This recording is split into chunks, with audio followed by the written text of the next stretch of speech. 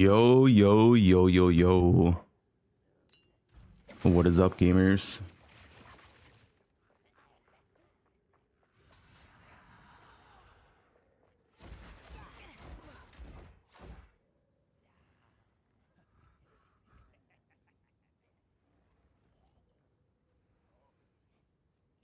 Cuba.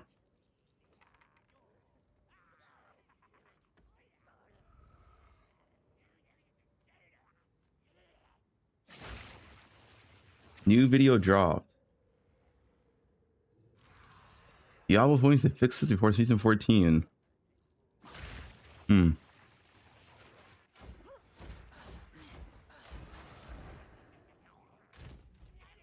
Is it a prime? This ice shot? This is not ice shot. We got some reaction videos to do though. I seem to feel starting to make some videos again. Just woke up like an hour ago.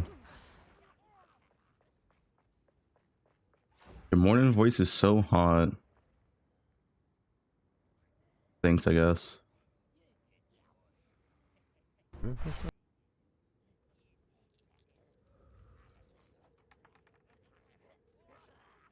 It's not a league starter though. I was watching him league start this build and it looked completely trash.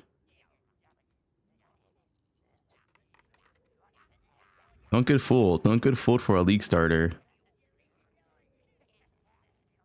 You want to see his damage? Yeah, he has it covered, but I would never league start this. Twister Act 2 boss damage. Yeah. Don't get fooled. It's not a league starter.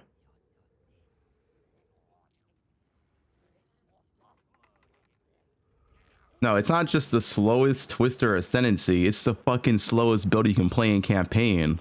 I'm just, bro. Why would you, I would never, dude. I would never like. If you league start this, you're literally falling for a bait. You cannot league start this. It's literally not playable. Like this is the. It's just so bad until you actually get the Ascendancy. No, you're just playing the wrong Ascendancy.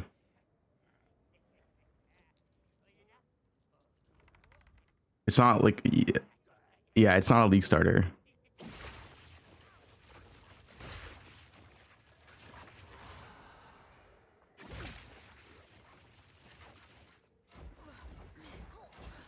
I thought for sure you were dead this time. These are Sigma sub and the prime.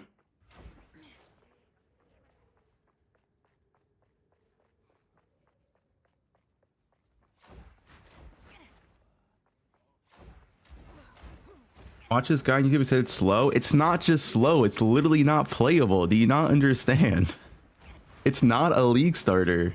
Why do I have to keep saying this? A league starter is a build you league start with. You literally cannot league start with that. Do you not want me to go back to the boss?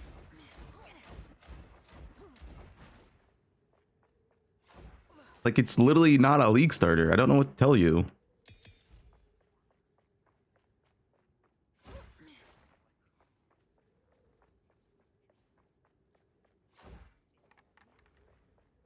Yeah, it's an endgame build. It's not a league starter. There's a complete difference.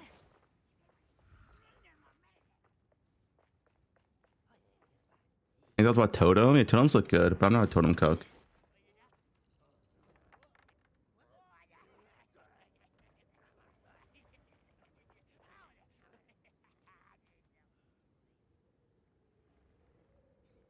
Your looks are temporalis.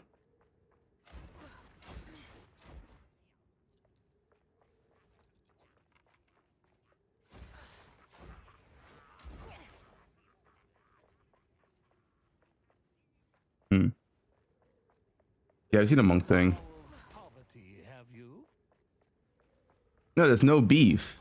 I have nothing against Prada. I'm just saying it's not a league starter. It's if literally the average player league started that build as twisters, they would not make it through campaign. They would quit the game for a campaign. that makes it not a viable league starter. That's just what it is. And like I don't think I'm wrong in saying that. Thou pockets as empty as your prospects.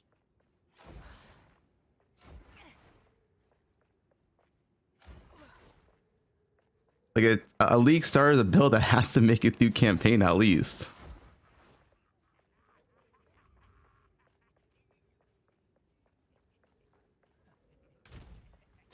It's not for casual players. It's not for experienced players either. It's literally not a league starter. Do you guys know what a league starter is? Like, bro, I can't tell if you're rage baiting or you're just like stupid. Barely worth counting.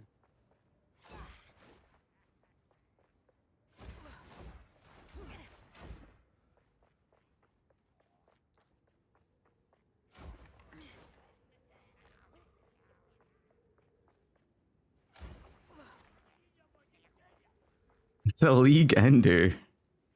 A league starter is a build that you can play throughout campaign, progress, go to maps, and have a good time. Like it's meant to be cheap, easy, effective. That build is not a league starter. It's an end game build. It's a build you transition into. That makes it not a league starter.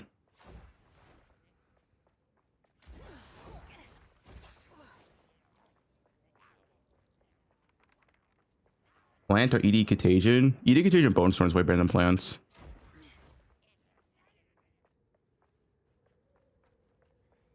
Oh yeah, isn't it the interview today with Gazzy and DM? Is that today? Worth counting.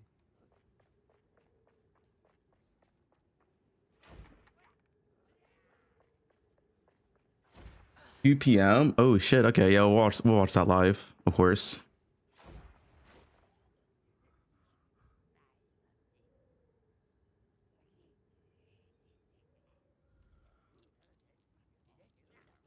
That's good content.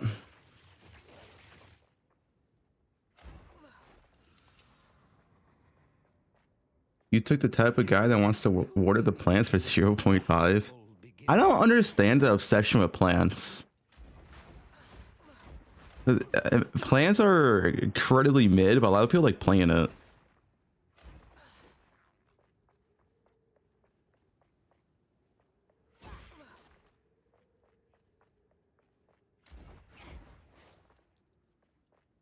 Actually worse EDC, yeah. Plants are chill and safe. I thought for sure you were Bob dead. Cook, yeah, I saw the screenshot flames. I don't really care.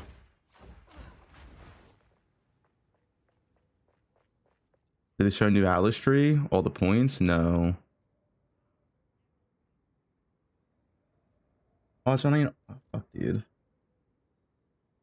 Bro, I had a Chrome update today, and I got logged out on every single platform. Like my YouTube, my Twitch, my X, everything. Just logged me out of everything, man. You too?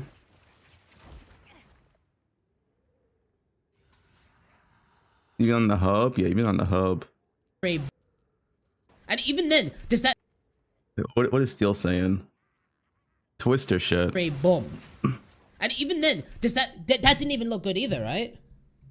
Look, this is me. This is 4 buttons. 1, 2, 3, boom. You trying to defend That's still Twisters?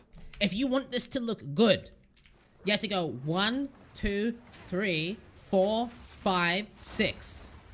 Yeah, look how OP that Then, is. now it looks insane. 6 buttons. That's like the minimum to play the fucking build. Okay, wait, 3 buttons is 1 button. So I mean, you don't need ice tipped arrows. You can get off ice tipped arrows. I thought for sure you were dead this time. It's literally only like 3 buttons. Hold down whirl and slash, barrage, twister.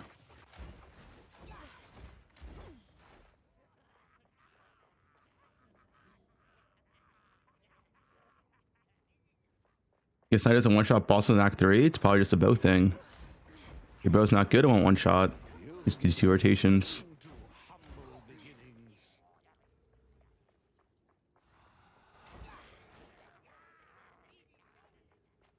Twister cucks here. I mean, I do see what Steel's saying. The average player will probably struggle on Twisters, not gonna lie, if they never played it before.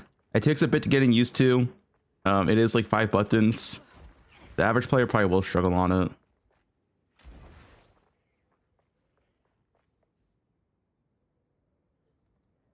Guys, English only chat.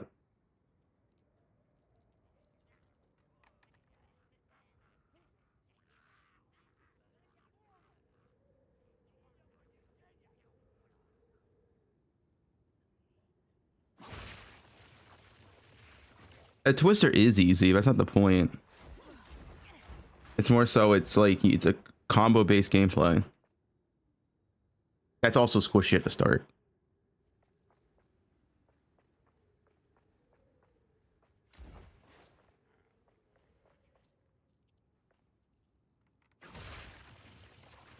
Road to 20K. Every fortune starts small, I suppose. Ban him?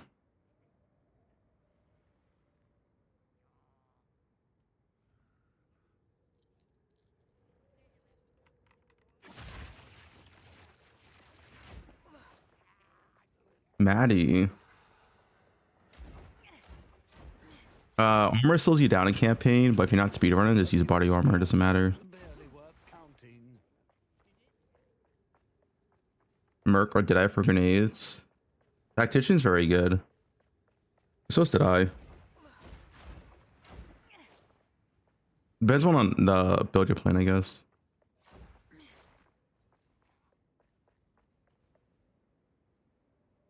Isn't negative 1 support bigger nerf than what it is?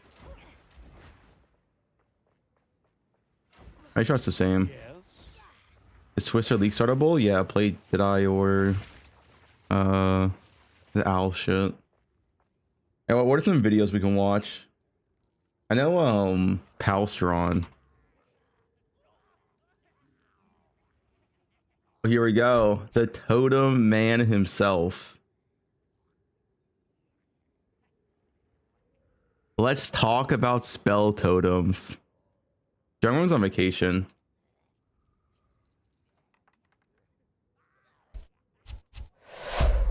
Hey guys, poe2 here, and today let's talk about spell totems and everything that changed in this patch. If you're out of the loop of spell totems and you're interested in possibly league starting at this patch, which I most likely will after seeing all the changes, look no further. Spell totem is a meta skill that got revealed last patch to a lot of criticism, let's put it mildly. While spell totems seem interesting, you can put any spell you want in it and the totem casts it. It also comes with a charge cost, meaning you either have to expend 3 power charges or 3 endurance charges for something that is usually being spent. You guys don't want totems?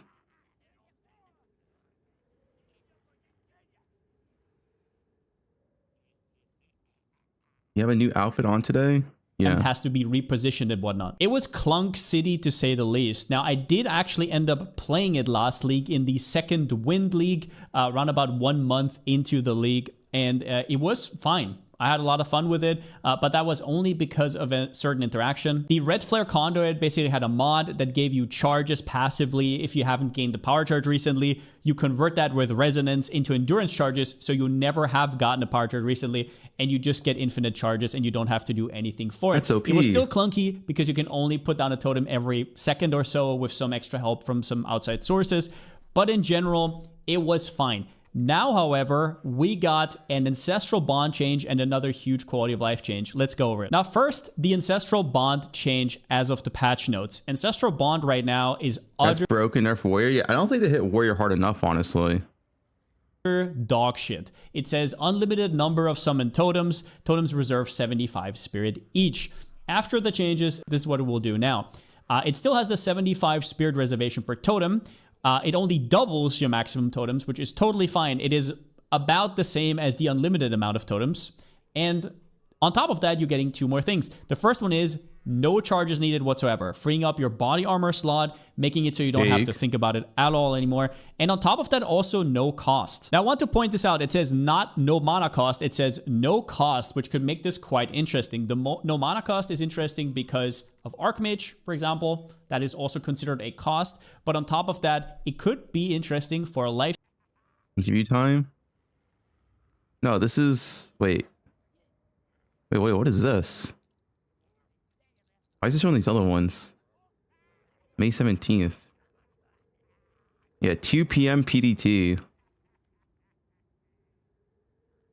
Dude, there better not be minion questions. Stacker. If there's any minion questions, For example, Wrathbith Globe, where you never have to really think about your life recovery too much. Now, that in and of itself already makes it huge. You don't have to worry about mana. You don't have to worry about charges.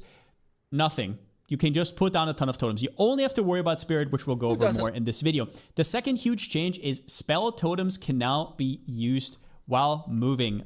Yeah, I mean, we've never really had this before, I think, where a skill went from having to be placed when standing still to being able to move, but everybody who has played both knows how big of a difference this will make in terms of quality of life and clear speed. Now, to put this change into perspective, I wrote down some things you need to know about Spell Totem if you've never played it before, some of them more hidden than others. The first one is if you go to the POEDB and you've never played Spell Totem before, you might not be aware, but it scales as maximum totems already with level. But not just to +2, it actually has a it has a little bit more totem propaganda.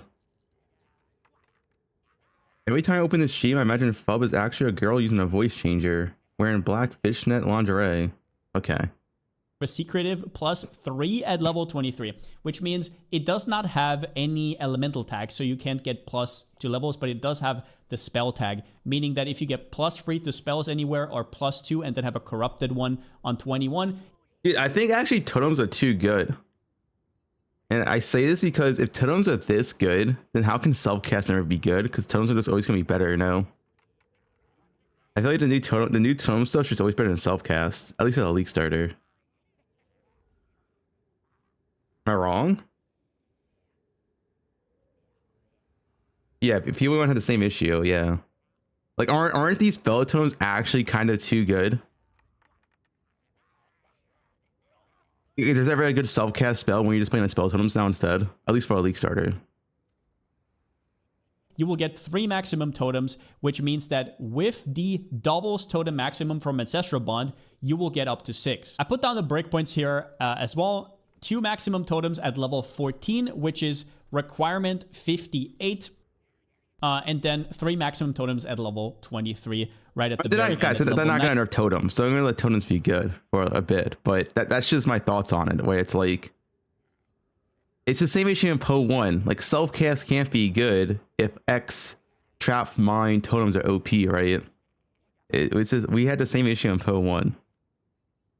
90. Now, the reason I'm putting this out is Spirit will be the cap, not maximum totems. So stuff like Soul Mantle, which just got reworked, is an uninformed decision. This item doesn't really fit. It is very clear what they tried to do here. Soul Mantle is a unique body armor that gives you +1 maximum totems. Here it is once again in its full garbage glory. You have this +1 max number of summon totems, and you clearly can see what they wanted to do with this change. Instead, it now grants 75 to Spirit, which is fine. But you have to understand, if you're Ancestral Bond, I feel like totems on next patch. I see a lot of totem hype. I see a lot of people asking in chat about totems. I see a lot of streamers planning to play totems. I think totems are going to be pretty meta next patch. Get you from 6 to 8 totems, which you still need to spend the Spirit for, which you simply will not have that much Spirit realistically, or even if you do, it is not even worth the investment, because you still have to put more totems down, and then also going from 6 to 8 is not as big of a damage increase as, for example, going from 4 to 6.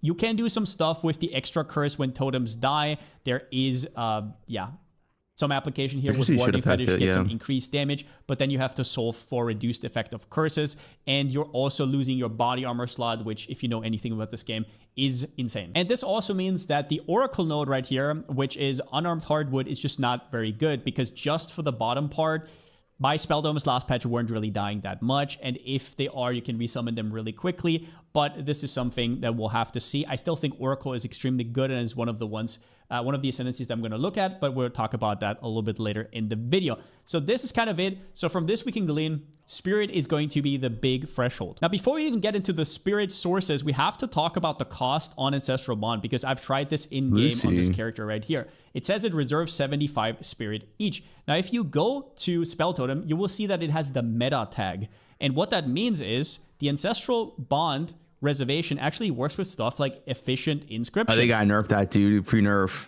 That shouldn't be So allowed. for example, you can see I have it right here, and it says reservation 63 spirit, not 75. This also means that one interesting ascendancy is the invoker, which gives you another 50% increased reservation efficiency. If I put that on, the cost goes from 63 to 44 spirit per totem, which is a big deal, as you can see right here. They stack additively. With that in mind though, how can you get spirit? The most obvious one is a scepter. And while scepters don't have too many good offensive rolls, they can still have mana up to like 200 with a hybrid roll, and they will give you over 200 spirit. You will have to sacrifice your focus for it, but you can get some decent mods off of it. And also remember that you can get stuff like a malice up here, or which gives you a lot of base crit, or you can get stuff like a purity and solve some of your resistances. So while this is a big opportunity cost, it's not as bad as some people think. The efficient is inscription. You're watching tones. What is wrong with you? I just like learning stuff.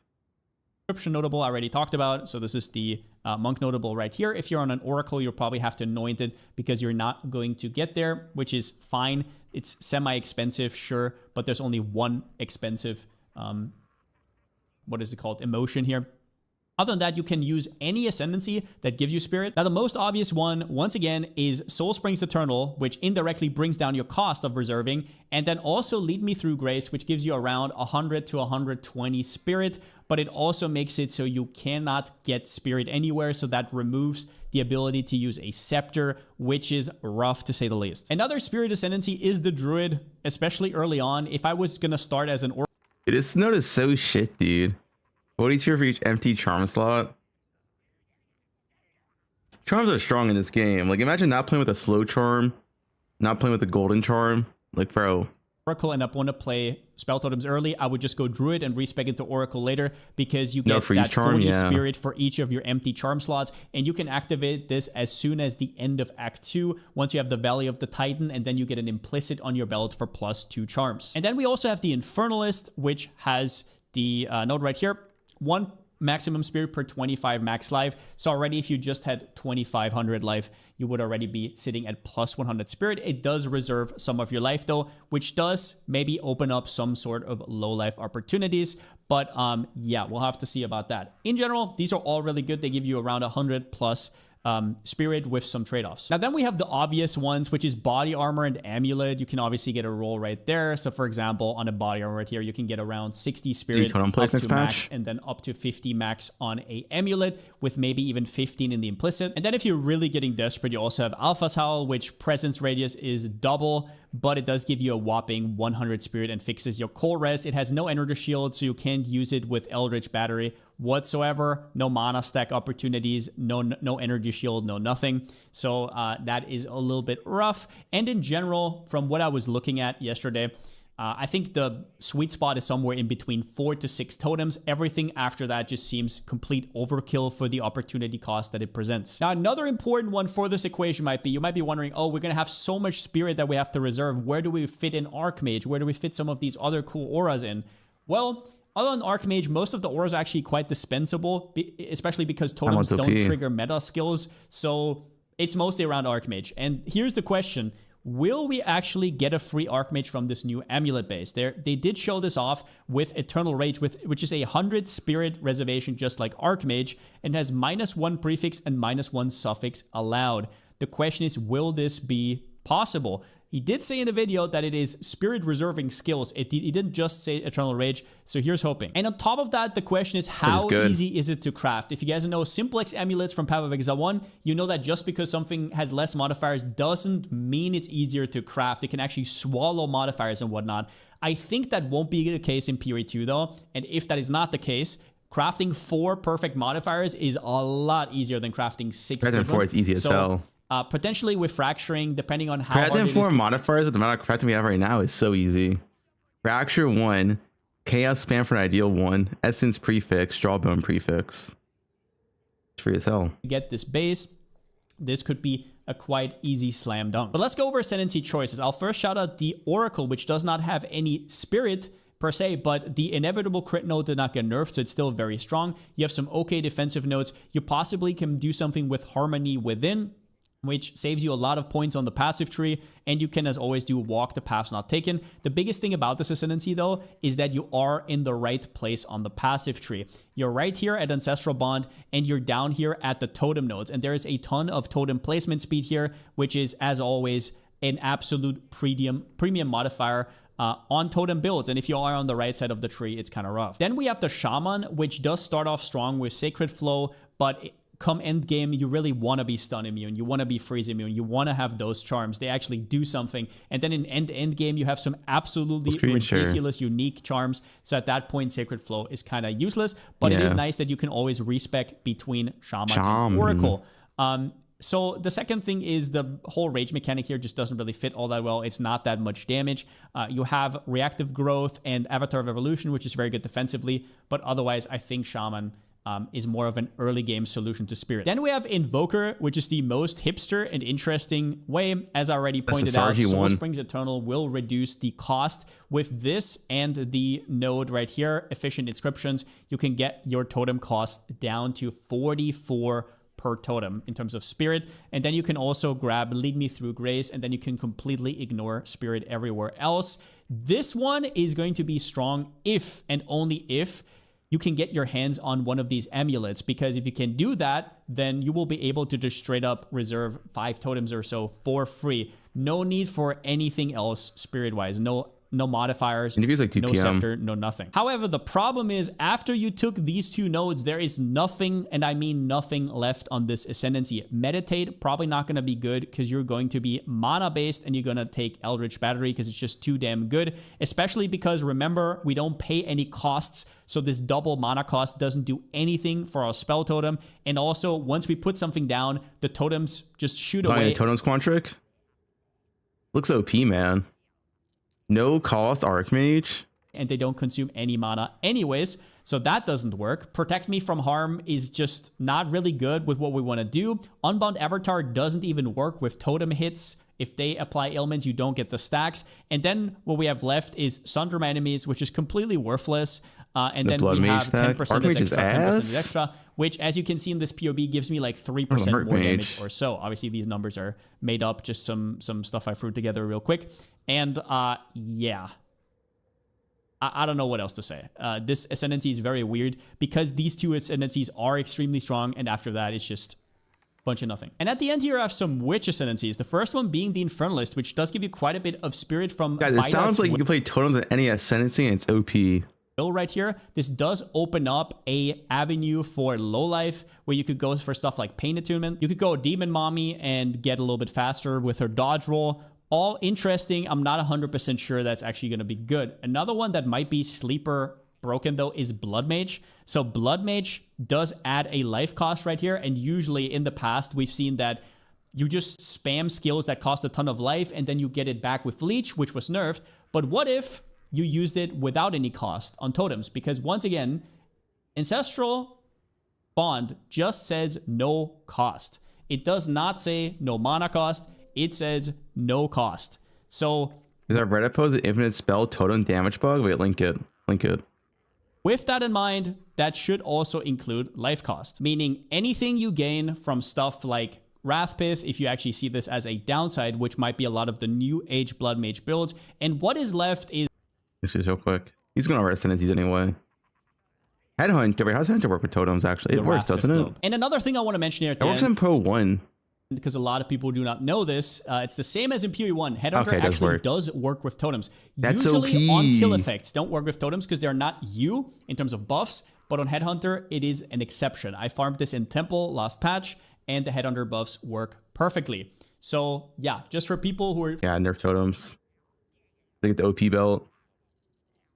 My legs are an ice shot? Yeah. All right, what's this?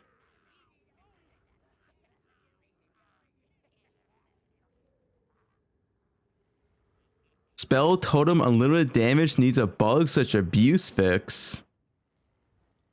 They got nerf totems, man. What? Totems do not snapshot spell cost of skill. Place totem use skill to increase life cost to 1 million.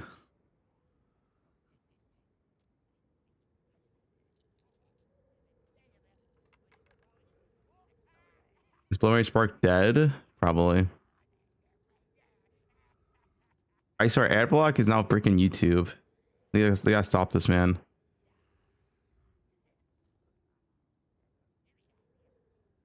My videos won't play anymore, man.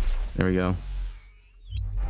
Over the channel Hello, name. fellow exiles. Previously, I covered a Stormweaver build using the Indigon unique helmet. In this video, I'd like to share another Indigon application with my Oracle Arc Spell Totem build. Arc, in each totem, can achieve damage hundreds of times higher than its base stats, reaching tens of millions of damage. And running 4 totems simultaneously creates devastating total damage output. Bro, what is this? Okay, guys, they gotta nerf this. That was legit like 22 mil damage in like 0.2 seconds. Fight the mana. Want to see that again? Look at this. Oh, I'm way too far. Its base stats, reaching tens of millions of damage. And running 4 totems simultaneously creates devastating total damage output. Despite the mana stacking focus, this build remains relatively affordable. The core interaction involves... Yeah, why do people complain spells are weak? They've been OP this entire time. Maybe spell players aren't smart enough to figure out their builds. Involves 3 major components.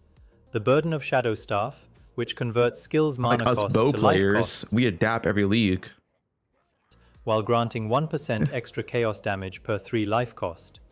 The Indigon unique helmet that increases both skill costs and spell damage based on mana spent in the past 4 seconds. And spell totems, which cast skills without paying any cost. Around a bow skills, that is true. After they nerf Ice Shot Snipe, they don't touch anything. There's like no more good bow skills to play. You kind of hit them all. Here's what happens in practice. On weapon set 2, where the Burden of Shadow's staff is equipped, we summon a spell totem with arc skills socketed in.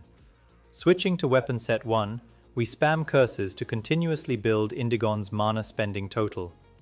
As that total climbs, Indigon simultaneously increases 2 things globally: spell damage and skill costs, which include both mana and life. Since Burden of Shadows converts Arc's mana cost to life cost, while granting Arc extra chaos damage based on life cost, and we raise the global cost and spell damage up with Indigon, Arc now gets massive life cost and extra chaos damage, plus thousands percentage of spell damage increases.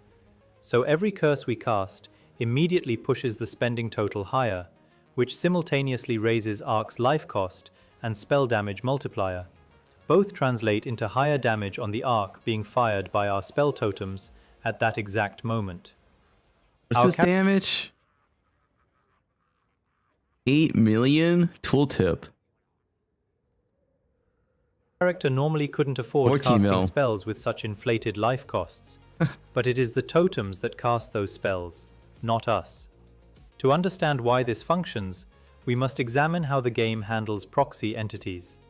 Spell totems are proxies, casting our character's spells while inheriting the offensive modifiers that apply to those spells. Did you show a map clear? Maybe it's playable at map clear. Surely it's playable on map clear, right? Wait. He does. Handle most situations, and we don't need extended curse spam. Arc at 200k DPS clears normal mobs and rares easily, achievable with just a few curse casts. Maintaining lightning infusion on our character is essential for spell totems Arc to be infused, so cast Orb of Storms occasionally to generate them. Shield Charge handles mobility.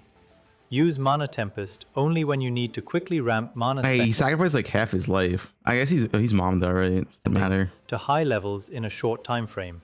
As yeah, this Shield Charge is ass. Will temporarily drop your mana dangerously low. For the complete... It's slow as fuck? Yeah, it's called Casters. Casters are slow as fuck until Temporalis. It is what it is. Complete bossing rotation, cast Sigil of Power and Orb of Storms first. Then drop up to 4 spell totems. Spam curses a few times, cast Mana Tempest once in between to quickly ramp up the cost, and keep spamming curses until the boss is dead. When executed properly, the 4 spell totem combo can potentially produce total DPS beyond 100 million, instantly wiping out Uber Arbiter, our training dummy. Overall, this is a fun and powerful build, utilizing several interesting mechanics. Since this is ultimately a totem... I mean, it's not bug fixed. You can play this next patch right now. ...build, it's not in the fast or efficient realm, obviously slower than many triggered spellcasting builds. Spell Totem has that unscalable, roughly 0.66 second emerging delay, so the mapping experience is somewhat choppy by nature. That's being buffed next patch though.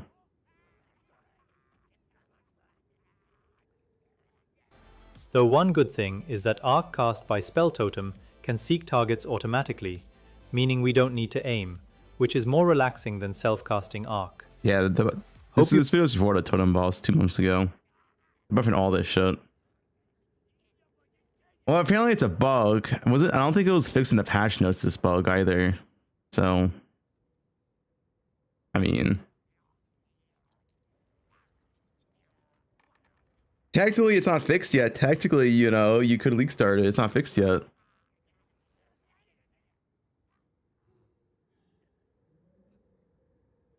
Watch a video of this guy before? We might have.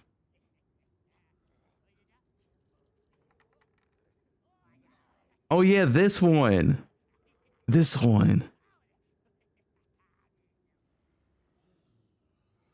Yeah, he's someone who said loot gets reduced if more people are online. He's someone who said that, right? Hold up, where's that take? This creates 2 levels of damage. First, it directs for more power, better crafting, faster progression. The patch felt great. Different from my usual build guides. This is a one-time analysis of 0.3's structural issues. I've played over 3 to succeed, not from wanting to tear it down. 1. But once you understand the formulas, poe2 is fundamental. Action layer often feels like window, less like skill challenges. The game presents challenges. Question affects everything downstream, from how loot should work to how players actually overcome it. You either skip right through mechanics with stats, or you don't. This identity question affects everything downstream, from how loot should work, to what content should exist, to how the economy functions. There's been persistent player feedback since 0.1, especially noticeable in this league, that drop rates feel inconsistent. Many report that when servers are crowded, individual drops feel turned down. I don't have GGG's server data. I can't prove a shared drop pool exists. But if it does work that way, where drops are distributed across active players. The Europeans are reducing my drops, dude. I knew it. Log off right now. I need more loot. Get off my server. Then it explains what people are experiencing. Communist PoE.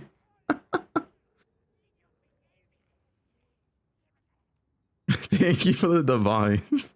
Yeah, this is the same guy, dude. When more players are online, each person gets a smaller slice of that pool. And here's where multi-boxing becomes a serious problem. Certain players run automated 6-man. Yeah, JKL. I can't believe you remember that. I totally forgot. Shared loot pool. Yeah, it's AI voice. Oh, 4 part of one big group cuckery? I guess so. One big group play.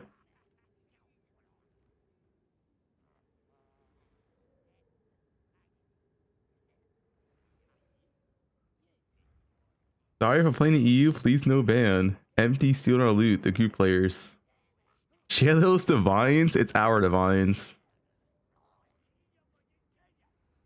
That was this guy. What's this video? Pathfinder Mage. I don't want to get auto-muted on YouTube. What is this?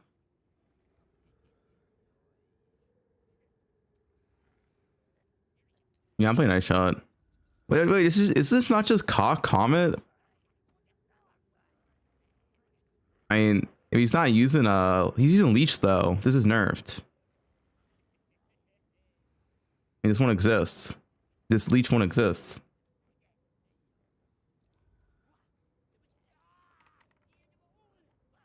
You gotta solve the mana issues, the life regen issues without Leech.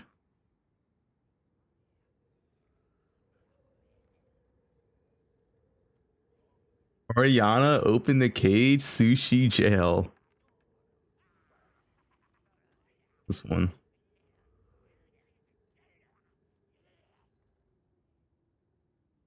Oh.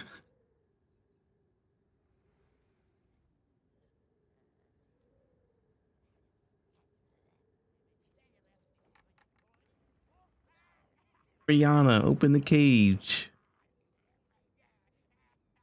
Where is Sushi actually?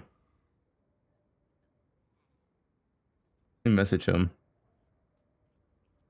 He hasn't streamed. When you streaming? Didn't even read patch notes. You manipulative whore. He's in prison, call him?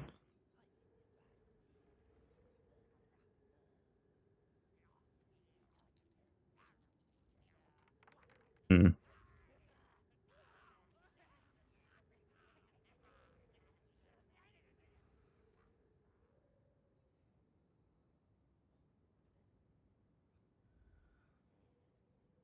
You dropped the soap. You should pay for your Starlink. What? Starlink? Did I bone storm totems? Well, he can't practice. He's banned. Is mana stack viable? It's as viable as it was last league. Nothing changed with that. Alright, this looks pretty ethical, to be honest.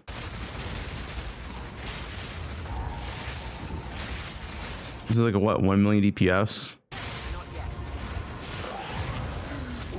That's pretty ethical. Welcome, Exiles. I have an update for what I've been doing with Bone Storm in 0.4. Yeah, console. Play some footage of a map while I go through some of the changes. Hard to watch. Firstly, I would like to address what has been nerfed since the last patch. Two big things in particular. Fane Girt runes can no longer be stacked to get us an Guys, easy don't take 50% nerfs. plus 2 to spell projectiles. Be nice. And secondly, Zenith 2 has been reworked and no longer works in the same capacity as before, so we won't be able to carry our mana needs with just that alone. As for buffs, we have He sounds like you. two big ones as well. Guys, type scuba if he sounds like me. There's no way. Mana Tempest has been a huge winner this time around. It has a much longer linger time for mapping. Guys, he does and not can even sound be like me. supported That is by way too Advancing many Storm, scubas. which we will be utilizing. That allows us to essentially walk with this storm and continue using it a lot longer than we were able to before. Secondly, marks have gotten some new supports, and those are very nice for the build for what we were doing this time around as well. I also want to preface that this is still a work in progress. I have swapped the build around a lot. Guys, like, let's just be real, man.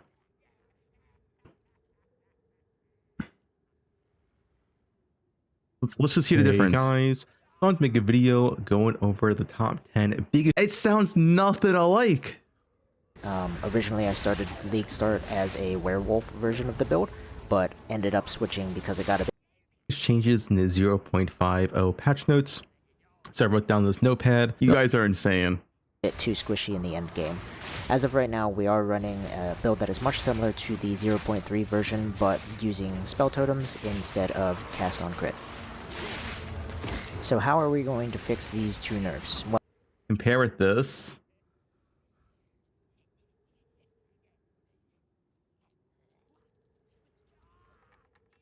Hey, so I want to make a quick video on why I think Spectral Shield Throw Pathfinder is the best build of the league. I'll do a quick map showcase, and then I'll go over the build real quick. Guys, I had a really bad mic back then. I didn't even stream. I didn't even stream this league. This build was sick though. Look at this build. This was full MF. This was like 120% quant, 500% rarity. Maybe it was like 110% quant. You get special shield throw did infinite damage. He was so fast as Pathfinder.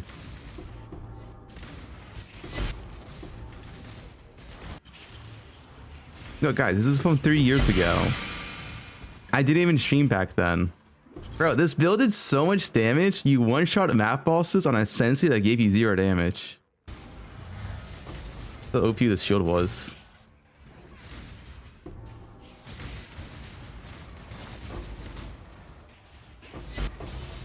Oh, scare explosion. God, poe2 is so good.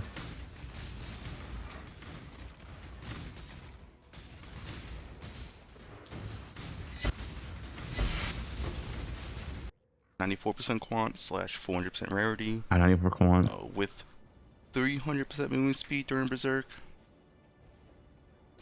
We're also spell suppression, not capped, like 96%, but good enough. We have grace, we have block, and spell block. But overall also are pretty durable. Well, first off, we're going to be using Okay, I still sound different. a staff instead of a wand and focus. This will allow us to desecrate a suffix that Magifying character, which, you know, other Magifying builds are extremely squishy. We can tank pretty much almost everything in these maps. We can tank the Explode strong boxes, Frost Nova, Ice Nova for strong boxes, you know. Dude, this is like my first real video. that is going to be the same as the Thangert runes effect before, so then we can still get to that 100% chance to fire 2 additional projectiles with spells. As for the change to Zenith, we're going to be making a few changes in the gear and Yeah, make a new build the guide. tree, so we're going to get a lot more mana efficiency on the tree, and where we can on our gear, we're going to be getting flat mana and mana regeneration just to help us keep the Bone Storm cost low. The good news Guys, I did not buy a pirate software mic. I brought the standard mic everyone uses. is since we are not using cast on critical anymore, we are not going to be as mana hungry as before. We won't be utilizing so much mana for the cast Which on. one is it? The Shure SM7 DB. It's literally every streamer uses this mic. All right, we all use the same mic. That's the pirate software mic. Crit procs. And also with spell So bass boost settings. I don't even know what that's at Quantric. I'll be like totems, they will be casting without using our mana. I literally set the mic and everything's default settings. Like I don't.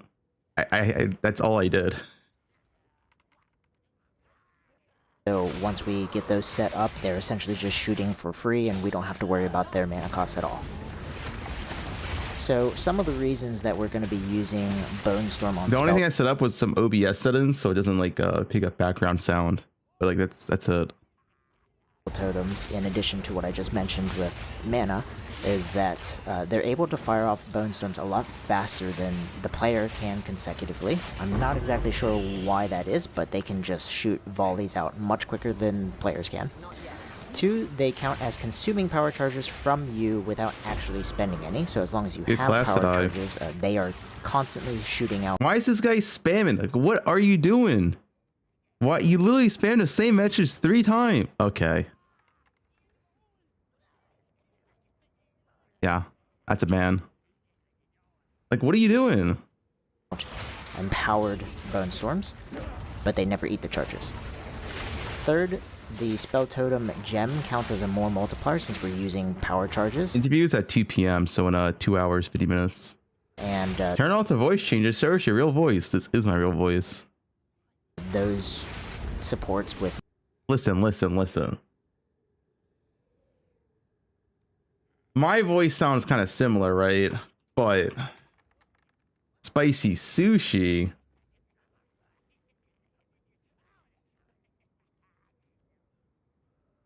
And picking up all the... Hi, hello, how's it going? I just wanted to show a semi-casual but requires a little bit of initial investment farming method that does not involve 100% delirious farming, which I'm not a huge fan of because of the lag. All right, and then I actually, and what's troll is I have to go for the... Wait, what's the top comment? Chung Roan. This is what Mary Kate hears. more multipliers are pretty hard to come by for Bone Storm, so it's really nice as just a more Listen multiplier. to Cute Dog. Does Cute Dog have old video? Cute Dog's voice didn't change, right? All these streamers changed their voice. Let's see, oldest.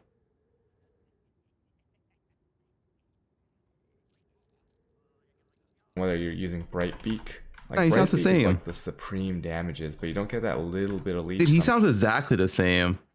sometimes to negate scolds and stuff like that. So this is like okay right now. And, It's like a slightly so worse we're just mic. charging around. I don't even know when I'm hitting. I'm just kind of like pointing. Because as you know, if you watch the stream, I'm really bad at talking and playing at the same time. And I just ran out of juice here. So this is a good example of what happens when you run out of the juice. You're just gonna like feel. He sounds the same.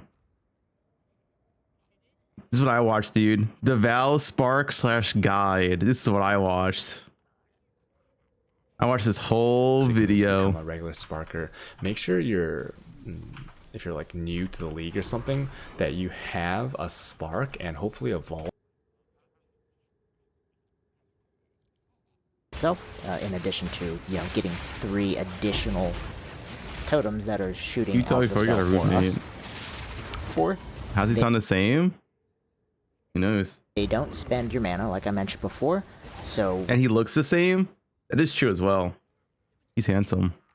once you spend the small amount of mana to get the initial cast out, they will just keep shooting bone storms by themselves. And then finally, they are Who doesn't able to love take time some of freezing the bosses heat while off of dealing us 10 during the million fight, damage per so second? it's a little bit of a Bro, defensive layer. aren't these the people that are doing the $100 POBs?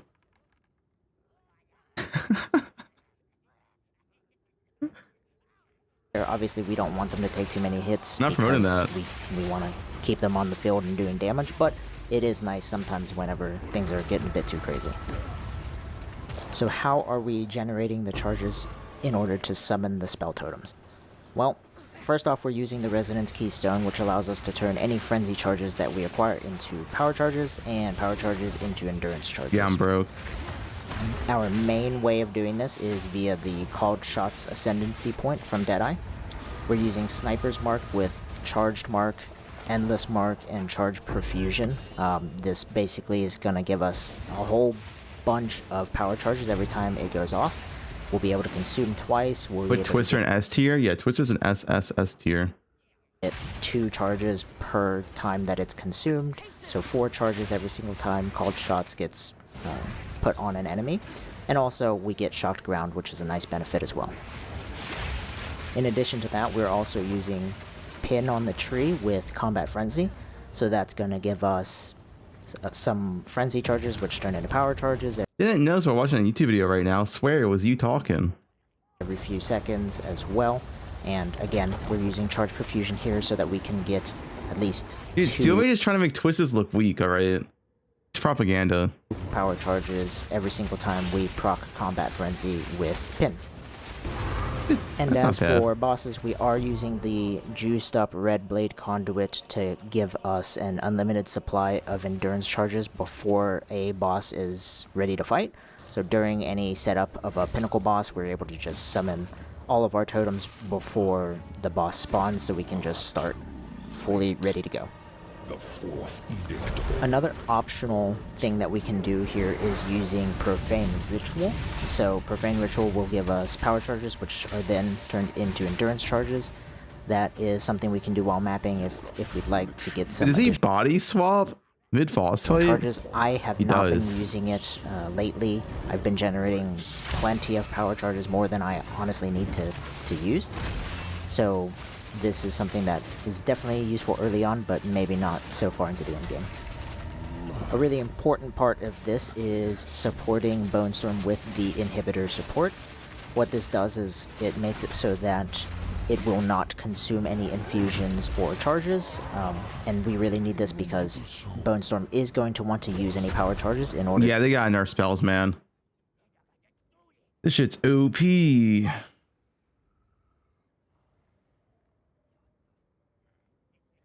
No, let's watch watching. Yeah, he changed his body armor. Myth bite.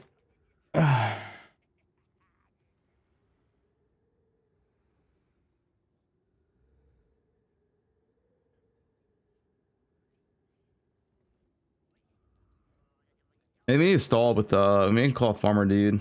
Need to stall.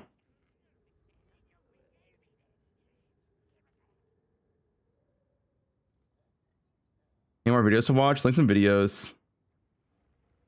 I mean, interviews in like 2 hours, whatever. Ice shot, guys. We can't show this on stream. We're not. No. No ice shot. Red vials? Oh shit. 1 or 2 Deadeye showcase broken. Alright, I gotta show us the steal. The propagandas. Finally, no more propaganda.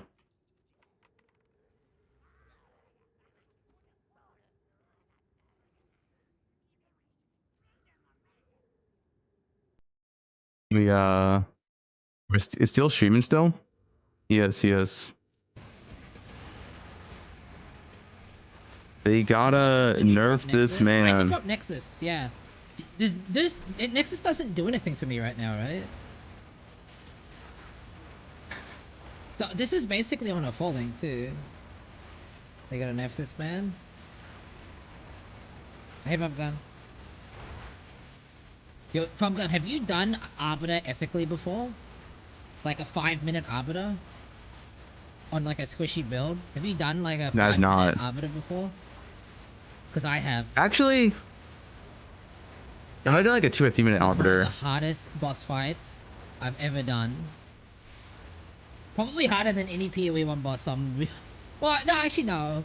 Maybe. Honestly, it was pretty fucking hard, man. Holy shit. It was pretty fucked. That fight is genuinely challenging. If it just had like way more HP. If they gave Arbiter way more HP, that would be a fucking wall, bro. I think arbiter not that hard. Crap.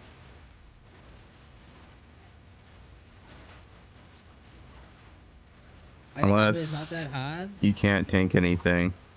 Lock your Fubgun. You know that spear character that you have that you were practicing on? Are you streaming? Can you can you show me your damage and stuff on that? I just want to confirm something. That's ZHP though.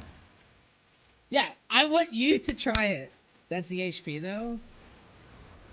Well, cap your res. I'll tell you what. Cap your res. I'm 1k HP. Life, but don't get more damage. Just get like you know. It can be if you have 5k ES, that fight doesn't do anything. I would love to see it. It took me fucking. Besides the one shot. If you have 5k ES, that fight doesn't do anything. I tell you what, you can do it with 5. You can do it with more ES too. I don't care.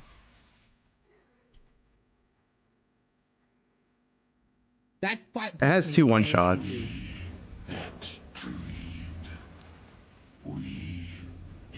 All right. Well, what's this damage?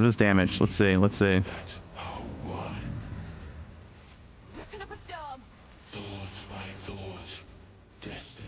This is ethical damage. Where's bro? I think this is propaganda, dude. Might just be doing more damage. That's pretty good damage still.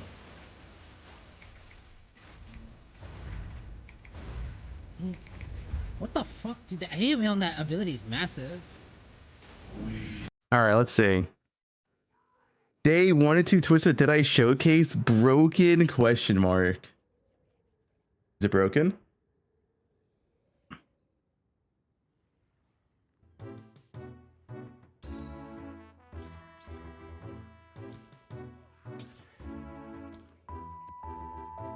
Mine does not one shot, all right.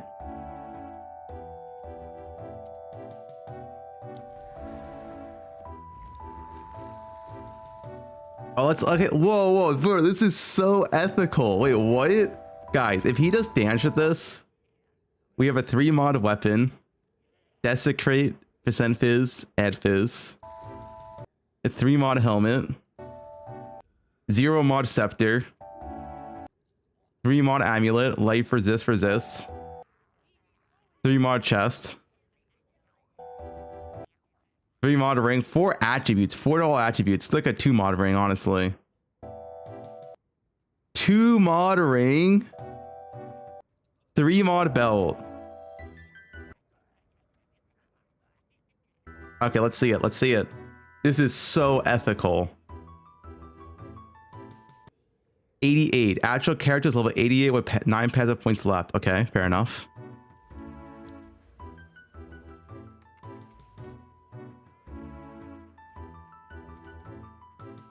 He's not using ghost stance, even though it is worth to use next league. Yup.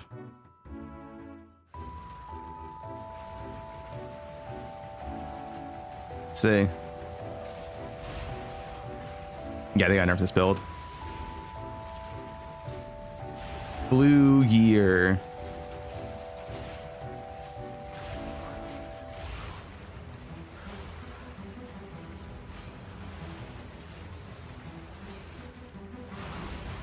Bro, what is this, dude?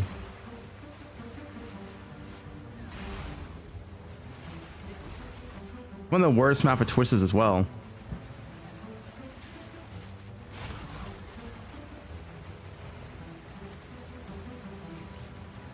Oh, he's actually making the showcase look worse because he's doing chilled ground. Okay, dude, what is that?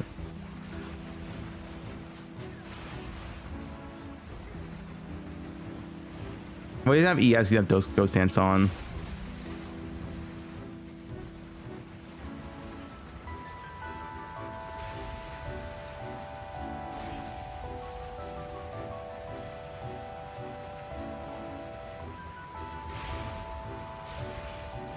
The red valves and the half propaganda, dude. He's showing the real power of twisters.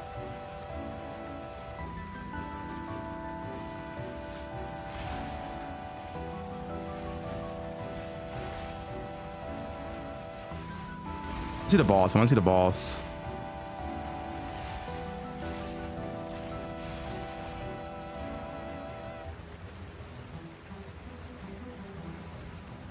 This looks slow. Well, yeah, he has no gear.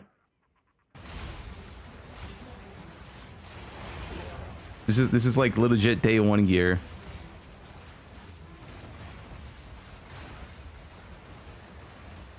Every enemy has is 3 mods or 2 mods.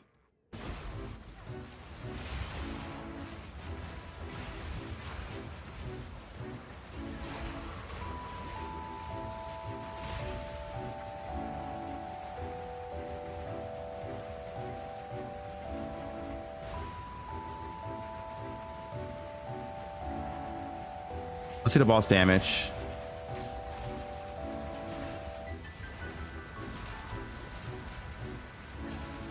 Yeah, they got nerfed this, man. That was one cast. That was one cast.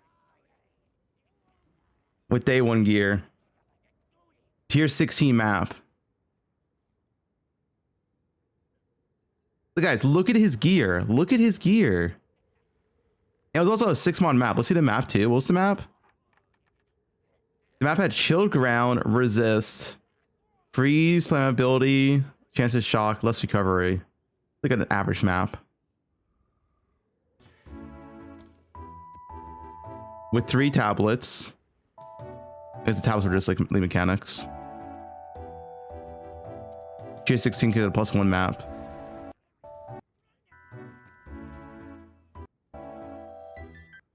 Like, guys, look, he has a white scepter, man. He has a white scepter.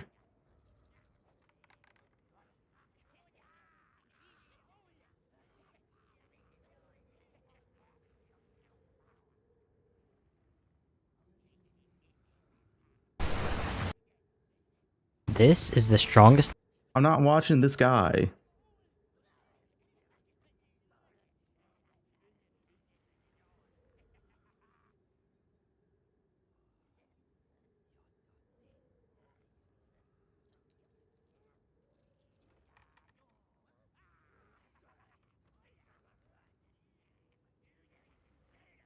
They nerf bows. Done. Guys, this is the Endgame build. It's not a league starter.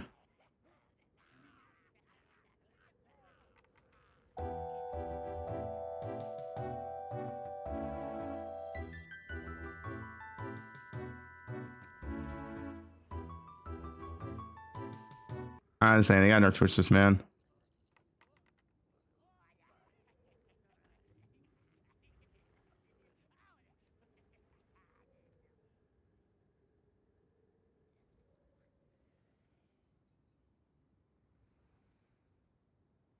You're focusing too much on nerfing twisters when you should focus on nerfing warriors some more. Well, warriors do need more nerfs. I agree. What's this title? What are you guys linking? All right, bros.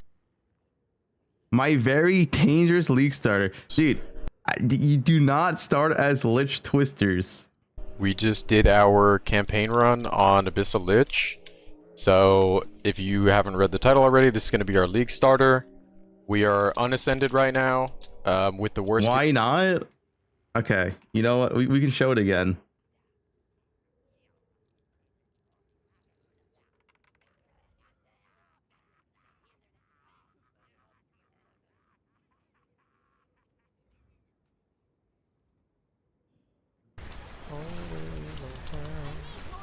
This is what happens if you start Lich Twisters. Oh shit, I didn't see he did that move.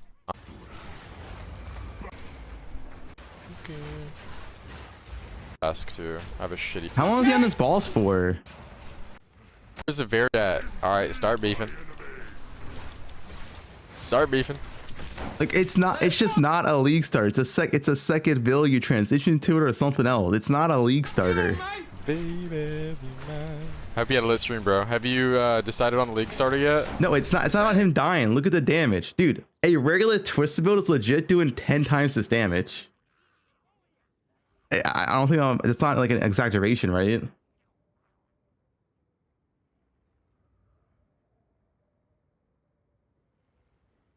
Yeah, but that's not a league starter. 1 mana left, right? Like that's you're just starting an ED Contagion league starter. Then that's my point. It's not a league starter. I gave you my all, baby.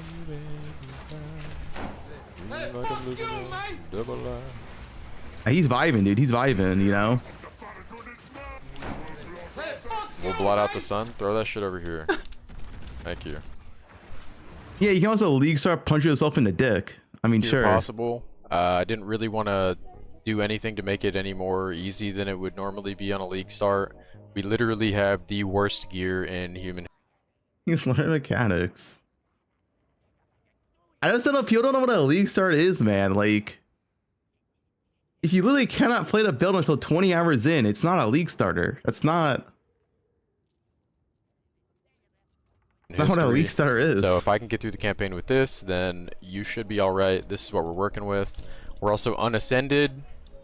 Because we start with a Lich, we lose these first however many points. Yeah, it's like Connor playing. I don't think Connor does it. Does he? It's like if you play Molten Zenith from like white maps in PoE1, right? That's just like, yeah, if you like punching yourself in the dick, you can do it. Sure. And we end up getting the power a little bit later from over here. Connor swaps? Yeah, Connor's gonna do that. It's like, you gotta swap. Wrap over here.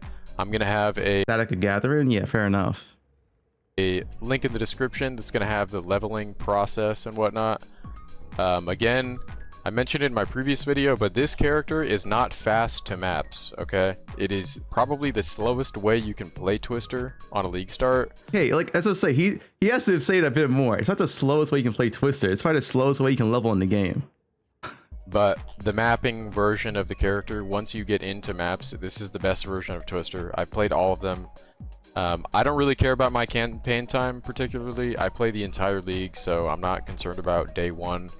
This is pretty much like a guarantee. Can you check his Act 1 and 2 tree? Oh, does he show it? Hey, fuck you, man! You show his tree? You want it. He did level. He leveled recently.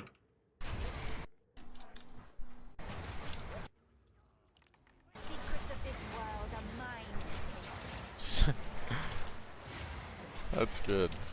He leveled? I mean, yeah, that's why he does no damage. 1, 2, 3, 4, 5, 6, 7, 8.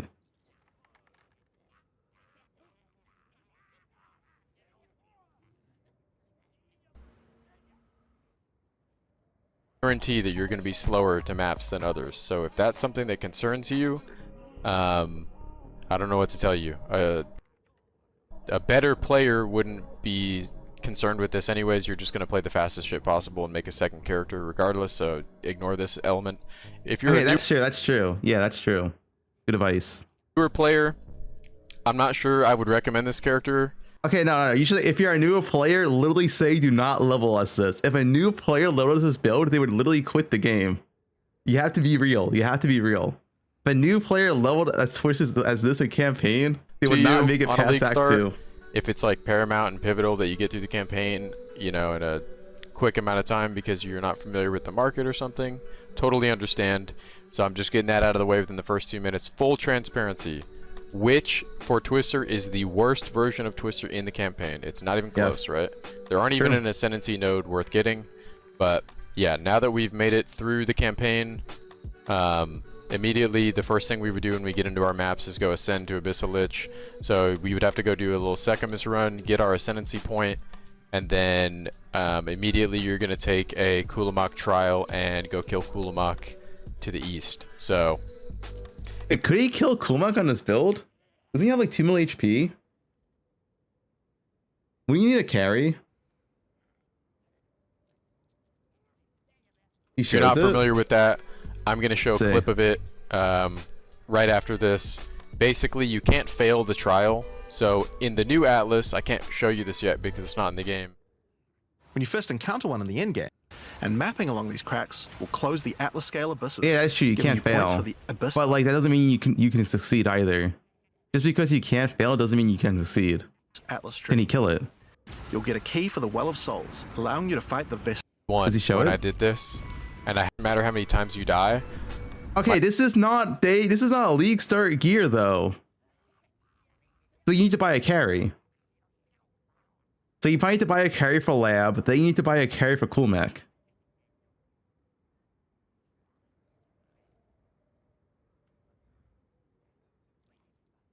My character in SSF was legit level 61 when I did this, and I had the worst campaign gear of all time with no level reses, 61. and I guaranteed my Ascendancy. So, you just go through here. This is going to spawn in the boss, the first phase, and every phase you have an opportunity to upgrade your your ring. Okay, I can't see you one shot him. I mean, his character's too geared. His character's too geared. Your, this he's already Abyssal Lich here. Like he's already this is a geared character. This is not his campaign character. He has 7.3 KES. Whatchamacallit, your ring that it's going to give you. So I wish he showed it on a campaign character, because I want to see what this looks like on a campaign character. Does he show it? 1640 and stuff. So this is what your character would look like once you make it to maps. Okay, he already has an Ascendancy here. And this is right away. Easy peasy. But yeah, like once you get it set up, it's fine. But that's not the point, right? Going through that whole campaign, you probably need a lab carry, you need a Coolmech carry, and then you can play the game. I mean,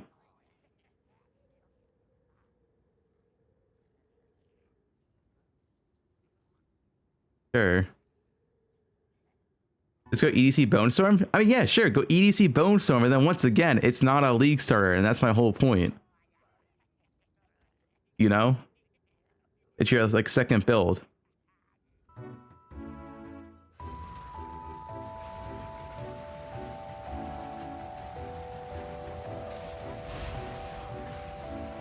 Now you got Nerf Twisters.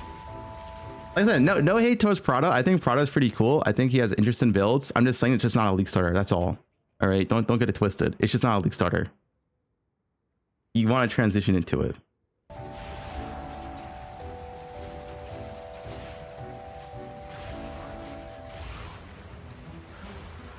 Aren't you supposed to get it twisted?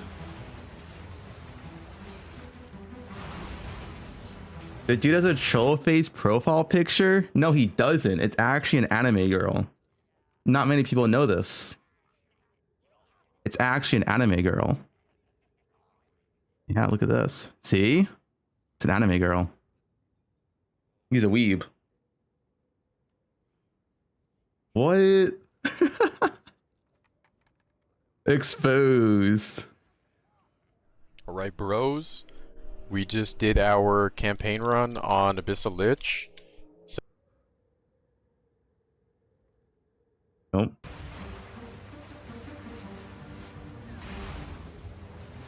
Good job, JKL. Am I Franken today? Yeah, you play EDC, Bone Storm, Lich, or Demon, right? And once again, I'm just saying, it's just not a league starter at that point. You're playing a whole different build, you're transitioning into a different build.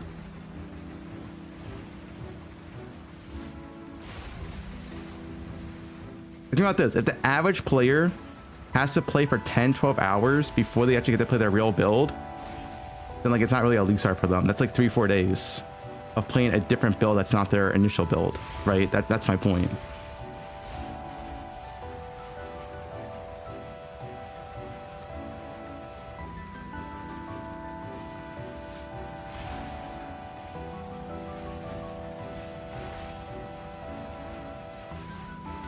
This is bad gear.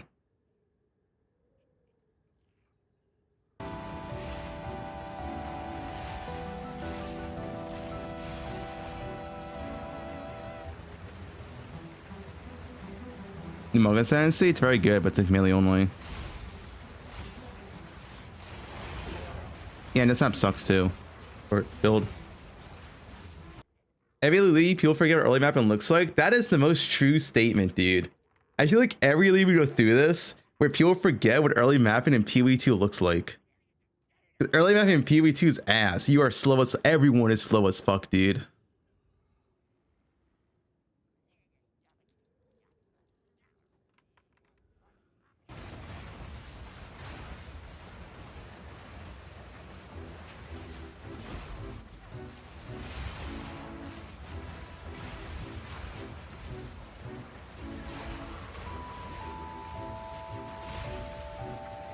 Except us, the ice shot Giga Chads. Yeah, true. I mean, honestly, ice shot into maps does feel pretty good, but it does not look insane, right? It looks like a normal build.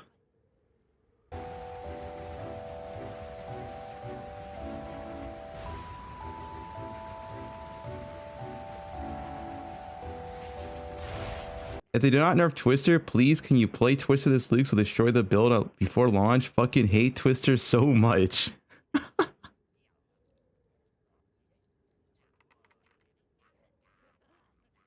Permafrost bolts, crossbows. Eh.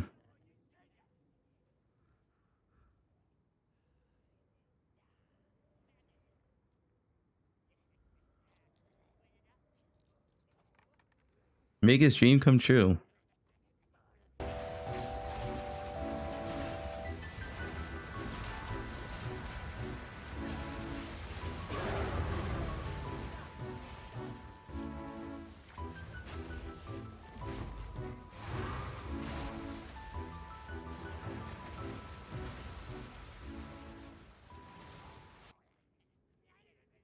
My build. What's what to react to? This looks OP. GG should nerf this. Right.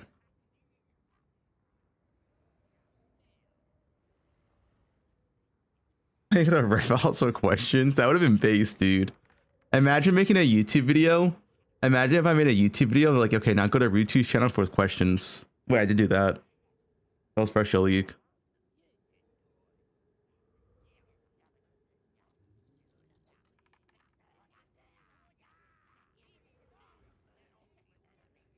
I hate on Twisters so much. I'm not hating on Twisters. What's this? Some Russian tech? What? Is this like there's Twister gameplay? Oh, is this Oil Barrage?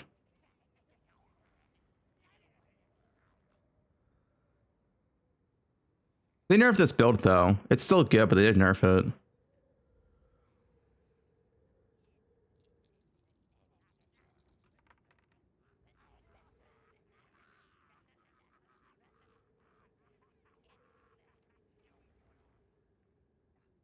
He's stuck. He can't.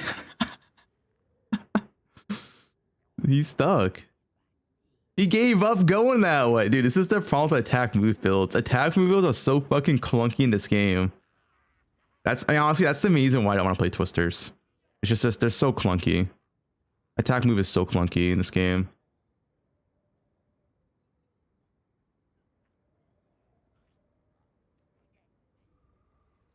He's stuck again, right? He's stuck again.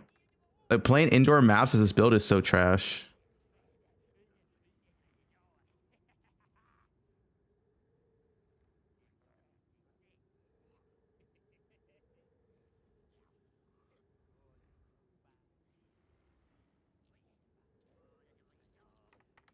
I challenge you to go plant Oracle next league. I'm not playing plants.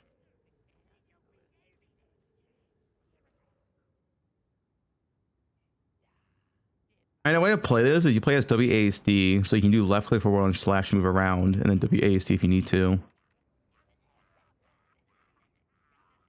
Like, you already see he got stuck like 10 times. I mean, watch for like 1 minute. That's just attack move built in this game. See the damage. All right, they what? Okay, well, they got nerfed this.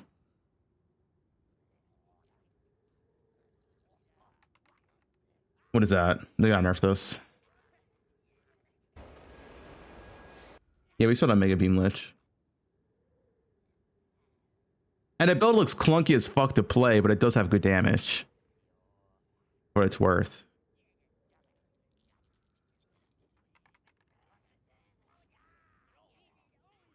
The Monday patch notes. When are you planning on playing, Connor?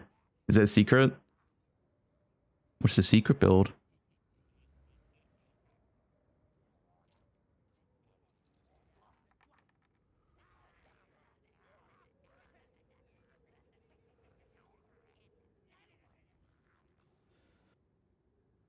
Ang 11. What the fuck is that? Wait, what? Hello? This is harassment. What is this? Wait, there's Ang 11 on the patch notes? Dude, addicted? Hello? They let you put that in there? What the fuck is this? The comments? Let's see. I don't have Ang or Ass 11.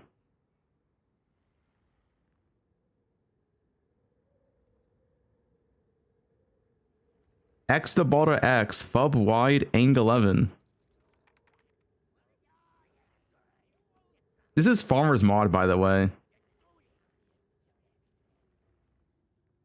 This is Farmer's mod.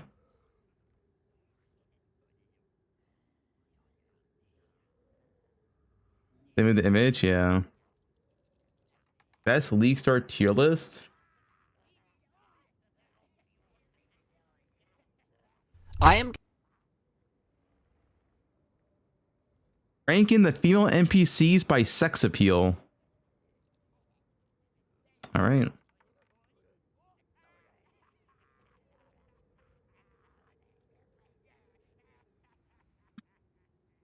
Where? Wait, go back. That's the guy who married Tora.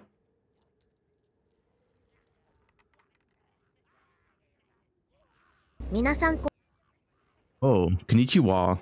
こんにちは。今回はドニアのエゴのワンドが低コストにもかかわらずミラーワンド級の火力を出せる非常に強力な武器なので紹介していきます。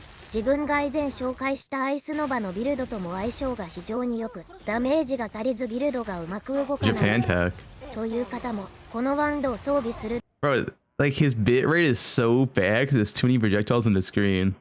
だけで解決するレベルの強さがあります。ただし、 I'm at max quality 強 here. 力な反面いくつかは煩わしい点やデメリットもあるため、その What's on a league starter? Amy Pie. That's a good league starter.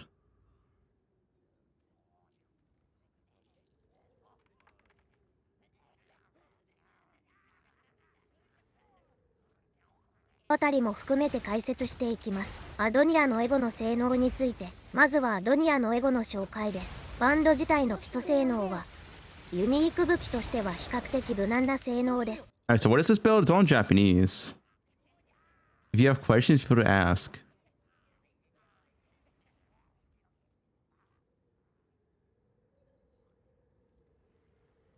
Just read it, bro. Hmm.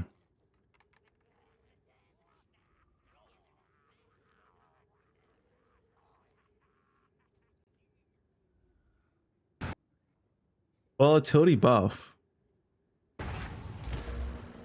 This is 0.3. Does this still work? 0.3. I mean, he's in a helmet, which just doesn't work anymore.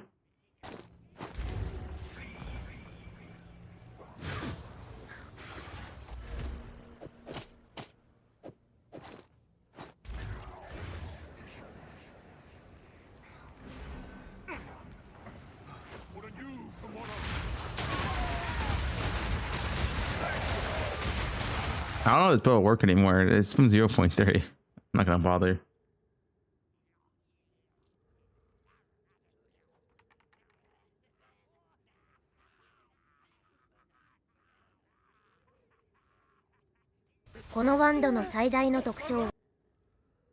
It's just wait, what is this build actually even? Is this cast on crit? I nerfed this build as well. Spark Comet would be good. They literally just nerf Spark Comet. Yeah, there might be another way to play it, but the Blood Mage version's dead. Whatever it is, nerf it, yo. One of these builds. 0.4.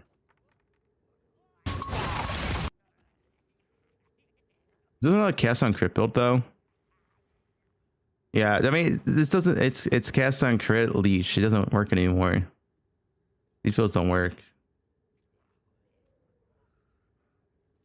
Thanks for Prime.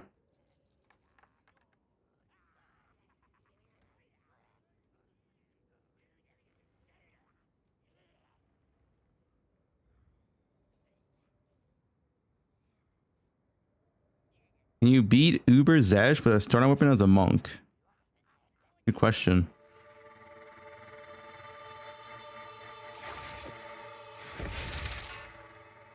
This.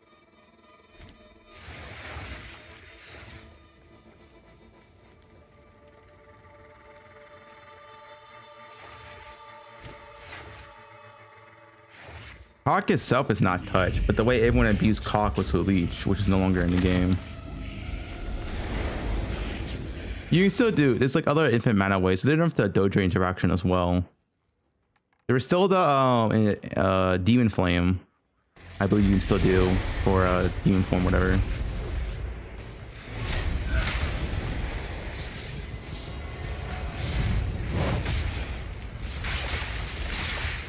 Oh, this is nerfed. This is also nerfed. You can't do this anymore. They nerfed this.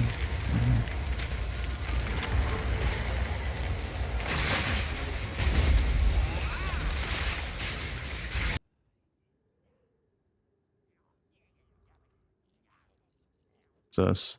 Don't worry, we're gonna have 4-man teams next time, surely. Clueless. Okay, so people told me to refresh this. I am refreshing the patch notes now. Gone. Was? We're gonna start with same shirt as the Messiah. It's not the same.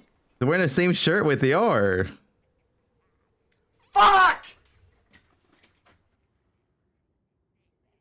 Same shirt.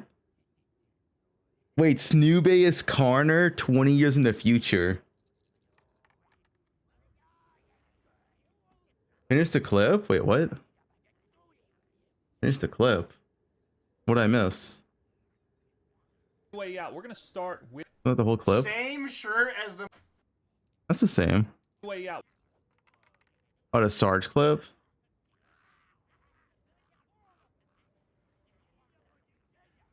Alright, let's see. Don't worry, we're gonna have 4-man teams next time, surely. Clueless. Okay, so people told me to refresh this. I am refreshing the patch notes now. Was? Addicted? It's gone. Sarge 2, no space. Yeah. He's a coward. Was? Addicted's a coward. Was?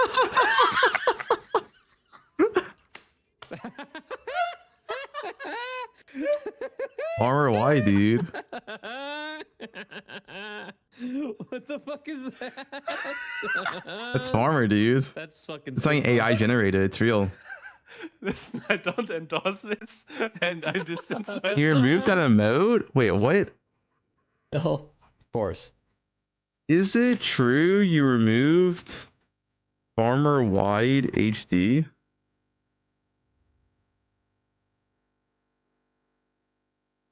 Is it true you removed Farmer Wide HD? Brother. What is this? He doesn't have it. Don't worry, we're gonna have 4-man teams next time, surely. Get him with this. Okay, so people told me to refresh this. I am refreshing the patch notes now. Was? It's gone. Yeah. That's Puff. Why? He's a coward. Wait, why did Addicted remove it? What a little bitch. Wait. Addicted is a coward. Was? Was? Farmer Wide, dude.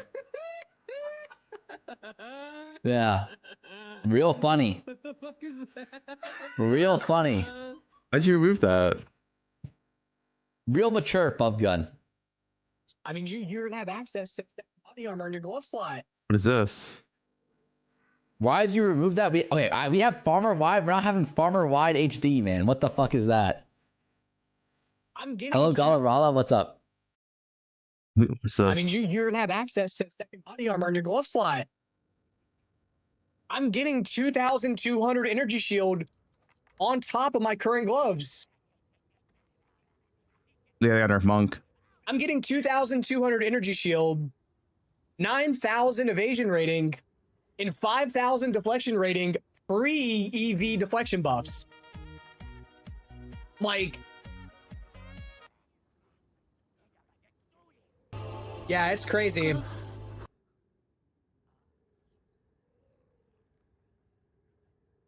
That's it? That's the whole clip? So Wait for it.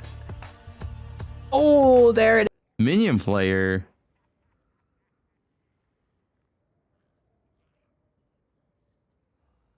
Wait, why is there a Soda clip?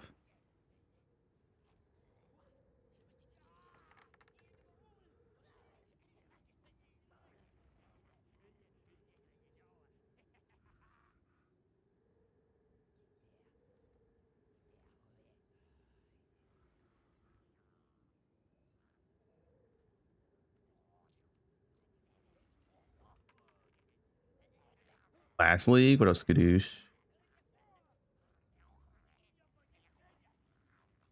2 minutes. Dude, my YouTube is so bricked.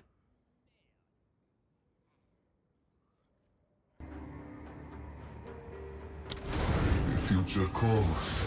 Will you listen?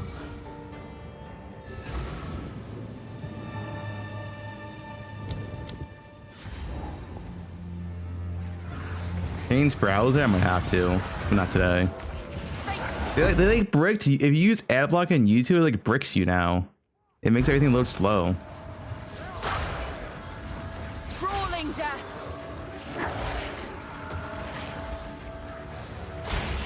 All right, they gotta nerf this too. This is OP.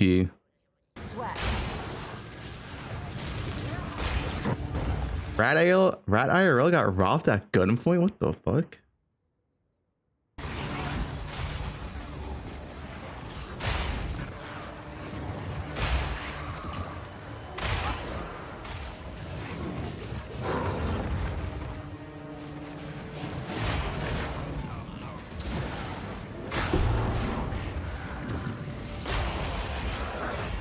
That's pretty good clear though. What's a single target though?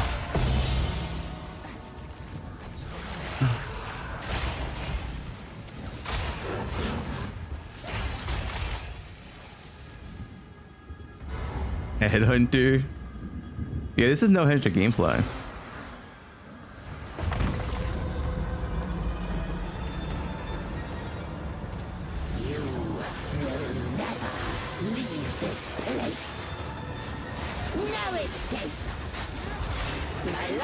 It's like ethical single target, 580 DPS. Yes, my beloved.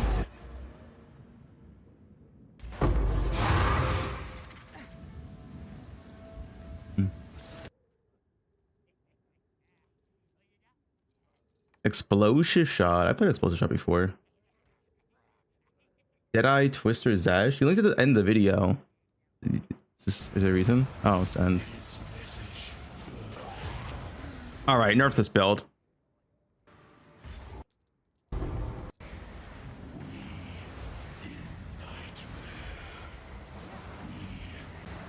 Guys, Twister needs a nerf. Yeah.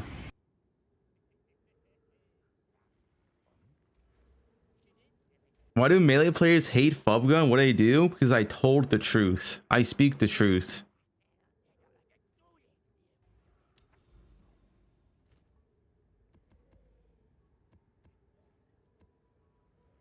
Yep. Guys, all I'm saying, melee was broken as fuck in poe1 for literally 2 years. They finally nerfed it, and then melee players crash out when they have the best build for 2 years in a row. Like, they crash out no matter what you do, dude. It's insane. You can't please melee players.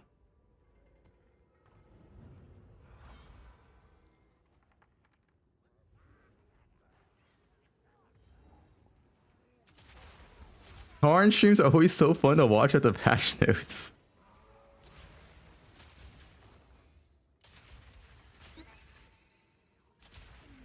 I mean, 2 years out of 15. Melee has been top tier for like all of PoE's history. Who just have selective memory?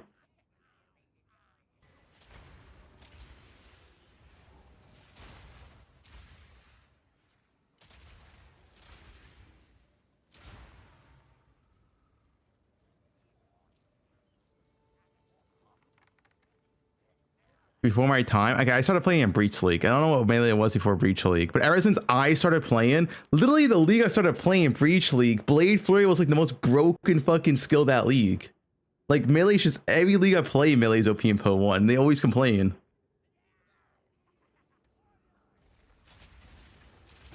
I don't understand, man. Blade Flurry on launch was disgusting. That was a melee skill.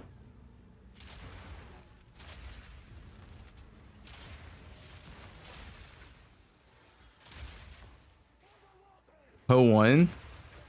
I was talking about poe1 because it's more history. poe2. The thing is, poe2 melee's been good every patch. It's just melee players don't want to play the good melee builds. Like they don't want to play Mace Strike, one tap the whole screen build. They want to play like Swirl and Slam or some shit.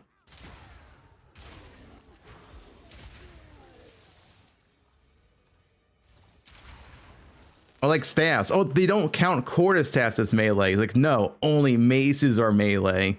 Meanwhile, Druid is a melee class, and the bear build is literally a top tier build.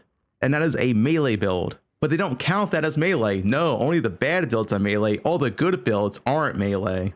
That's literally every melee player, man. It's insane. They just gaslight themselves into thinking melee is bad when the top tier of your league.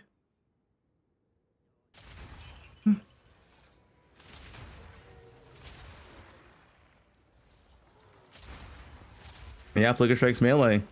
0.1, melee had arguably one of the best builds, Stat Stacker. But melee players don't count that as melee because it was too good. Like, dude, melee players are the biggest gaslighters.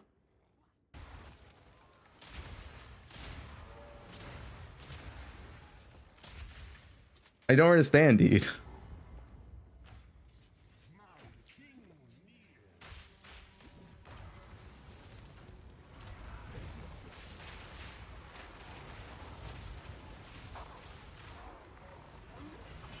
Wow, that's the Stat Stacker was 0.1. Yeah, that's 0.1.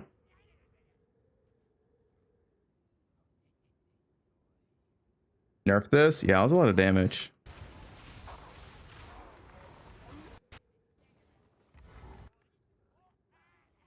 I hate poe2 YouTube. Every build's insane. Yeah. If it's good, it's all knocking out melee. That's how it is for melee players.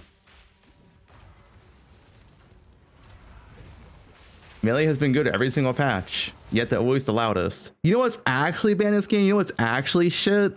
Spell cancel without cast on crit. That's dog shit. And spell casters do like 1/10 the complaint of melee players. Maybe 1/20th. That's actually bad.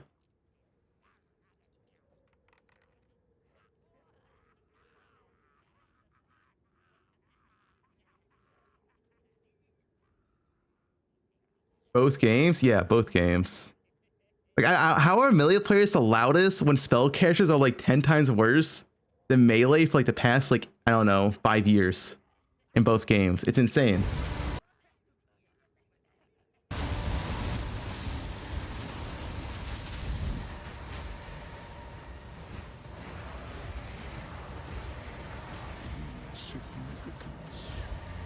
No spell players left to complain.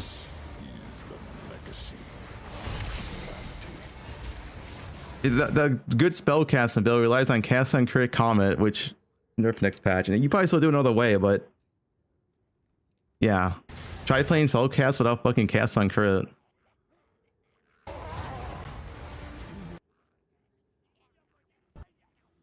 Nerf twisters.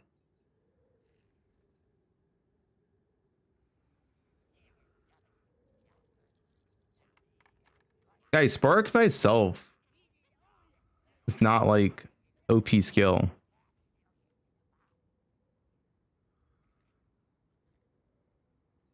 Is that transitioning over to Armor ES would mean I would have to drop off most of the bottom of the tree in favor of going up to the Druid section.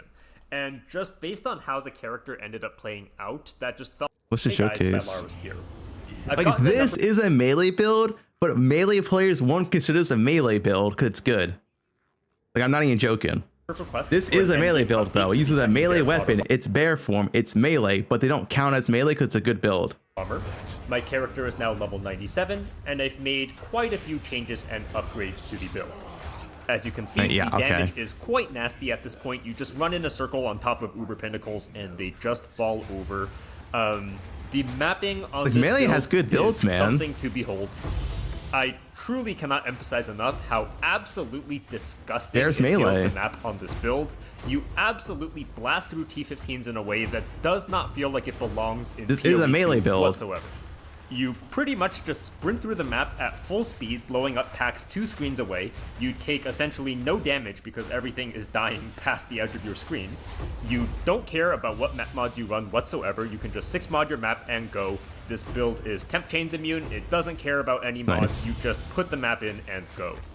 I absolutely Tai, back me up here. Am I right? The melee players is always bitch. I swear, dude. The OP every patch, and they're always the loudest. I don't understand. Rampage will make it to patch 0.5 in its current form, so play it while you can. Now, defensively, we've made quite a few upgrades. All 3 of them always bitch. As well. We're now rocking over 4k life, among a number of other defensive upgrades that I'll talk about later. Now, if you are working on more of a starter budget, I recommend checking out the original build guide. That build works very, very well on a budget of about... I was saying, they gutted my Poison Pathfinder build. I don't care. I'm not bitching about it. I'm just going to play another build instead. What's the big deal? Let's play another build. ...to 20 divines. My current character has over 150 divines invested into it, so this is very much an expensive endgame update. You only follow this setup if you Has this been touched? It got slightly nerfed because of the Rage Gem, but it should still overall be pretty much the same. You are losing damage, because you're losing Batyr's Vengeance, which I assume he's using. A lot of currency to work with, and you're looking to min-max your character. The original build guide focused on scaling Walking Calamity. The build now centralizes around the Rampage skill. Walking Calamity took some severe nerfs to its single target damage output, while the bug fixes to Rampage made it It's 5 months ago.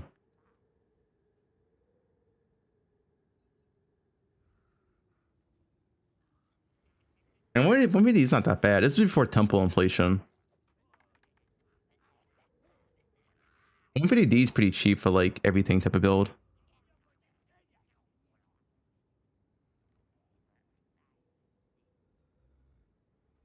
Did they mention anything about Temple going core? Yeah, there's a full post on it. Temple's going core.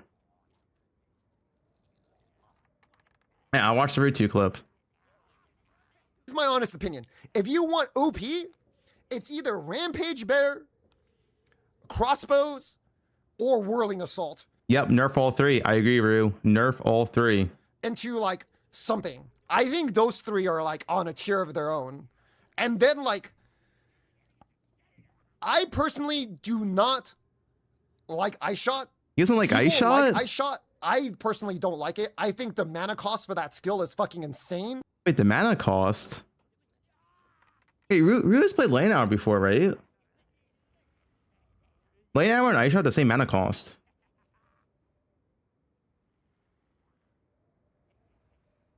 They're the same mana cost, Lane Arrow and Ice Shot. Yeah, they're the same mana cost. Then technically mana cost is going down because plus level is going down. I don't know, I've never had any issues with Lane Arrow mana cost besides in 0.1 when we had like plus 40 skill levels. But like in 0.3 I never had issues with mana cost on Lane Arrow, so. Or 0.2.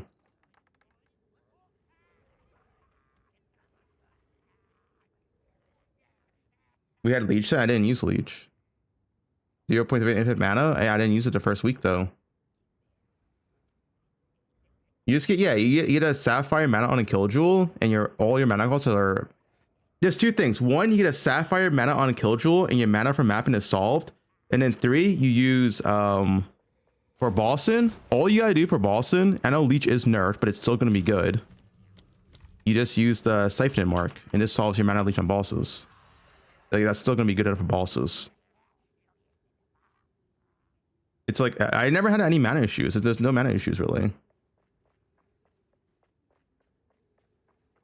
For the build, in my experience, I never really had mana issues. And this is still a thing. You can still do this next patch, and it's what I plan on doing. You just use Siphoning Mark. Like, yeah, Leech is nerfed, but this is only for a single target anyway. It should still be good enough. I don't see why not.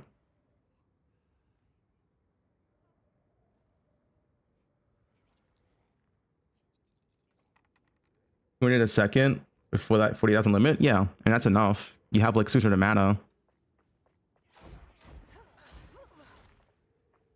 I don't know, personally, I never had mana issues with these type of builds, personally. And technically the mana will be less next patch because we are losing plus levels, and that's true for all martial weapons. So it's going to be less mana cost by default. Like, we're losing +4 from the helmet, we're losing +1 the quiver, which is actually +2 because of quiver scaling, and we're losing +1 the bow. That's already 3 to 7 levels less than in the last patch, and that's true for every single martial build.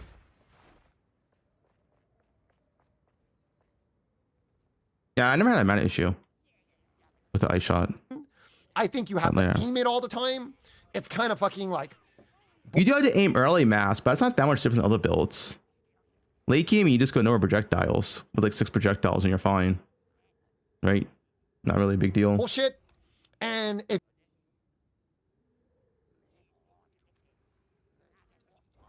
Our crossbow's going to be OP. They didn't nerf the one-shot crossbow build. It's the build Ryutu played last week. They didn't nerf that build at all. So it's still going to one-shot. I can show it. I'm really surprised they didn't nerf this.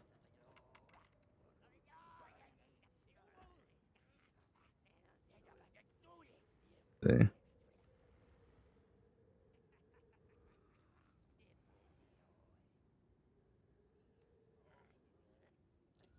So you get all of this stuff, and then on top of that, we're running Trinity Roth here, so I don't get 1 shot, 2, 1, 0, boom. Yeah, this didn't get touched. This didn't get touched. They didn't touch this build. And then you can see the Zesh is dead, right? Like they didn't touch. They technically nerfed the map clear a bit because Arjun's metal got nerfed, but the single target is the same as before. Shut up, bro. Snitch. I mean, guys, GG has to know about the build, right? Like, there's no way they don't know about it.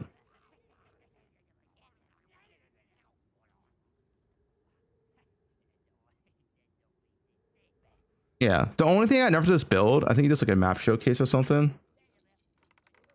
is that Arjun's metal got nerfed, so you don't have infinite reload anymore.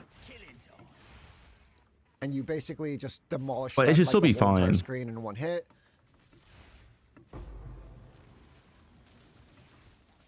Yeah, it should be fine for like AoE clear, but yeah, that's the only thing that's like nerfed. Nothing else got touched with the build. And that's all due to basically projectile speed and the chain. And you can see the Abyss rares are literally just melting in half. Yeah, good build. This wasn't even reverse chill. It wasn't even using reverse chill here. Normal speed. Yeah, crossbows are solid. I just don't like crossbows. Not really a fan of the whole grenade playstyle, but you can level up and all that. And until you get the setup going, it feels like a little bit clunky.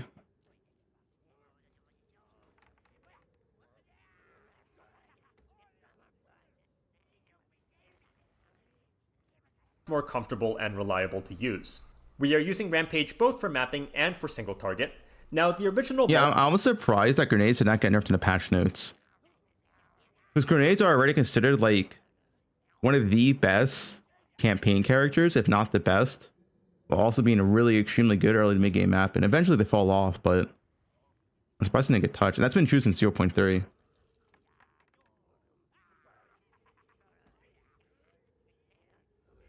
What's worse? BXJKL. I was this Pathfinder. Yeah, Pathfinder is a lot worse. Pathfinder on Poison Burst, because Poison Burst Arrow also got nerfed. You have half poison duration on Poison Burst Arrow now.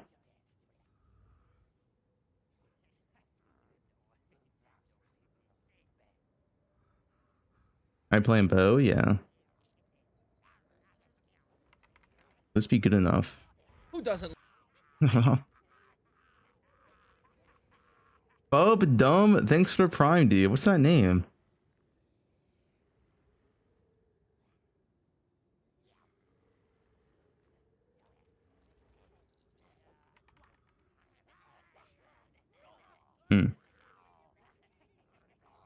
The wolf build did get nerfed, but it should still be viable. All slam setup is...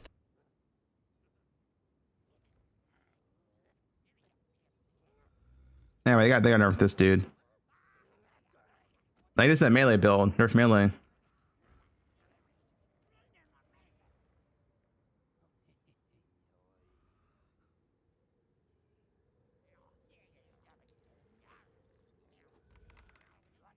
Melee? See, this is what I mean, dude. The melee players never consider good melee builds as melee. They literally gaslight themselves every time. If it's a good build, it's not melee. If it's a bad build, it's melee. Every time, man. This is literally a melee build.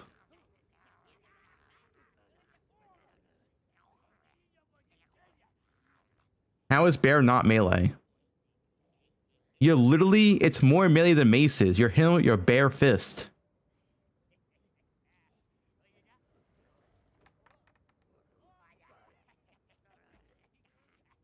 Melee equals auto attack only.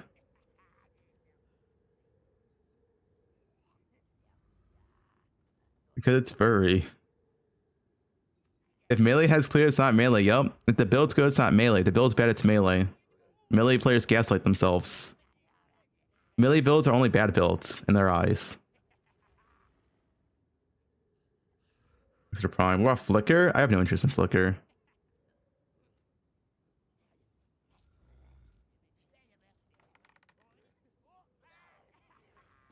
Would we choose Expo build work on Witch Hunter? The way he built it had to be Tactician. But I'm sure you could build it around Witch Hunter as well.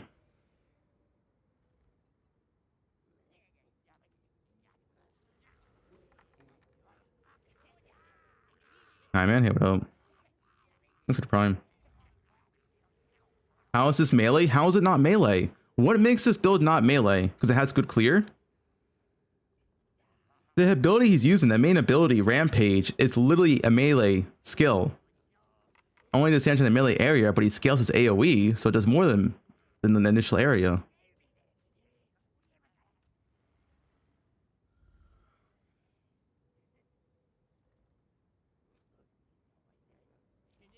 Yeah, it has the melee tag. It's melee. It says Autobahn on the title. Yeah, but it's melee. Everything he's gone off is melee damage, attack damage. It's literally a melee build. Like, we saw the Oracle build. Dude, I swear, melee players are the biggest gaslighters. Any build that's good, not melee. All the bad builds, that's melee. And then they complain about melee being bad every patch when they have top tier builds every patch. I don't understand, like, how? How do the people fall for this? We need some studies on melee players? Yeah, I don't understand, man.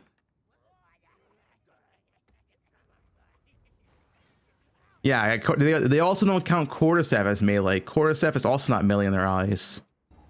It's like, bro.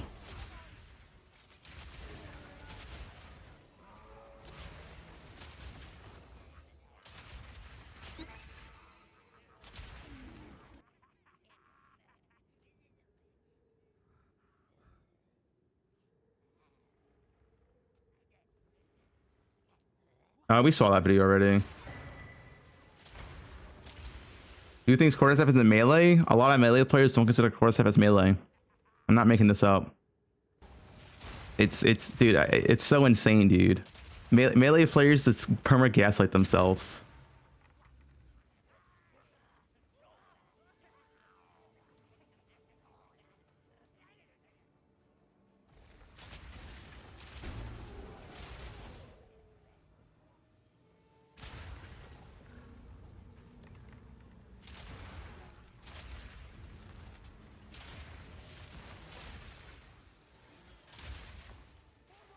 Elfic Knight.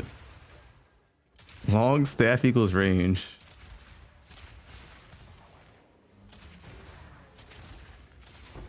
Perpetual melee victimhood, yeah. This looks good. Another busted melee skill.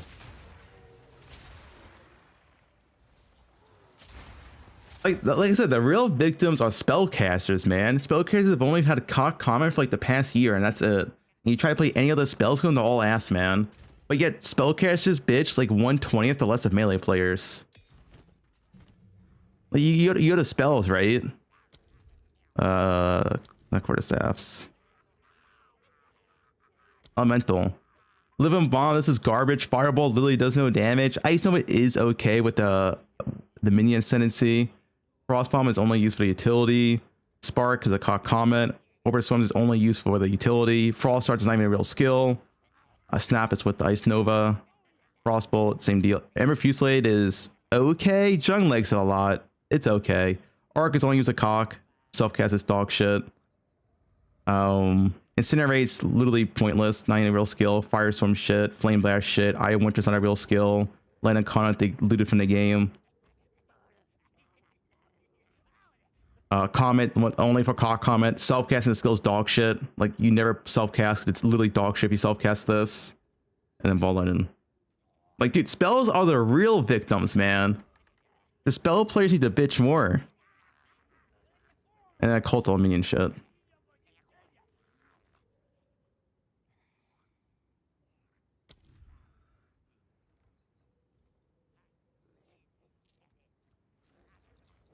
ED's good. ED Contagion is like the one really good spellcast at League Starter, but it doesn't scale that well.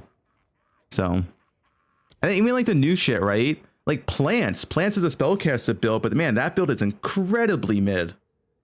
Plants literally do like no damage on bosses. Like Tornado is like ass. Volcano is literally worthless. The skill does no damage.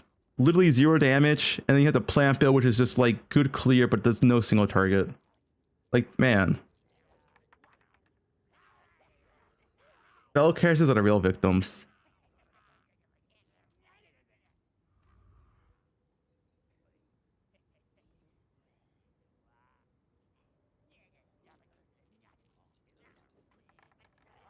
Hexblast? Yeah, Hexblast doesn't work.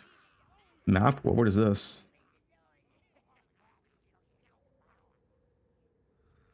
What, I don't know if I watched this video, dude. This video is from 30 seconds ago. This video just got...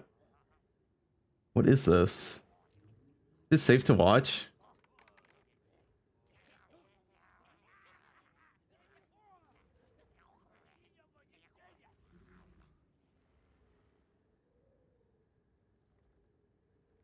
The video was literally just posted.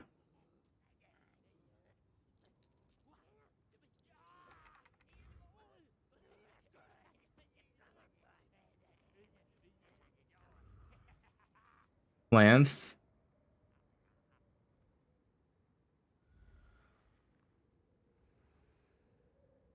Yeah, this is just ethical damage, right? Like,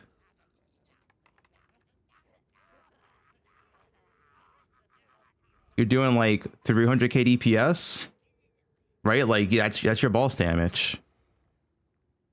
I mean, it's underpowered. It's weak because everything else is millions of DPS. Right. It's what GG wants. Like, in GG's eyes, plants are what build should be, but that's not how the game is, and every build has millions of DPS. So when your build doesn't do millions of DPS, it's bad in comparison.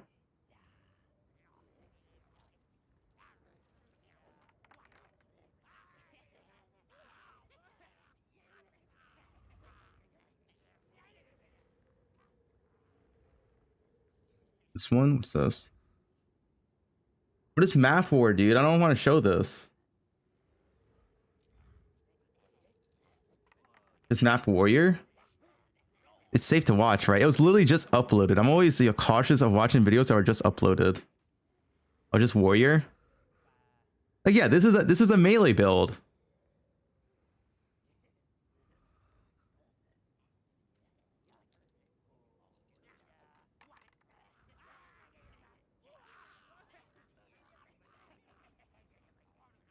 Yeah. Good AoE, it's not melee? Yeah, I guess so. Is Cast on Create playable? Yes, but different methods. More investment.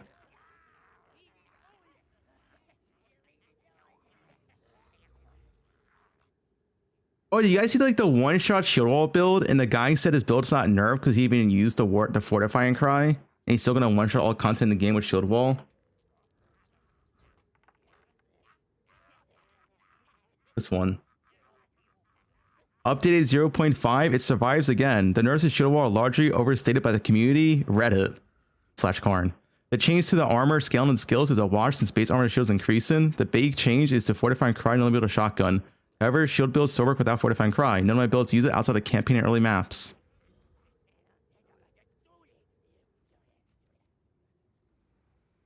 Look at his damage.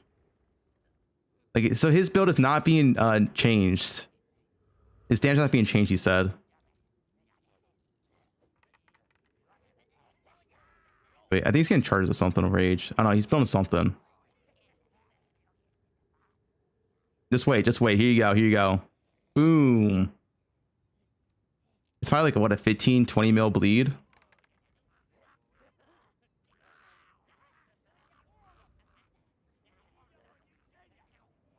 I mean, I think he had to ramp for something. I don't know what it is. Does he show like Arbiter or something? And this is the map cleaner. Map cleaner is also fine. You're just running and moving and hitting your shield. He's a real melee player.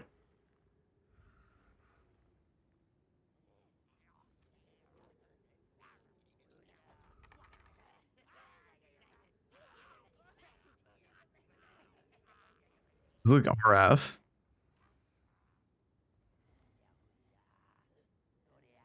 I mean, that's a good point. I don't know why they didn't nerf chaining on heralds.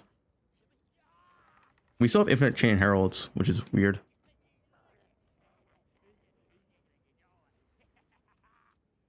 Bow monk, a martial artist. I think a martial artist kind of cooked. Block all hits, move fast, shield bonk. Yep. Con still not dead eye speed.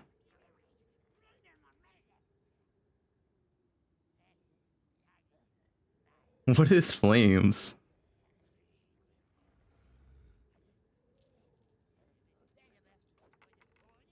Yeah, monk campaign is by far like the worst campaign experience in like Act 1. It gets better in Act 2 and then it gets pretty good in Act 3. But Act 1, it's pure CBT.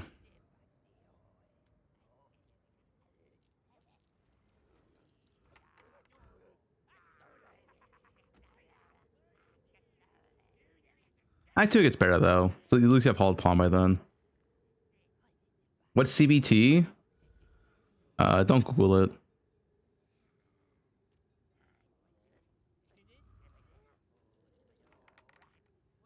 Eating one hot dog takes 36 minutes off your life. Is that true? There's no way that's true.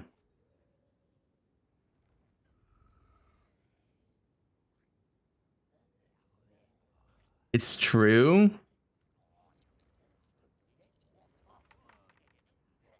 Does eating hot dogs reduce your lifespan?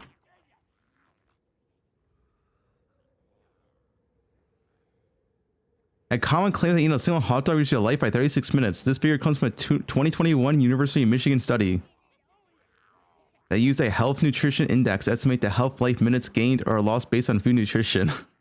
It seems fake.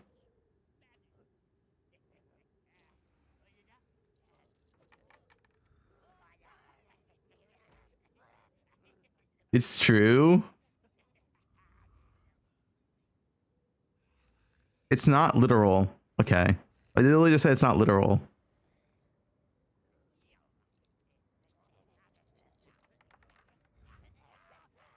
Wait, what gives you minutes? Wait, peanut butter and jelly. Wait, so if I only eat peanut butter and jelly sandwiches, I live forever? Oh shit, dude. Infinite life hack? Infinite life hack? Holy, that's new tech. New tech. One sandwich every 30 minutes. Infinite life. That's some tech, dude. Wait, so peanut butter and jelly sandwich is more healthy than nuts and seeds and salmon. Cheeseburgers make it 9 minutes.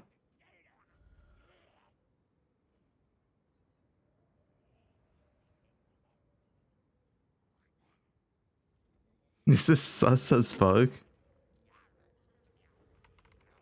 Oh, he's actually gonna restart this? Let me watch this video. I like the German accents. Guten Tag. Good morning. With Path of Exile 2, You didn't say Guten Tag. 0.5 league being only a few days away and everyone hyper-focusing on twisters, bows, companions, and martial artists, for my league starter, I will return to the peaceful life of a gardener for the upcoming patch. In terms of caster archetypes, the plant-based spellcaster next to ED Contagion to me still is one of the absolute best when it comes to purely league starting and getting your character off the ground as soon Grenades did not get touched. They are just as good as they were last patch. as possible. The gameplay Somehow. clips you are seeing right here are from a character that would be very early into a softcore trade league. No headhunters, no rite of passage, or for the matter of fact, any high price uniques or required gear pieces. Bone Storm. This video here Bone will Storm is a good mainly skill. cover all the nuances of the endgame versions of this build. Next up, I will also post a full video guide on These are the 5 leveling months. for this build, taking you from level 1 all the way into T15 maps. So if you want to get that and future videos of mine right away, consider subscribing here on YouTube or following my Twitch channel, which will also That is be true. linked Grenades down could below. actually be Giga buffed. Who knows how good the new weapon type is for grenades? It might be insane. Cool. Both the campaign leveling and different endgame versions are also covered in the Mobalytics written guide that is linked in the description down below. So if you want to follow this build already, you can do so by favoriting the build on Mobalytics itself. And once the .build file for PoE2 are available, .build this file. build will also be converted I'll try to do .build file on League launch, but there's no promises because it's still not available right now. I'll try. No promises. into GGG's own in-game build system. In contrast to my league start How in much? 0. It's $50 for the level 1 POB, $50 for the endgame POB, and then extra $50 for live updates. It comes in a package, $120 for all. 4, where I watered my plants on the Druid Oracle. This time around, I will go with the Witch class and will eventually choose the Abyssal Lich as my Ascendancy. I played a plant-based Abyssal Lich in hardcore SSF in the previous league, and I just was fell in love $20. with the tankiness paired with the incredible med clear from plants and the Abyssal Lich Ascendancy node Rupture the Flesh, which is one of the main reasons to play Is this it cheer for Ascendancy. subs? Yeah, subs get a But in 10% terms discount. of overall benefits, the Lich offers just so much more than that. With the energy shield recovery nerfs in the upcoming update, I do believe that having other defensive layers apart from the blue life will be even more important. Release the files for everyone. Thanks for the 10, dude. Especially considering the seemingly very challenging content that is upcoming in the Return of the Ancients. The Lich offers one of the best defensive layers in the... You see Gucci Prada's League starter? Wait, Gucci? Gucci Prada's League starter?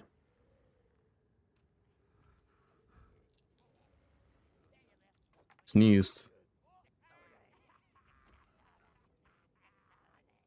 Yeah, maybe he means the other Prada. Like there's this Gucci Prada.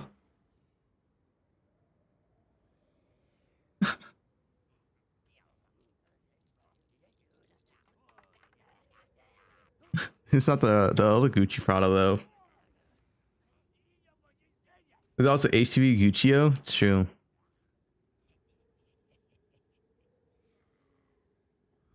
game with Soulless Form and Eternal Life, giving us the ability to have a straight up damage reduction of up to and over 25% with the help of Heavy Buffer and a Series Disdain, which, by the way, will be upgradable with the Kurlgurin crafting in 0.5 as well.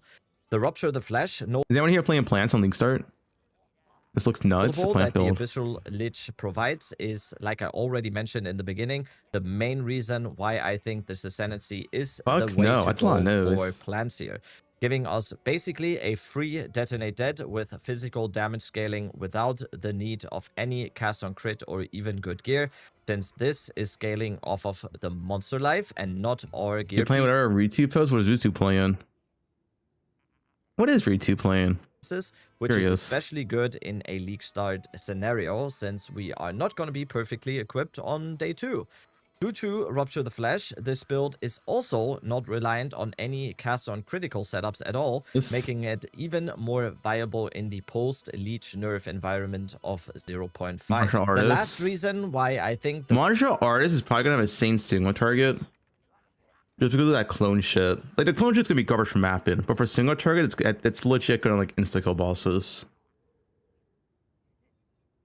Lich is going to be even more powerful in the upcoming league is the Crystalline Phylactery Ascendancy node. With 0.5's introduction of Doesn't the poe2 community hate Rabbit? Wait, why? Maybe you're thinking of Kaltorak. Dual crafting, there is going to be a... Kaltorak is, the one with some controversial stuff. Huge possibility when it comes to making an amazing rare jewel for the Lich's 100% increased effect jewel slot right here. So in conclusion, every single of the Lich's Ascendancy nodes is extremely beneficial to our character here, especially in a League Start scenario. Apart from all of these reasons though, one of the biggest reasons why the Lich is so These friends are trying Kaltorak, and that's whatever. Personally, I don't care, man. I actually have no issues with Kaltorak as well. I don't really care. I thought it was funny. I thought he made one of the best memes in PoE. Suited for this build and as a League Starter in general is the inherent low life mechanic that the Lich provides, giving us even more bonuses basically for free. So if you didn't know, due to the Eternal Life notable, which makes us not be able to lose any life while we have Energy Shield, we can lock our life to be permanently below 35% and gain massive bonuses by doing so. These bonuses include being able to slot in the Execute 3 support gem into every single one of our skills, giving us $100 pop advertisement. Us 30% more damage at all times and 60% more damage. Doesn't look bad. Yeah, plants is good for mapping. The issue where plants tend to fall off is for boss damage. Our target is also low life as well. And that is more damage. Like, he showed it already. An incredible support gem right here. In the damage department, we can also get Pain Attunement on the passive tree, giving us more. It's fine on bosses. I mean, it's relatively bad on bosses once you compare it to other builds. Like, if there's like 20 builds that do like 5 million DPS on bosses, and you have 500k ethical DPS build looks better in comparison, right? Critical damage bonus. Even though 500k DPS is their intended DPS number, but the fact that there's 20 builds that do 5 million DPS makes it look bad. Which is also, contrary to increased critical damage bonus, multiplicative and will massively improve our damage. We can also pick up Final Barrage and Quick Response on the passive tree for a boost to our cast speed and energy shield recharge. And one of the most underrated benefits of the low life Lich is also the Tegrod's Gaze boots socketable that we can get into our boots and giving our character a 10% nerf bows level 56. 6 minutes? They gotta buff bows.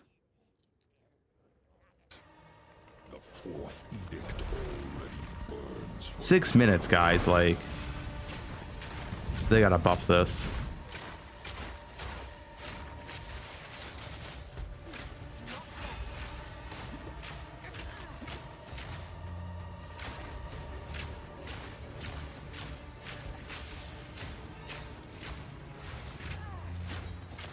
What's the first snipe? What's the first snipe? Only 1 million. That's ethical. After doing like 30 seconds of build up.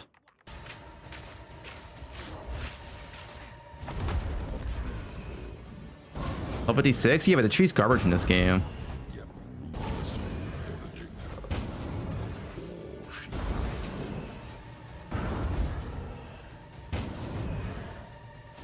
I'm saying he also has world fastest world record or world records Ranger Deadeye. 1 to 15. 1 to tier 15 maps, 456. World record, world records. Yep.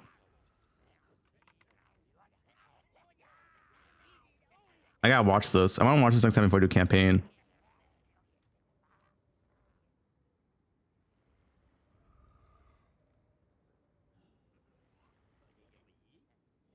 You assuming Act 2? Yeah. 1 to Harvard in 3 hours. Next time I do a campaign, I'll watch this, but I want to watch like most of it. Mostly like Act 1, Act 2, Act 3, Act 4. Interludes don't matter. Interludes play themselves. Interlude, how long should he take interludes for? 340? Like 36 minutes for interludes? 38 minutes? Link, please? Yeah, sure. You think these are nerf? They already did nerf this. This is nerf for campaign. They nerfed Ice Shot Snipe for campaign. Snipe is nerfed before it gets level 20. Like, it already is nerfed in the patch notes.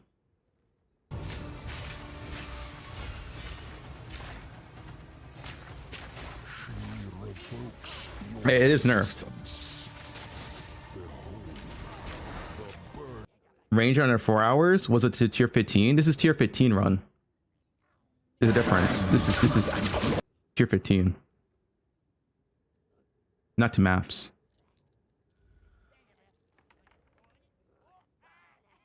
Also, is it 100%? 100% also matters, but encrypts.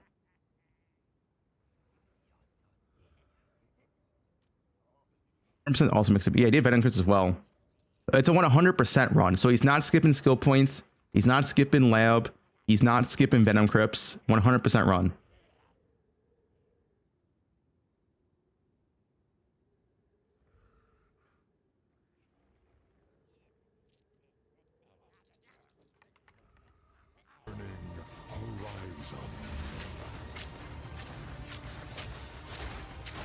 This is ethical, right? This is ethical. Where is that Steel's Arbor to kill?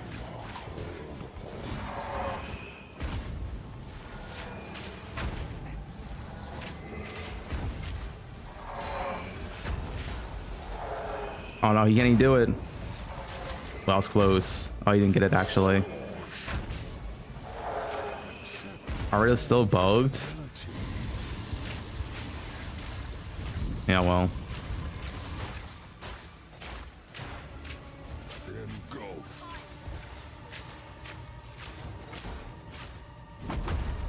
Steel said he did kill it. I want to watch the Steel kill. I think the issue, I'm gonna Steel skill. I think the issue with Steel skill, he doesn't have the pet, or he doesn't have the boots, right?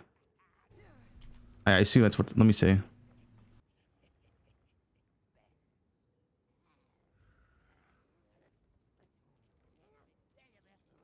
Is it a pet? If it has a pet, it's fine. Yeah, with the companion, it's fine.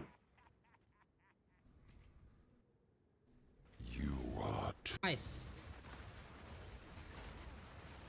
Dude, this is more damage than Ice Shot. Grave turmoil awaits you. Permanent suffering. They gotta nerf this dude.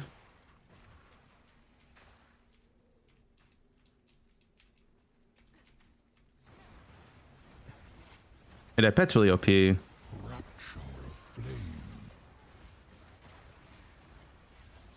Like, why is everyone using ice tipped arrows? This pet shit looks so much better. It's one less button press, and you always have it. Sacred fire of the mother soul. You are called upon. Accept your Yeah, the pet shield ground, so you just always have shield ground for your twister.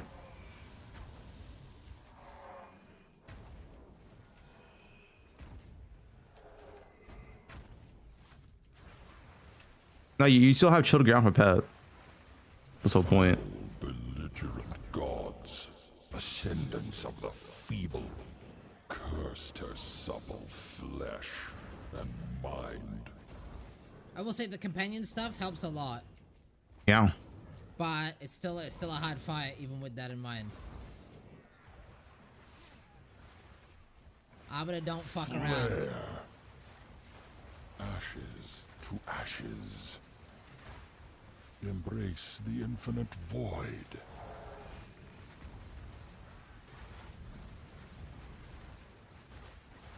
Feel UK Life 500 DS. chasms of flame shall restore her glory. I feel like this fight is so much time waste. Insignificance. This is the legacy of humanity. Why? Any open with that?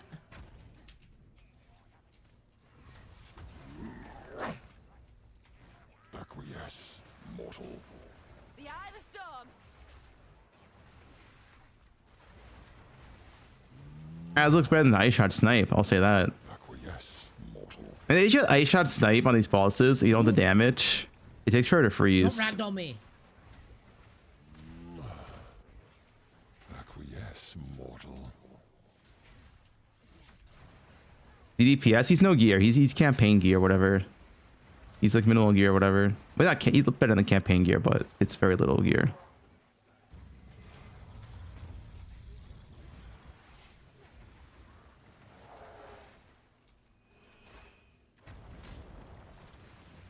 Quest Arbiter, yeah.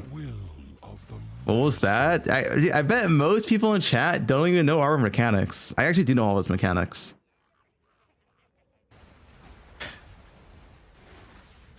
No one like everyone just one shots him.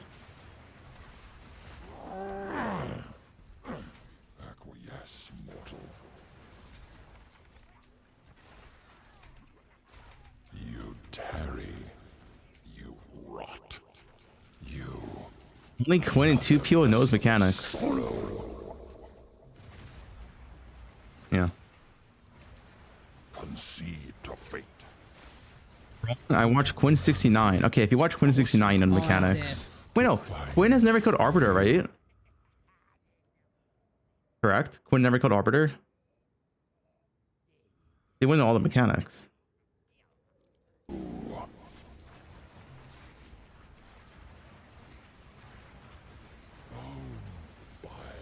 Destiny.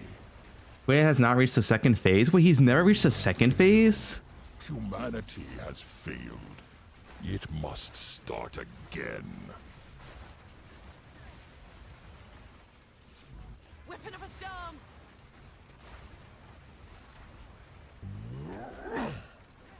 Acquiesce. Well, Quinn likes the campaign in poe2. Every time I see Quinn, he's in campaign, so I assume he likes it.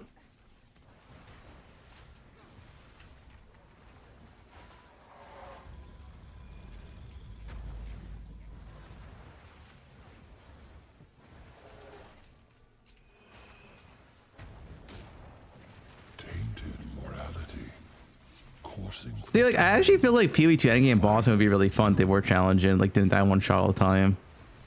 Like, you know, okay fights. Oh no, he's gonna one shot me with this. Another vessel of sorrow.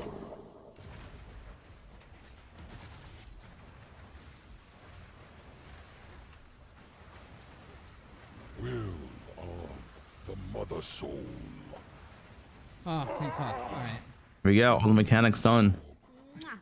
What is this? This is cheating. Way better with the companion. Bro, why does every poe streamer have a girlfriend? What is this, man? Just showing off.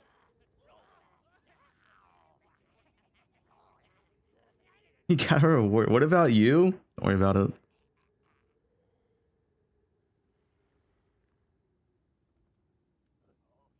He doesn't have an ascendancy? Well, he has an ascendancy, no? He had the... I promise. Yeah, he has an ascendancy. That's the Amazon. Coursing through time to find you. Dodge has a boyfriend.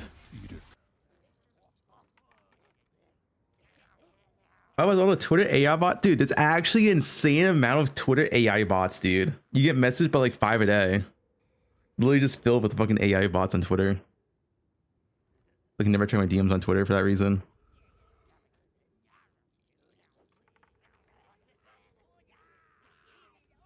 This Fubgun message me for real.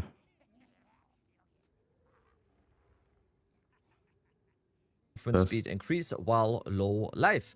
So if you have 2 socket boots increased with increased effects, you can socket both the Techrod's Gaze and as well as a 5% movement speed rune into those. Yeah, Discord has bots as well, that's true. What's the illegal Quintech? Well, didn't Steel told me? Apparently how Quinn met his wife is that he had a list of confirmed girls and he messaged every single one of them. That's apparently how he met his wife. Until one responded.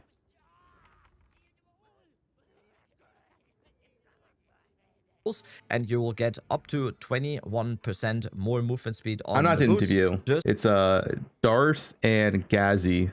They're doing it at 2 p.m. I'll watch it. I'll react to it, of course, but I'm not doing it.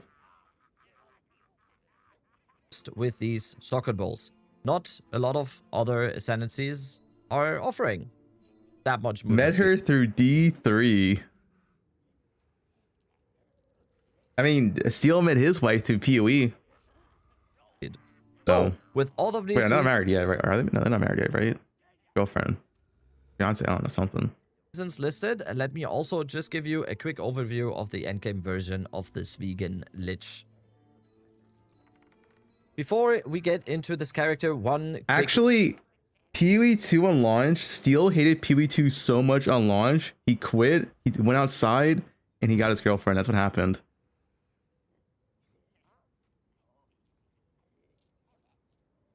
So PoE 2 did get my girlfriend.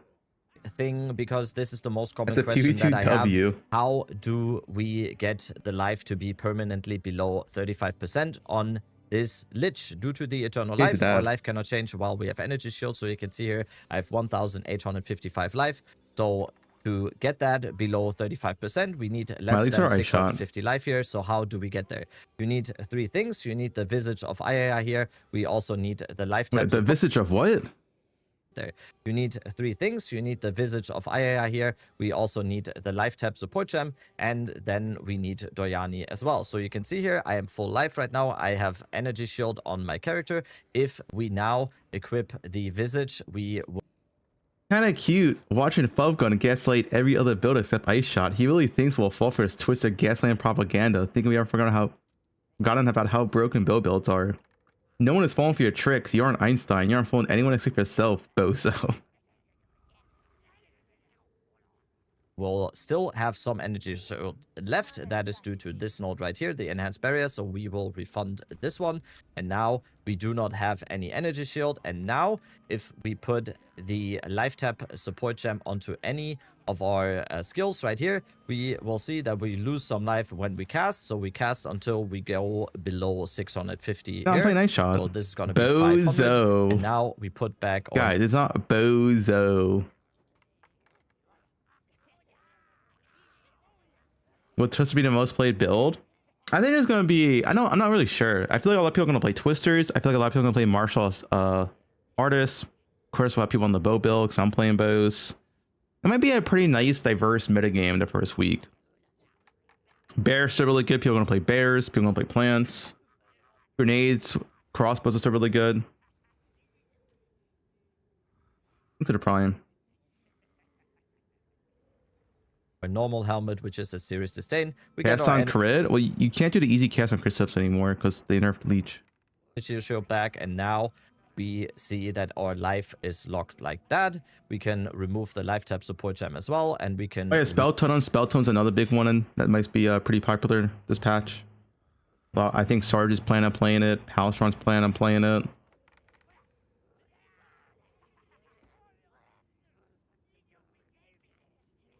Lightning Spear meta.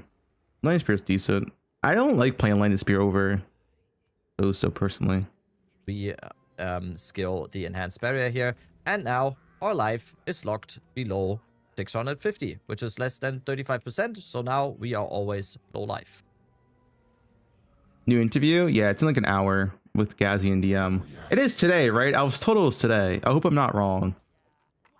I was told it was today. It is? Yeah, 1 hour. Okay. Hello.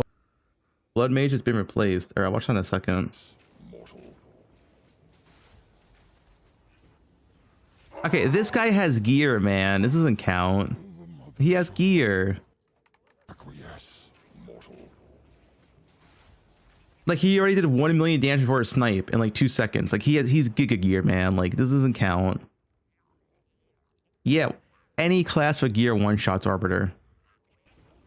Also, this is Quest Arbiter. This is not even... Whatever, man.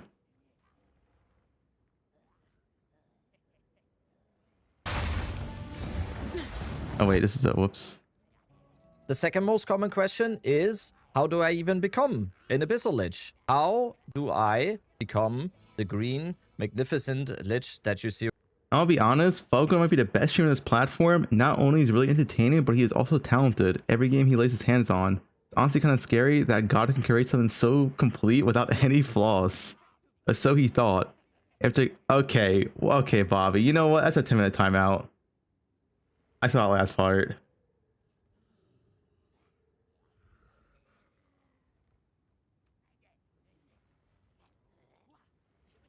Right here, I'm a normal Lich. How do I become green?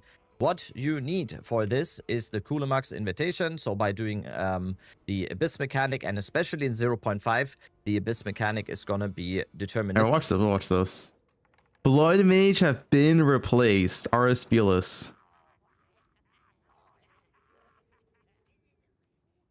Let's see. I need to get a piss real quick.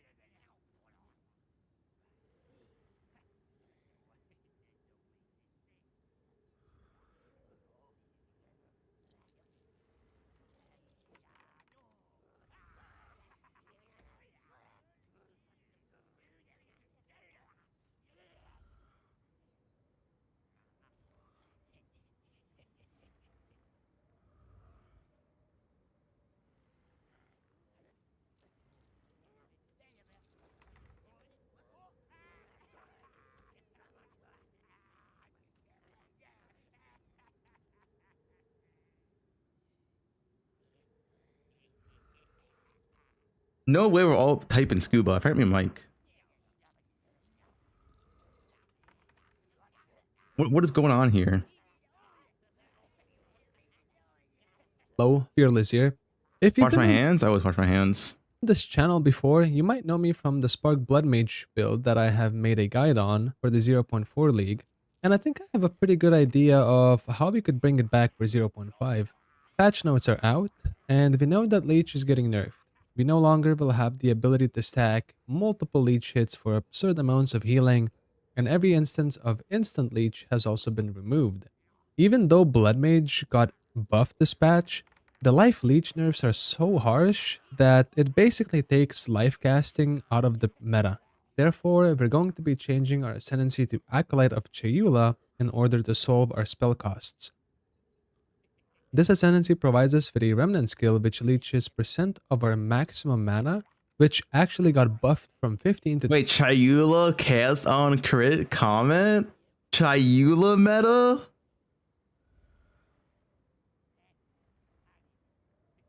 Oh shit, dude. 20% for the upcoming league. Now 20% might not sound like a lot, but due to the fact that we are going to be collecting a remnant which leeches mana, we can double dip in mana leech and remnant effect to scale it well into 70% of our maximum mana, which allows for some crazy good scaling since getting more mana will just result in more damage and more mana generation. Is this a campaign run or is this like what's map? Side. What you're currently watching is a character that I made in a private league entirely under SSF conditions in about 15 hours of playtime.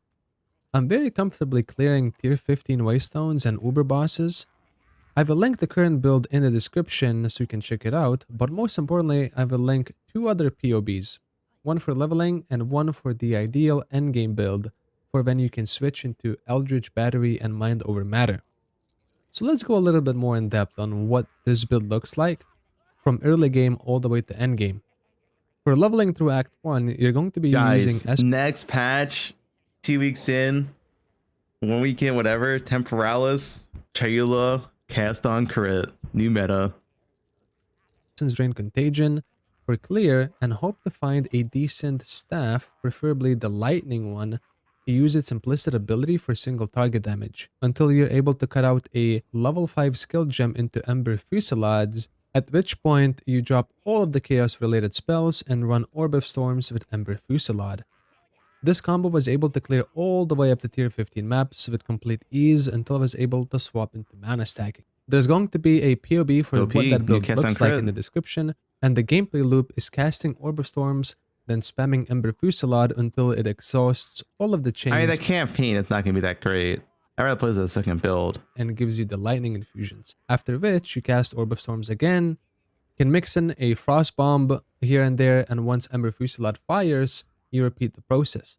Clear can be a little sketchy against larger pack size, but for bosses, this absolutely shreds. I will be practicing this build on stream for the next 2 days until league starts, so if you ever have any questions, you can always check if I'm live and ask me on Twitch, RS Fearless. Once you're level 88, you will have enough passive points to switch into Eldritch Battery with Mind Over Matter. Just be careful in terms of gear. You do need some okay energy shield values to get at least 3000 mana, at which point the build feels really good. There might be some concerns about the energy shield nerfs, which might affect how the build feels early maps until level 88. But once you switch to Eldritch... You have 0 clear? Only at the start. Once you have gear, it's going to be the same as Cock Blood Mage. Battery, everything energy shield related is basically a non-factor. Spark, Cock, it's the same concept. Since Eldritch Battery only scales with the raw energy shield numbers on the gear you're wearing. If you're worried about having to pick up remnants to regain mana, don't worry. You have so much remnant collection range that everything will be instantly collected regardless of how far away from the remnant you are. This is going to look exactly the same as Blood Mage, Cock Comet, and Endgame. This is just early game gear. This whole relying on remnants thing also becomes a non-factor. The min-maxed version of the build can reach upwards of 8000 mana and even has space for 200 rarity. Sadly, you can't really fit a HUD Hunter without losing a lot of mana, but if you can't play the game without one, you can always drop Darkness and Throne. Top watching? Yeah, this is going to be a really, really good weekend. Unique or something else that you prefer. There's going to be a POB for the endgame variant of the build. None of the uniques are required, but if you can afford any of the pieces of the build, you have a cheat sheet for what you're looking for. For my test, I was running a staff to solve early game damage, but PG interview when? 1 hour. Is there any way to see what overquality does for gemling? No. There's no numbers or anything out.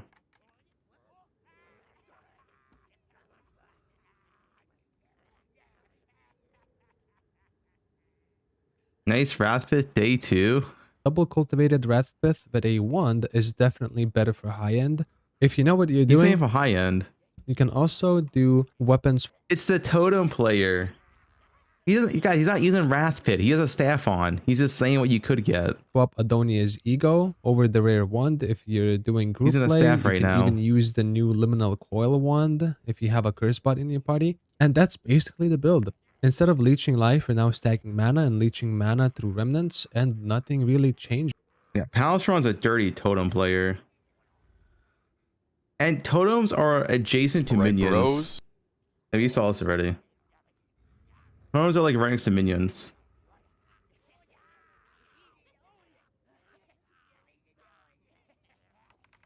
Do this. And as always, I'm really excited for this. I will most likely be league starting spell totems. I will be POBing a little bit more over on Twitch.tv. House rumbling totems? What? Wait, what is this clip? Bitch. Ow, my ass hurts. That's a lot. Interesting clip. And as always, I'm really excited for this. I will most likely be league starting spell totems. I will be POBing a little bit more over on Twitch.tv. We knew.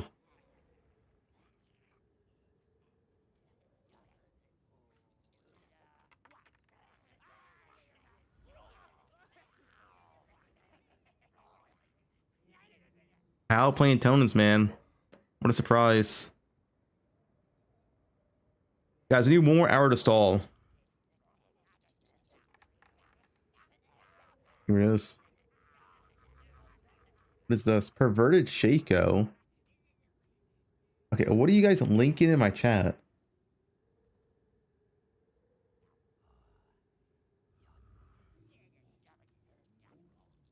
Do a farmer-wide face reveal. Can I stall with someone? Who can I call up?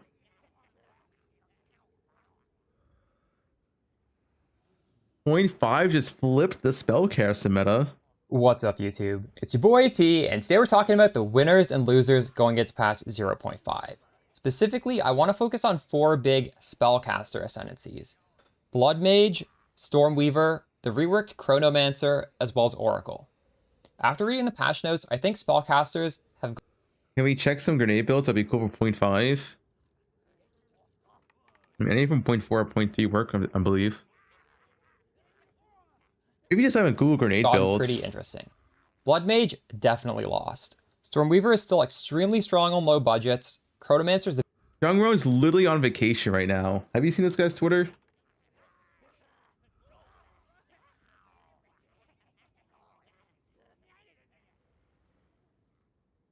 Alright, what is Twitter even?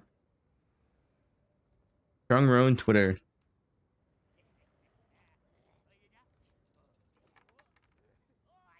Look, he tweeted this out today of patch notes.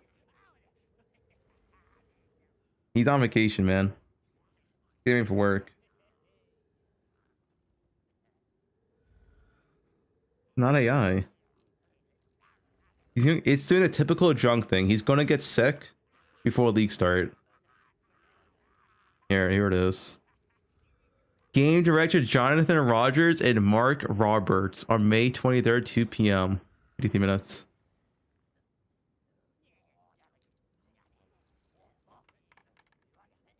Rich always on vacation. Is he rich?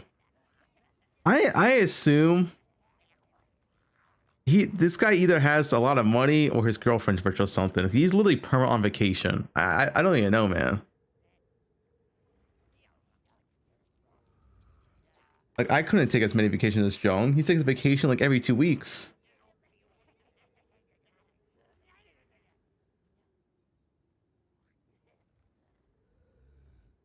No, he's not an English teacher. He used to be a professor, but not anymore.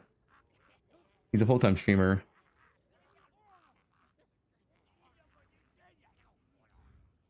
You need to find a nice girlfriend like Farmer and a Jung that pays for everything. True. The big winner here, especially defensively with late game investment. Then Oracle, the new archetype we got last league, honestly... Jung was a professor. He did teach for a couple of years or something. Monday, watch Monday, dude. Updated patch notes, Twisters deleted from the game. He's called Anime Princess? Yeah.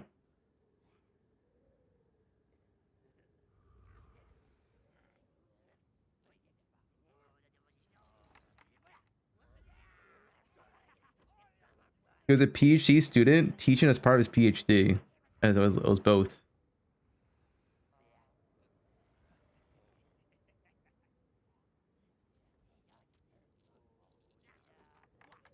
Guys, we just stall for 50 more minutes for this interview. I'm curious what the interview is going to be about, honestly. I haven't asked DM yet. Wait, can I ask DM to Hex? Wait, shit. What's one question I need them to ask? Probably too late, honestly. Or DM earlier. No minions. Refresh, they added new patch notes.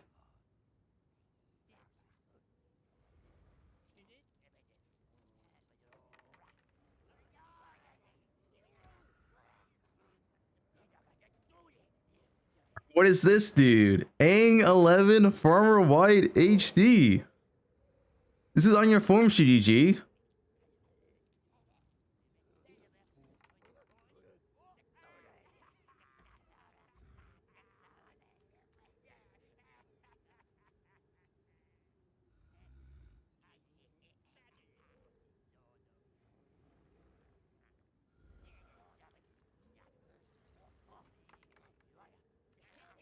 White HD.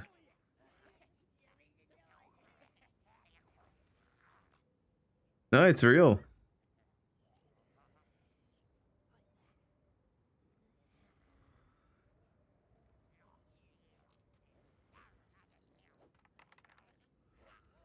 This. I'm not adding ass 11.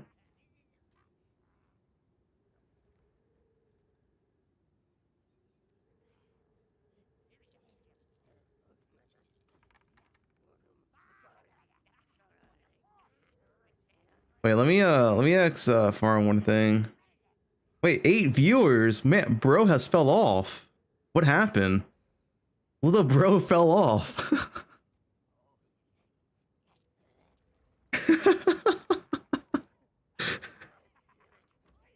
Yeah, I see what just died. I'm just joking. 8 views? Little bro has fell off.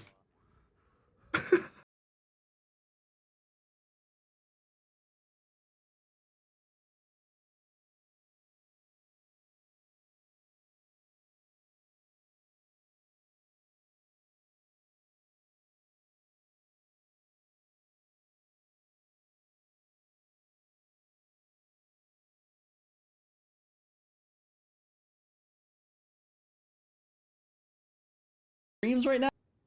Here you go, farmer.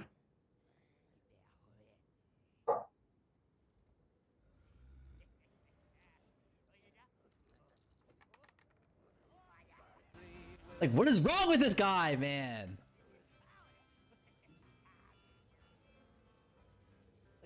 Farmer, what are you up to, man? We got 48 minutes till podcast, or yeah, the Gazi podcast. Farmer, what are you up to, man? We got 48 minutes till podcast, or yeah, the Gazi podcast. Trying to get into a call? Yeah, we got a farmer. Yo, what up? Brother. Yeah? What are you doing? Huh? I don't know. I went on Twitch and I saw you fell off. What happened, man? I saw you fell. I just got unbanned. You got banned? Yeah, I got unbanned. Damn, Sushi's still banned. Yeah, well. Joe Farmer. He sold more subs than me.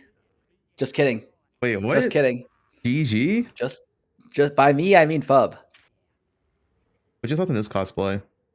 I linked it to you. Dude, is it some big ass booba again? It's in this. No, it's actually small boobs. Oh, it's actually small. Ah! You opened it on stream? Oh, God. Bro, why is she cross-eyed? I mean, you hate Like, it? is there something, what? Is that intentional or is that like a thing? I don't know. Like, I don't want to be making fun of like a cross-eyed person if they're like actually cross-eyed, but like I don't think she is. What am I looking at? I don't like that one. I'm gonna say it right here. I don't like that one. Wait, yo, Reese's X. Yo, thanks for the raid, man. Appreciate it. Show us you don't want to see it. You don't want to see it. I'm telling you, it's fucking weird. Dubo. Also, I'm starting to feel like quarterstaff skills kind of suck, you know? Wait, like, really? Isn't Rolling Slash good? Rolling Slash is good. Is this a Gooner raid? Is this a Gooner raid? Haley, give us the link. Go like I'm sure Fub has the link on his stream. It's probably open right now. You can just copy and paste it. I'll just post it in your chat. Post it in your Post it in your chat, man. I don't want that shit in my chat. Yeah, Sushi did get banned in PoE for a week. That is not a meme. He is banned for a week. Yeah. I can't believe he got banned for that and you didn't. Why would I get banned? What did I do? Well, I mean, you did the real thing, I heard. I don't want to hear from you, man. Overnight, all items sold again. Yeah, it's just I'm off a stream. skillful I know how to price check my items. No, Modi, don't worry.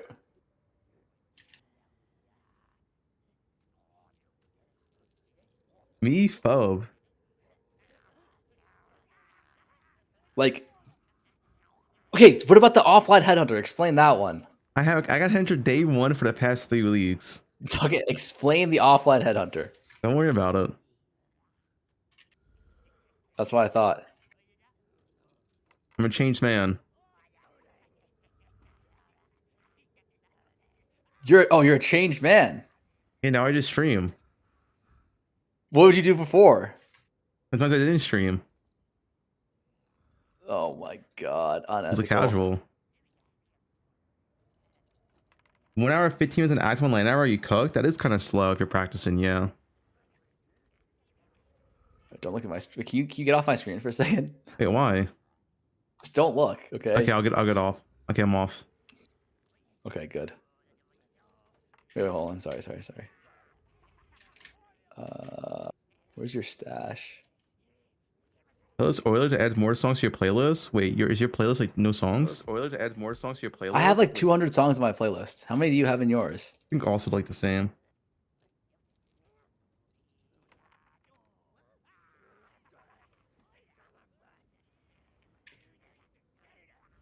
No, what are you doing? Nothing right now. What are you doing? I'm trying to stall the podcast. I'm really interested with Gazzy and I'm gonna ask Jonathan and Mark. Yeah, me too. Oh my god, this is good. So what? You do it live on stream now? Wait, what do you mean? You do it live on stream now? What are you talking? So you don't need to do it offline anymore. You just do it live on stream. It's fine. It's fine. It's ethical, man. Like I'm just borrowing it. Thank you for lending this to me. Lend. So you're gonna give it back? Wait, actually, I can't even use this. I just realized. Wait. Hold on. I actually do have to give it back because I don't have a fucking monk in standard. Sorry. I wasted your time. I don't have a monk in standard. I'm just realizing.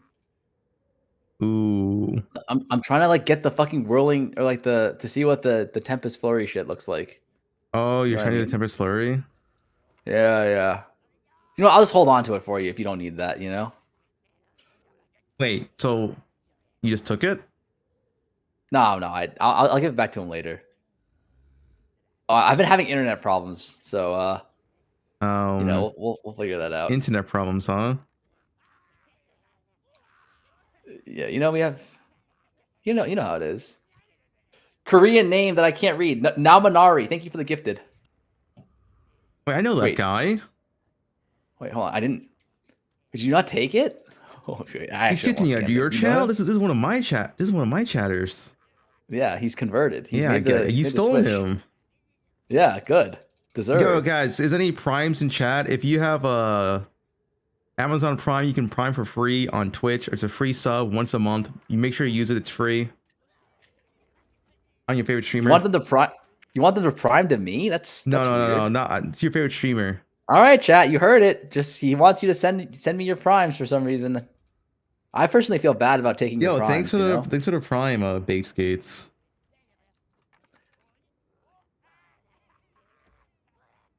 Yo, thanks for the prime, Brad and Jarno. The Tomb of Prime, you and Meep. Oh, wait, holy shit, that actually worked for you? Tommy, thank you for the prime. Burby, thank you for the sub. Holy Xenoform, shit. thanks for the prime. I'll never Wow. subs to the scammer called a Fubgun. Yo, Baraka, thanks for the prime. Mod that man. Mod him right now.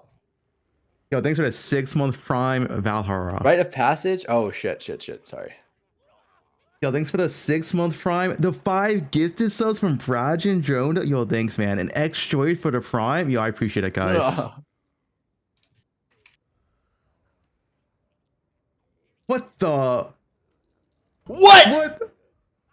Okay, this guy's cheating. This guy's cheating. Nerdy Outlook, thank you for the 20 gifted. What the hell? Oh my Who'd you god. pay for? Who'd you pay for? He said this stream is so much better than that Fub scammer stream. How much did you pay him? How much did you pay him? Oh, I reverse paid him. How much did you pay him?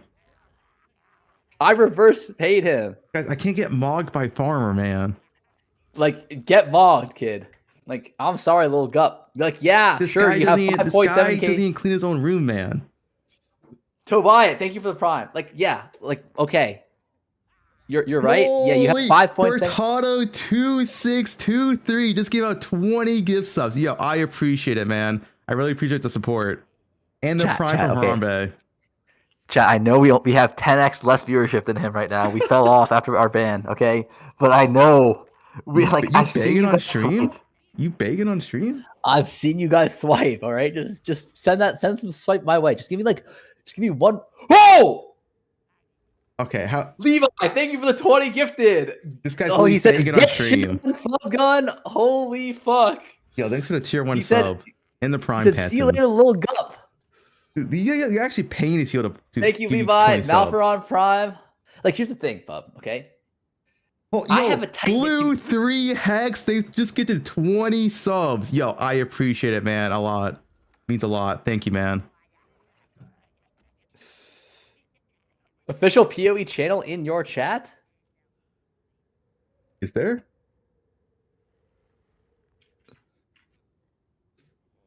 What does that mean? Path of Exile? Wait, chat. Okay. How rich are your fucking chatters? How come every time I get a gift sub, they give you like 20, man? I Like, mean, what they is afford this? my Builder League. How rich do you think they are? Path of Exile, Path of Exile stream. You are in. If you are in this chat right now, we have your guy. Okay, alert! This is him. He is the king of RMT. Like they need to get. They need to catch him right now. Like, please. Well, yo, What Furbo the and the fuck? 10 gifted subs. Yo, I appreciate it, man. Yo, Path of Exile, thank you for the 100 gifted subs. Okay, Holy shit! Path of Exile did not gift you, man. Holy shit! Wait, why is Path of Exile on your channel? Wait. Anonymous, thank you for the 10 gifted. Holy Wait, shit. Anonymous, is We're this going your alt man for man. account? Are you just paying for this now? No. Is this paid subs? No. Wow, thank you so much. That must be Path of Exile. Grip Tide, thank you for the primer. Thank you, boys. This actually might be his alt account, dude. He's literally gifting himself. He's literally gifting himself. What do you mean, old? Like, you could be gifting yourself. Wait, you got 10 to. Wait, oh, that's me. Sorry. Yeah, you got it. I was looking at your stream of me. Yeah, my bad. You know what, Fub? Not bad. Like, I think we all did well today. You got 40, I got 50. Like, but who's keeping track? All right. No, I got 52. You know what I'm saying? I got. Please, why not Shut up, choir man. instead of rare Ami? Wait, what are you talking about, nerdy? Choir storms? Like, we're just watching each other stream. I know this is what a 6-month mid-league will do to you. No way Fub is losing this. Yeah, Farmer is getting himself, man. On Temu. Let me see. Choir of Storm. What does Choir of Storm do? I've never actually used this. Fub losing to a small streamer. Listen, what I was trying to tell you, Fub. Rhymes, thank you for the prime. Thank you. Designated week. Thank I you mean, for the listen, prime. there is statistics on this, all right? People are more likely to subscribe to someone on a smaller scale because it means more. It's a real thing. That is a real thing. It does mean more to me. So don't even waste your sub on Fub. What he's saying is he doesn't even care about your I subs, care for Jack. every single sub. He's I saying- appreciate every single sub. He literally just said Farmer cares about your subs, but he's like, I don't even care about your Tier subs. 3 sub? Initiate. Yo, thanks, man. Tier 3 sub's Oh. rare. And a prime. That is rare. You're gonna have to whip out the bathwater on that one. Prime from Yarv. Yo, thanks guys, appreciate it. Every sub is my friend. Every sub is your friend, really? Yeah. Really? What are their names then? Your friends? I know every single one by name. Don't look at the chat. What are their names? Name me 3 subs. Twisted IRL, thank you for the prime.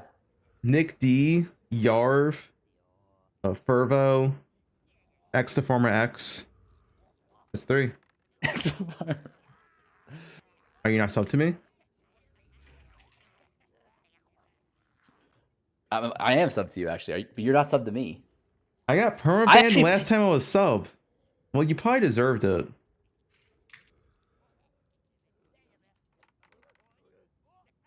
Wait, what's the cooldown on Lightning Bolt for Choir of Storms? 0.1. 0.1? It can be reduced with cooldown recovery. You can get it lower. Does Temporalis reduce it to 0? No, it can't go below. Oh, no, I'm saying, oh, sorry, my bad. With Temporalis, it's 0.1. Without Temporalis, is it like 1 second or something? Half a second? Sorry, 1 second. Twisted, thank you for the 5 gifted. Okay, Vigorous, thank you for the 10 gifted. But there's no way you're still gifting yourself, man. So guys, thank I can't. You so much, I can't get like, mocked, man. I appreciate it. Guys, I can't get mocked by Farmer. Like, if you guys are a streamer, like, I just want you to know, this is what happens when you actually take care of your community and grow it, and you pay attention to your subbers and your chatters. I appreciate every single sub of my chat. I actually have a dedicated Discord channel for subs only. No. Okay, paywall. Wait, hold up. We got the paywall. Yeah. He's a paywall streamer. Oh my god! Thanks for the 10 gifted subs. I appreciate it. Thank you for the 10 gifted. Okay, that's Furbo's clearly your alt. He keeps on 10 gifting you. Like, at least take the time to like create. This guy different names said if for I your get him a accounts, sub, man. he gives 10 subs back. What if he's just lying? Oh my god, Big Rose, thank you for the 10 more. Bro, you subs. stop gifting yourself, man. What the hell? Oh my god! And also, sorry to the chatter who was asking about the choir. The cooldown is too long. The cooldown is actually too long. Listen, Bob already said he doesn't care about your subs. All right, I said I care for every single sub. I don't care No, how. he said. I didn't care if I was this. When I started streaming, and just as I start streaming now, from day 1 to 10 views to now, I care equally for every single sub. Lurk her, thank you for the 10 gifted subs. Holy shit, man! Thank you. I'm out of here, man. This guy is literally just What do you mean you're out of here? What do you mean you're out of here? What happened? This guy's literally just gifting himself subs. I'm not. Like, look, this is what happens when you don't tell your chatters that you don't care about their subs. And that I didn't say that. When did I say that? Too many. You're like, I've got too many viewers. Like, the subs don't even matter to me. But like, I literally has never said that. Hey, this guy's insane. Listen, I appreciate you guys in chat, and I also here's what I even appreciate the guys in Fubgun's chat. Nergo, thank you for the prime. But look, you literally flip on my viewers. You scam them. Guys, don't trust his lies. I'm literally supplying your viewers with the items that they need. Like I think about that. Not only do I you care about your scam them, more, but I literally craft items for them at appropriate prices for them to buy with a small markup.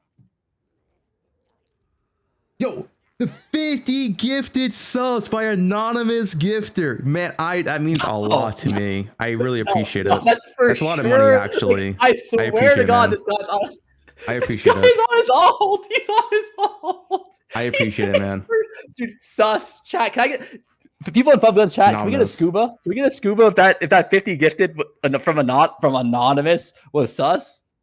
Galaxy Smoke. Guys, they're gonna type scuba regardless. Yeah. Oh, yeah. Yeah. Like, come on, guys. Need we say more? This guy said found you through Fubgun. Yeah, that's because like I care about your chatters, you know. I'm like the opposite of like the evil stepmom, you know. It's like you're the dad. I want to check my stats. What is my share to viewers? You can check your stats. That's a good question. Here's the question. I mean, it's probably like for me, it's probably like 80%. For you, it's probably like actually. Wait, I share more with Jung Roan. Jung Roan's the highest I share with. Then Karn, then you, then Darth, then Captain Lance. Wait, another 10 get the subs by anonymous gifter. I appreciate it, man. I appreciate every single sub. Thanks, guys. I'm not gonna lie. When you log on, to Twitch for the first time. Holy shit! Vigor Rose, thank you for 20 more gifted subs. Wait, what the hell? Hey, what were you saying? When you log on to Twitch, Yeah. I always know without even like checking Twitch because I see like my viewership drop like 20%. No joke. Wait, you get Fubgun a waiting room? I'm like not even joking. I've changed my sleep schedule to dodge you in the mornings. Like I wake up at 7 a.m. to dodge your ass. You fuck. All right. What the fuck is going on? I've got no clue. Okay. What is this? What does this thing start, man? I'm waiting for this interview. Oh, it's starting soon. Official interview. 30 minutes. 30 minutes? Wait, someone said in my chat that it's delayed. What is it?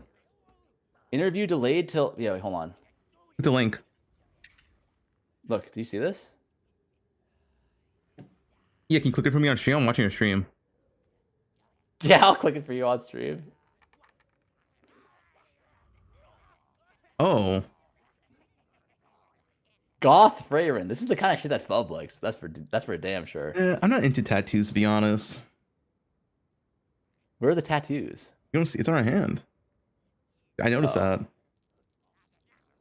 TikTok gift battle, 20 more subs, alert. Wait, was there 20 more subs? No, I already said thank you to Vigor for that. Wow, you don't even know who's subbing to you. That's how little you care for your community. Brother, you don't even know who's subbing to you because yours are anonymous gifted, aka from yourself, aka like type scuba if sus.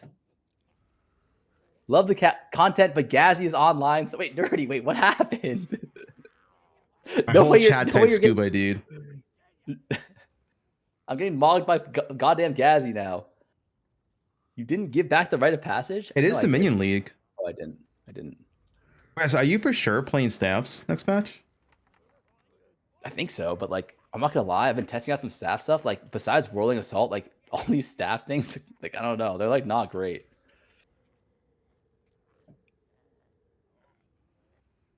Yeah, only crushing. Thank you for the 10 bits. 10 bits. How much are bits? Are those like $10 each or something? No, that's like 10 cents. 10% of like a gold bar. The prime. What is this? Who's Rin Tosaka? You don't know? Wait, what? It's Rin. Also, Rin Tosaka? Yeah, it's from Fate. How do you not know her? Well, no, famous. Rin Tosaka? Oh, yeah. I know her. Can't believe you don't know her, man. No, I know her. Yeah, my bad. Check DM for additional info on the barely avoided. Thanks for the sound of Prime, man. Appreciate it. The official PoE channel joined right when you got all that gear from that guy. I think you're gonna ban, man. Fubgun told me to do it. I think you're PoE, gonna ban. If you're here, he told me to do it. I didn't want to. Wait, why did my Twitch? 28 minutes. Okay. Good luck. Wait, let me type him. Good luck with the interview. Hope it's a banger. What? I like Darth. Nice guy. Yo, I appreciate it, guys. 146 total gifted subs. I appreciate it. Wait, how many did I get? Oh damn, dude. I think. Oh my god, chat! 147 total gifted subs. Thank you guys so much. I really appreciate that, boys. Against tough attack. Wait, how many did you get Leave a again? message. Yeah, shut up, man. Wait, what? Done arguing with the devs? Dude, you think the Ziz Jonathan interview way back when, like, just made him start doing less interviews? You remember that? Wait, say that again? 0.2 Ziz interview? I don't think I saw it. Oh, you didn't see that one? Okay. Well, what happened? It's fine. We don't talk about it. No, wait, what happened? Nothing. It's all good. What happened? Wait, were you talking about the poop sock? Don't worry about it. Yeah, Wait, where's what are our we- interview with Jonathan? Why don't we I interview was them? just about to say that. Where's Farmer the got this guy farmer interact- X Fub Jonathan interview? We need a That's what I'm softcore trade. Like we're the softcore trade people, right? Like they have all these hardcore what I'm players, they have saying. all these SSF people. What's the softcore trade player base? Yeah. If but anything, we interview represent them- the biggest player base. But if we interviewed them, you'd be like, hey, Jonathan, look at this exposed. It would be like goth frame. Who would not do that to Jonathan? You would. You'd be like, Jonathan, look at. Do you guys post this on Twitter? And you'd click the link, and it'd be like some fucking booba right in his face. And then Maybe he you likes and that, I would though. just be laughing at him. Maybe We would he just be likes laughing. that. You better send me the item. Oh God, maybe he likes that. Yeah. Mark wouldn't mind. Mark wouldn't mind, yeah. Mark's probably into it.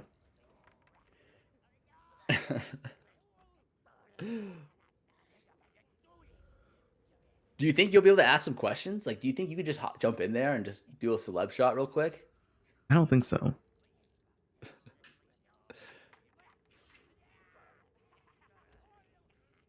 Joe Farmer? What is this one? Oh God, you know it's bad if Bub's saying that.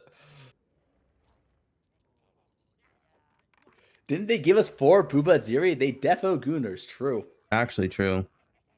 What is this? Is this, can I see it on? Yeah.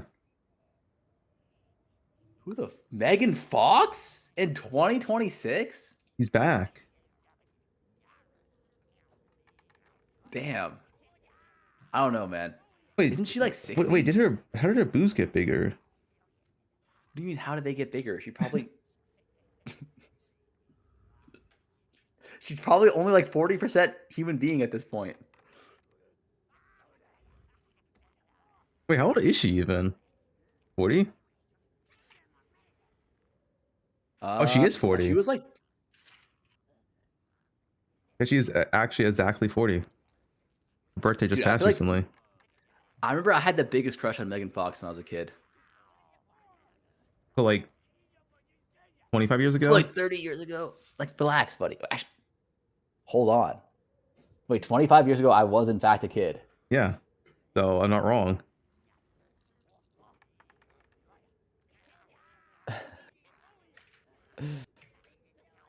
You're not wrong. But like, you were also a kid 25 years ago, buddy. So Yeah, but I'm let's younger not than forget you. about that.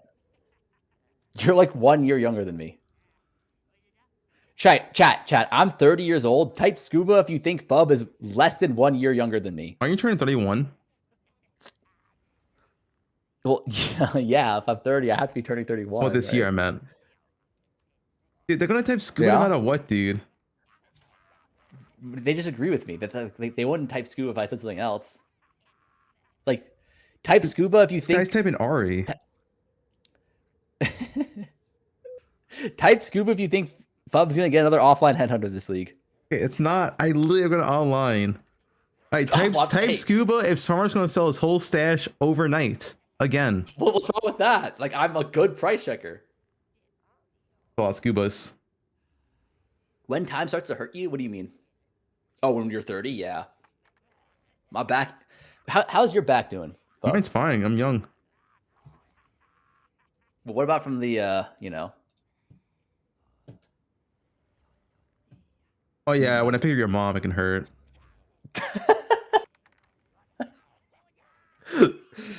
I thought it hurt from when you got pegged. I'm not sushi. Bub 100 is older than you, and he ain't fooling nobody. Yeah. No, I'm definitely younger than you. This farmer guy is 2 times my age. That's cooked. Wait, what? He's Bub, how many- 15 on do you have- Twitch? Do you have a bunch of 15-year-olds in your chat or what? I did Fub check like the my mi- YouTube. I had like 0.5% between 13 and 17 apparently on my YouTube. Yeah. Oh, I checked my YouTube and compared it to Lance's yesterday. Yeah. The average age of his viewer is legitimately like 5 years older than mine.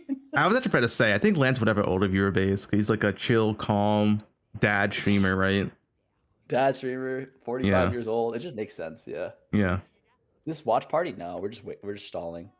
Yeah, I'm leaving this call when they start because I don't want to talk to Farmer anyway. dude, don't be mad because I got more gifted subs than you. Okay, like that's what happened. Like again, I care about my community. I get that you like. Wait, did you? How much did it say when it finished? It tells you. I actually didn't see. You can check your activity feed. You don't check On your activity. Streamlabs? No, on Twitch. You don't use dashboard. No. Look at my stream. Like it just I'm tells you looking. like yeah, you see like who subs and stuff, and it tells you. You don't use this. You count like you counted how many or No, it tells you when it ends. The hype train. See? Oh really? Yeah, it's very useful. Let me see that. Creator dashboard activity. That's how I don't miss subs. If I didn't have that dashboard, I would have missed subs all the time. Wait, you don't see the subs thing in like the chat? Well, I And, do, like, but sometimes I'm not looking for like a second. Or chat's like spamming scuba and I don't see shit. Fub was alive in the Roman times. But I'm watching Fub when I played PoE. Okay, just spamming Just scuba. see it as just see it as Farmer needs it more and can finally pay Haley back. That's actually true. What do you mean that's true, man? I have to pay for everything with Haley. Can you ban that guy? What happened? Goth girls are overrated. In your chat. Listen, everyone has their preferences, okay? Wait, where did you see this? Wait, where'd you get that like little stream manager? Is that what you're? Is that It's what you're doing? dashboard, yeah. Yeah, she manager, yeah.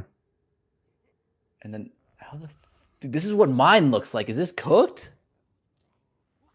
Like, what the hell's going on with yours? Oh yeah, you have to Like, why the customize fuck it. is You have to mine so customize it. skinny? Yeah, because yours is like you have your stream up there and all that, right? Like you have to customize yours. It's actually very Oh, useful if you okay. set up all up. You can also manually play ads from there. So if, like when you take a break or something, you can play some ads so you don't get ads during your real stream. I care for my 60-second viewers. ad. Like I make sure they don't get ads at multiple times. Okay, buddy. Okay. For you, like the number is so big that it's just a number. You know, like the viewers are just a number. For me, No, I like care for every they're still viewer. an individual. So, you know, like you Melee is the OP. expression, Wait, like, what's this? All right, they got nerf melee. I've seen enough. This is what you're playing, right? hide it. Hide that shit. I helped you move, yeah. I lend out my subs, my Ferrari sometimes, you know, when you help. Your Ferrari. Yeah. Do you know how to drive? Yeah. Do you? You saying I drive a can't like lot? what? You saying I can't drive? Well, I'm just curious. Like, how often do you leave No, your house? I Like, literally do you, never like, I drive like around? never like ever go anywhere. That's what I mean. Like, I don't think I ever go anywhere. Like, I don't. But like, you live in the city, so like, don't you? Isn't there like less? No, I reason don't for live you in to the drive? city. I like Oh, kind of okay, live I like thought you did. yeah. No, I live like I'm not gonna say, but you know. I don't know, Yeah. but I will know soon. The guy You nerf melee, live in, huh? like- no, that's just not even that good. Like this guy's on like look at his tree. You Guys, can get tell if I just from get the subs, tree goes he's on. noobs. You can tell from the tree he's on Giga. He is on Endgame Giga Gear. He is. Yeah. Like, he has Against the Darkness. Headhunter? Well, it's actually unethical. Nah, League Start Guide. Not a league start guide. That's true. Well, it depends on whose league start. If he whips out the Fubgun offline headhunter tech, that's like hour Or the 7 for him, farmer, everything's overnight tech. Okay, wait, hold on. Let's relax. I've seen farmer list like magic pair of boots for like 10 divines and they sold. No, Yeah, you that's the have one you not. sub. You have not. No, Guys, I type feel like scuba in chat everything- if you've seen farmer sell magic boots for 10 divines before. Oh. That's a lot of scubas. Yeah, a lot of scubas. Interviews in scuba in chat 17 minutes. 17 minutes interview. We'll watch it live. Holy shit, Pixie! Thank you for the 20 gifted subs. Okay, man. My Nice gifting God. yourself, man. Oh my God, I appreciate that, boys. How many did you get, Fub? Did you get 25 or something earlier? Oh, I know. That's 5. My bad, Listen. my bad. It's not a competition, yeah. That's cringe even. Shut up, man. You better pay for Haley's dinner tonight. I'm gonna get her the best Taco Bell that You're Massachusetts getting her has to offer. Taco Bell?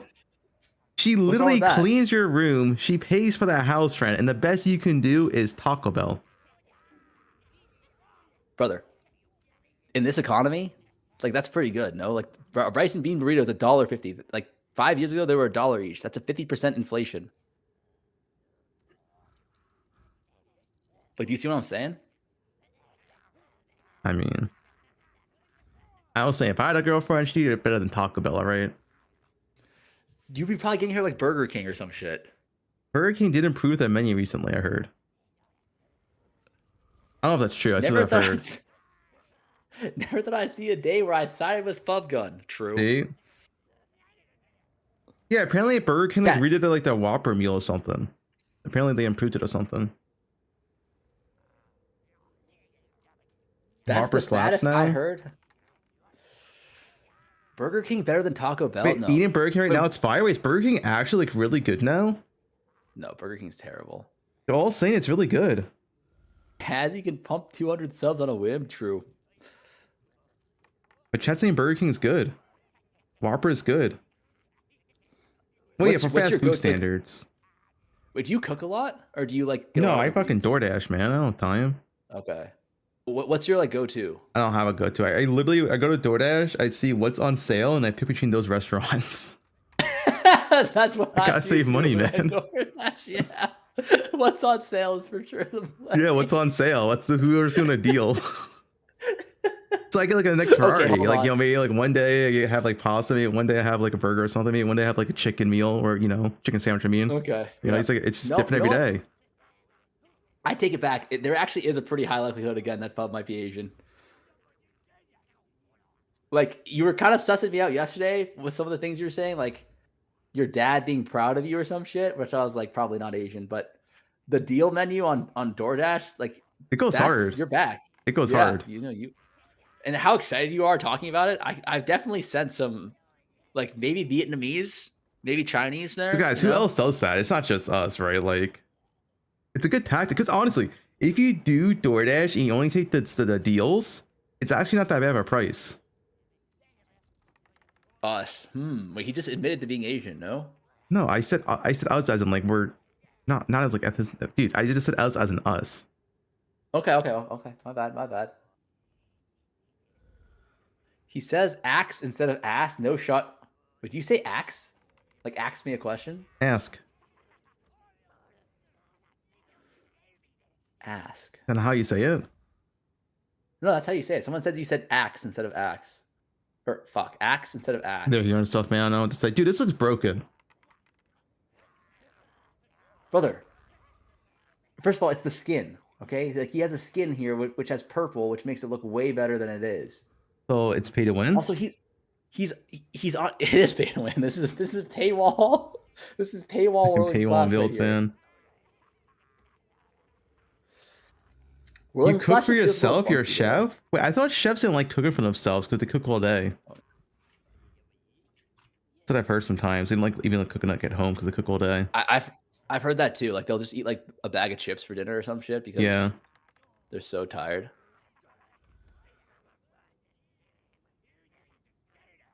Path of Exile, if you're still here recording. As an ex-chef, Yeah, you I should hate ask this cooking for guy how to myself. play Monk, man. And it looks like he knows more than you. Brother. Where is this hate coming from, huh? Wait, what? In terms of being real. Huh? I need to ask you a question, okay? Where is this hate coming from? All right, I'm gonna leave the call. Wait, what? Wait, no, hold on. Serious question. What's like?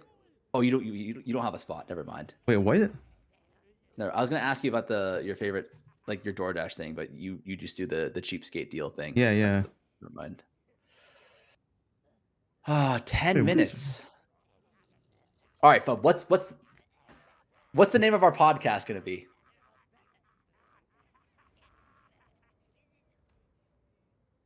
X the Gooner X.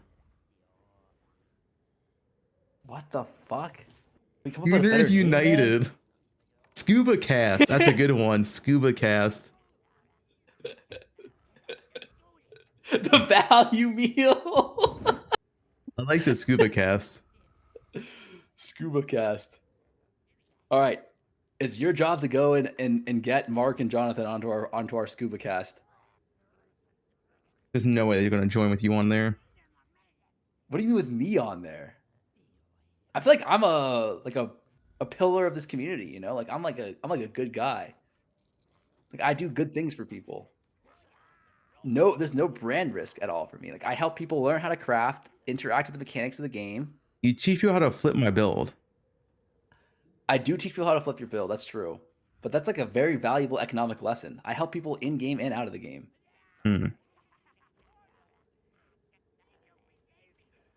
Thanks for the BMW, Mr. Farmer. No problem, buddy.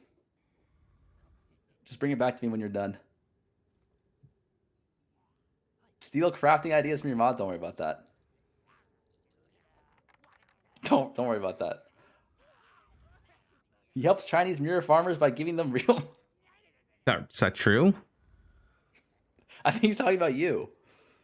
No, he's talking That about was you. your chatter. Farmer sold me Fent behind Burger King. His friend. How long is this interview going to be? I actually don't know.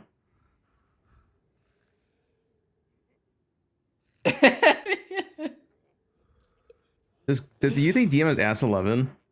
Well, he does have ass 11. Of course he does. DM's the GOAT. The cutout and all that. So Pervert? Do you know who Pervert Shaco is?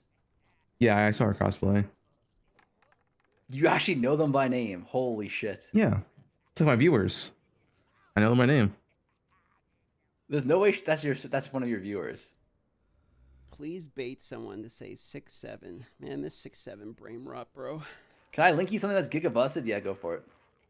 All right, I'm gonna peace out. Interview's gonna start soon. All right. I'll talk to you later, man. All right, the DM Gazzy interview is started. Like it was just kind of 9 minutes with Doesn't Jonathan. make a very good YouTube VOD. Oops. With I'll try to condense Jonathan it down a little bit more this time. Got some about and Mark trials. Yeah, actually, I do Roberts. have a question that's like, where the fuck's Toda? Like, basically, is one of the questions. Yeah.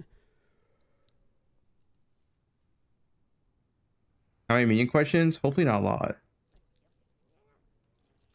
I'll full screen it when we get there. Good luck, DM. Water. Neil. Do you have Neil? Yeah, I don't know. You do too long of an interview, you start zoning out, bro. What's up, Fub? Wait, how Don't worry, long Fub, is my this, first by the way? question on the list is why are you not nerfing bows? Like you should nerf bows completely and Wait, destroy the bow. Bo's got nerfed twice this How long patch. is this, by the way? Here we go again. This fucking guy. Same question. I can run another set of it. All right, boys. You guys are gonna tank. Bo's got nerfed twice this patch. That's it. Only twice. Only twice. That's not enough. Should have been added 0 to that. Should have been 20. Why are they many still in the people need game? to That's add my it? question. What Why the fuck the- are you guys not delete bows yet? All right, I gotta run this. Boo Add a line haters. to nerf Fub as well. Not just bows, dude. Not gonna be So, enough. GGG, why is Fubgun not permanently banned? Sad bow haters. They got That's a good sushi the intro. other day. Yeah, I like to start it with start a off from hot the top community rope. topic, like permaban win. Free Got sushi. sushi the other day. Sushi? Wait, really? Right? Then we got sushi. Sushi's not banned, is he? Is he banned from Twitch or something? He doesn't know. Sushi band? That's not what he did. Bring in my other. No, he's fine. His channel's fine. He's memeing, surely. Yeah, what happened to sushi? Sushi got one What did I week miss? ban. Oh, I don't know. I missed that. What? Okay. Yeah, sushi got banned for 1 week. Let me change stream title, I guess. Well, new Jonathan and Mark. Cool. Alright. Last set of ads should be good. You guys should have no ads during the thing now. Cover all of it. DM/Gazzy.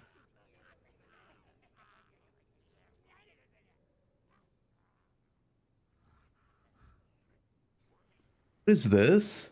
Yeah, this was a This was a good meme. Concoctions don't get buffed. I'll make sure and play a concoction build on hardcore and be the first ever player to make it to 100 concoction only HCSSF. It will submit me in the history books as concoction man, and I'll springboard my streaming and YouTube career from it, where I'll post all of Fubgun and Jung Roads builds for my own fan bases. I'll proceed to make fun of Quinn as he dies and fails to craft once I hit 1 million subs or 10,000 average viewer, then retire the WoW. This is a guy named Crucial1711. Posted this shit in my chat. Retired. Wow. That's what That's what he said. Hell yeah, dude. Apparently that's what he's gonna do. They didn't get buffed, so like I can't wait to see it, dude. We're all of our fucking careers are over. This guy's coming for us.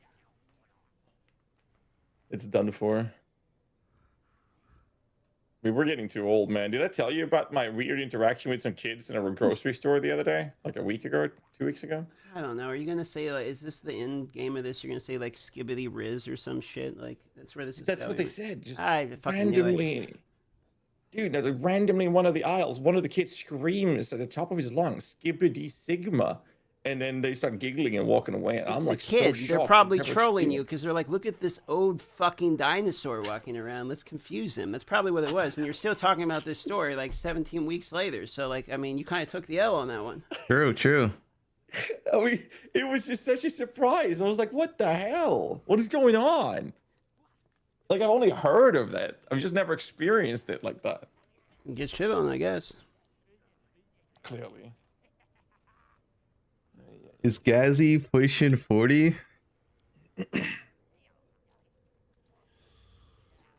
Well.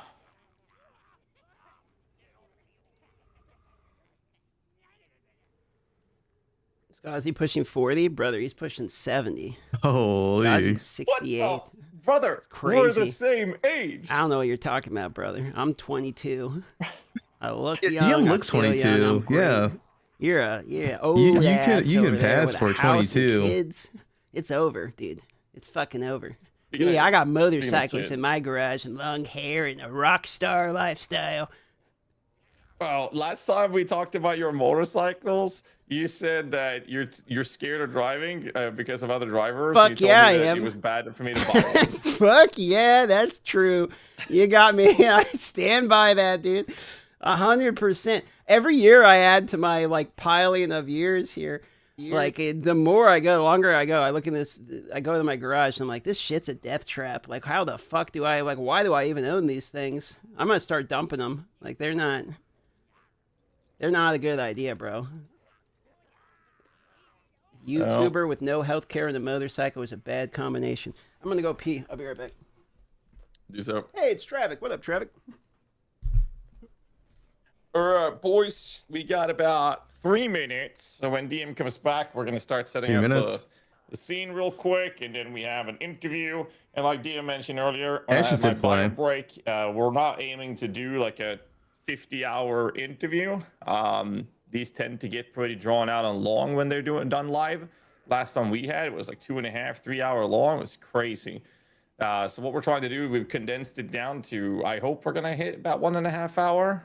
The aim was a little bit less than that, but we always go beyond what we aim for. So about 1.5 hours is kind of like the sweet spot we want to aim for. So it's going to be digestible for people to actually stay and listen to. Oh, That's the plan. Oh yeah, I can actually send another set of ads. If you're not a subscriber, hold on to something.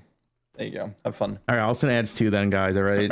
If you have That's the Twitch last set of Prime, ads. you get no ads. Just saying. But I'll send ads right now. Since no ads during this, all This will right? be up on YouTube later. Yes, correct. Yeah, it'll be posted on Ghazi's channel. Did you wash your hands? I took a whole shower, actually. I prefer to take an entire shower every time I pee. Coffee and Ghazi. Shit. Yep.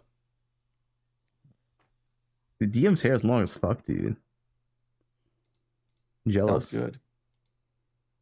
Or like we're gonna get like a crazy level of spam, and I only have one fucking mod. So in order to make this like at least somewhat readable, if we end up getting to the point of getting Q&A, this is now a 1 hour only follower chat. GG.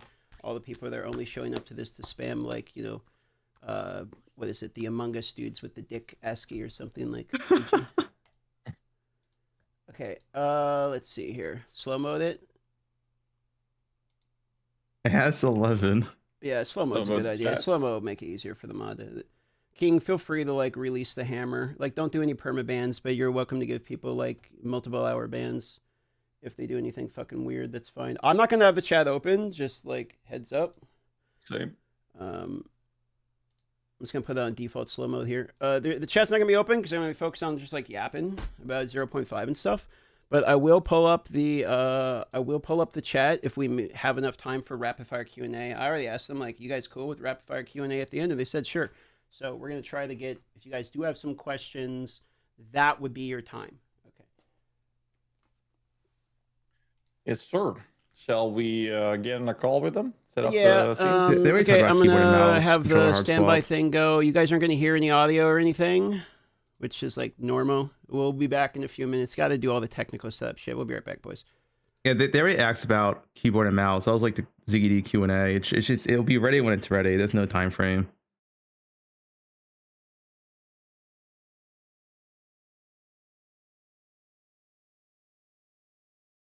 Not 2 hours of minion questions. I don't know what they've been going to like an accent interview. Like I don't know what the questions are gonna be. Those patch notes.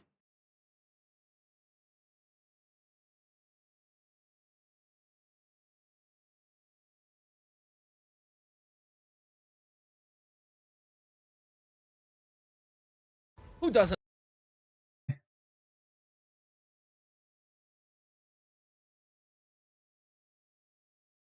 Start the interview. It's not my interview. It's guys in DMs. I'm just gonna spectate this.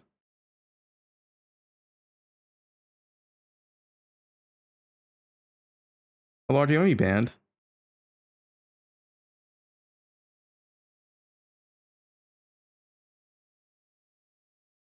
Yeah, I'm in the chair right now. You know what? Alargy is gonna ban.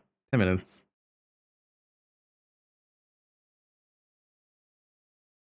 You guys stop linking videos. We're not watching videos. There's a Gazzy DM interview and like they're on a starting minute. We're not watching a video.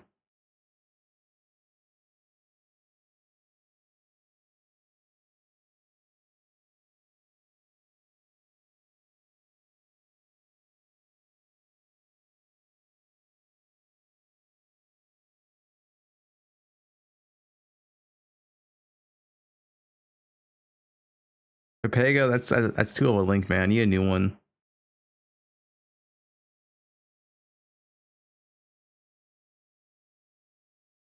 Can you start the interview already? I actually do gotta take a piss. I'll give you 1 second, I guess, when you send stuff up. Hold up.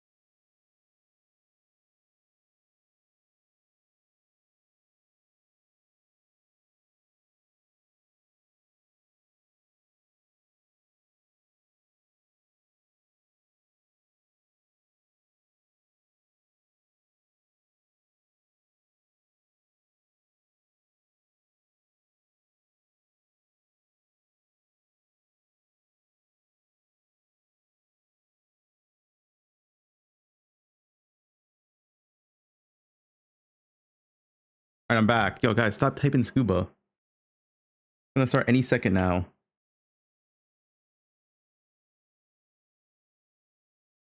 There we go. Can you share that on the Discord, the overlay screen? Yeah, I can do that. 1 moment. Okay.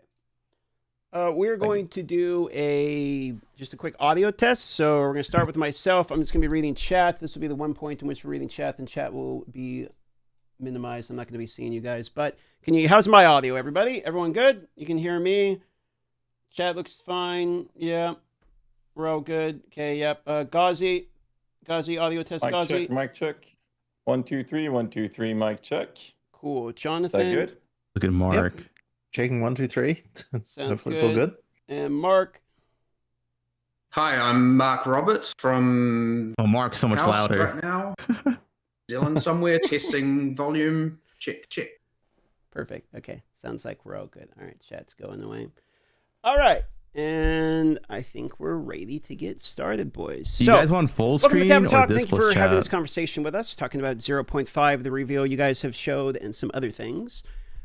Today, I don't know the number of the podcasts we're on, but it doesn't really matter. Yeah. So we're going to get started with some opening questions. So I'll just pass it off to Ghazi to kind of get started with the icebreaker. Yeah, I mean, we'll just start off with obviously 0.5 being the largest patch, quote unquote, ever, right? And just curious about the nerves and excitement of levels of that leading up to the reveal trailer itself. It was pretty crazy because the development honestly felt very scattered because they were working on so many things at the same time. Like normally we're working on like there's usually one focus, but because we're working on so many leagues at the same time, it was just really, really hard to bring together. So I would say it's honestly been one of the tougher development cycles in terms of just like getting the studio to be able to handle everything. Because like even just like a review session, we would go through one and have a look at a bunch of stuff and then be like, oh crap, we totally forgot about this total other area. Like honestly, like so many times I'm like, we've forgotten how much content is even in this damn release. We would just miss stuff. And then, so yeah, like it just made it really, really, really, really difficult. But also, yeah, when there's so many different scattered things, it is quite stressful because you're like, you just have this feeling of like, am I forgetting something all the time? So yeah, real tough one. But the thing is, like in the last, having that extra time between the announcement and the release has actually been really, really good because we've kind of getting everything back together again. Like we can sort of see it as a cohesive thing again. And that's honestly been really, really important, especially for doing an in-game release. Did there come a point when you guys were developing it where you kind of were like, hey, okay, we have too much on the scale, like this is where we have to stop? Like, because I remember in one of the interviews Mark was saying he was looking at notes and you had so many notes that you got to a point where you're like, I don't even remember making these notes, you kept cooking so much. The problem that we had is that because we wanted to really make sure that the message was like the in-game was totally changed, on some level we just had to do sort of everything. So yeah, even though we might have liked to make it smaller, we kind of honestly couldn't.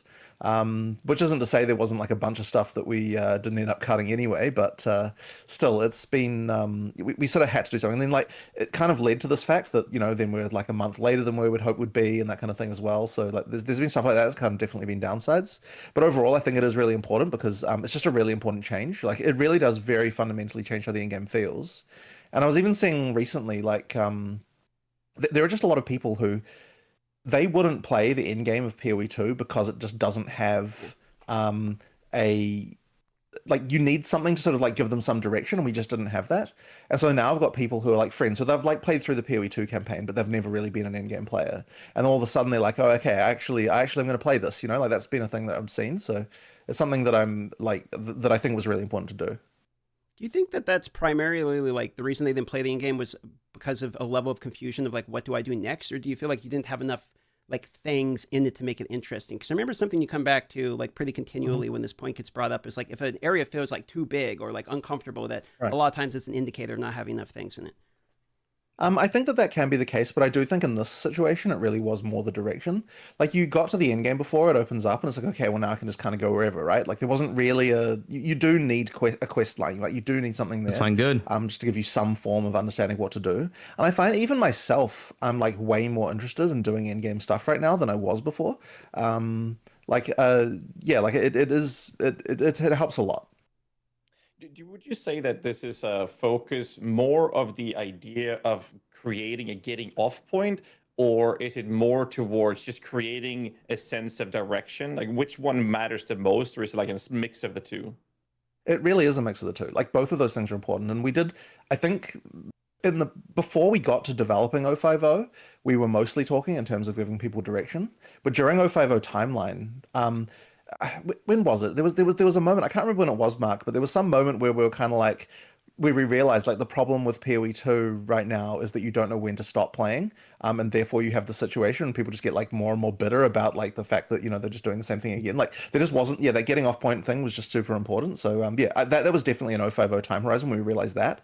And that's also been one of those things where we sort of somewhat later in development, we realized that we had to make the time it took to do the stuff shorter. Like it getting longer and longer was actually a problem as well. Like we actually had something where the amount of time it would take to finish it was too high.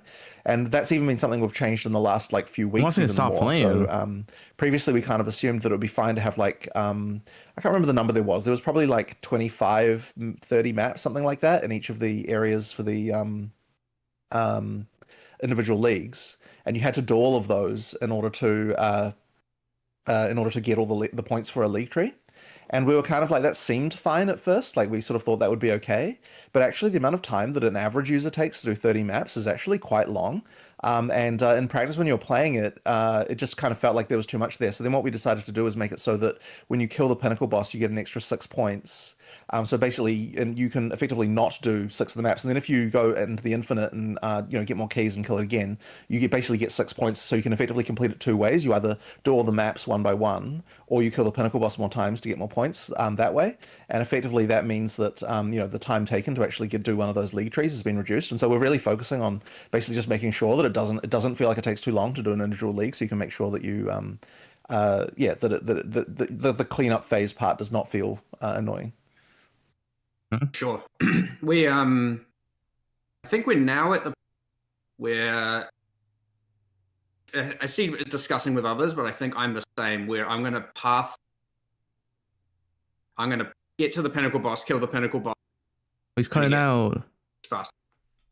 Kind of cutting out a little bit there. I don't know if it's just on my end, but you're kind of cutting in and out a little bit on your... me as well. Yeah. Is this better? Seems better. Everything working here, testing? Yeah, not sure. Anyway, we're at the point now where when I'm playing, and I've seen this a few other more high-end players in the office as well, I think we really wanted to get to the point where we, as a good player, you should think, okay, I'm going to get to the pinnacle boss, kill the pinnacle boss for each league, including the fortress, and then go into the infinite. There's something about wanting to do that, and when the completion time for everything was so long, there was like, okay, this is starting to feel too grindy, and I want to get out there. I want to get more pinnacle kills and all of that, and yet I'm feeling like I'm having to. I guess it's that not wanting to have to turtle for too long. That the same thing the original tower mechanic had, and it started to feel that way, where it's like I want to get out there, but I can't, and I want to move to the next league, but I can't, and so yeah, it's at this. Like I think the number of towers when we first did the presentation to was 8 on the fortress, and each tower meant every time you killed the arbiter, you could complete a section of maps. Now it's 5. So like we've been shortening that, and I think the number of maps, I think the total number of maps you have to run to finish the fortress, if you were to just shortest path, then go farm the infinite, is now like it's probably actually less than if you were to finish the whole fortress, which is interesting because at first I was like, surely for doing the whole fortress should be less maps total, but actually just due to the fact that you don't have determinism when out there, and you're finding other things, you're on other little kind of effectively side quests, it does end up being that you kind of want it to be less maps overall because you're constantly having to do all these other things while in the infinite. So it's at this nice fine line now where it is balanced. It's feeling a lot better, whereas like before it was definitely, and immediately from there's no way he's drinking wine, guys. That were playing, they're just like, at 9 a.m. Holy crap, this is taking forever. So it's in a real good spot. And then yeah, as Jonathan said, now just even all the leagues have the same thing. So only the fortress had the shortcutting, I guess you could say. Now every single one of the leagues has it to some degree. It's feeling really good for sure. And yeah, hopefully we'll have to see, because it's that kind of thing as well, where when you play it a second time, you're going to have a little bit of a different feeling about it. And so we'll have to see how that comes as well once we have another league start at some point. Is that sort of what... That's usually how...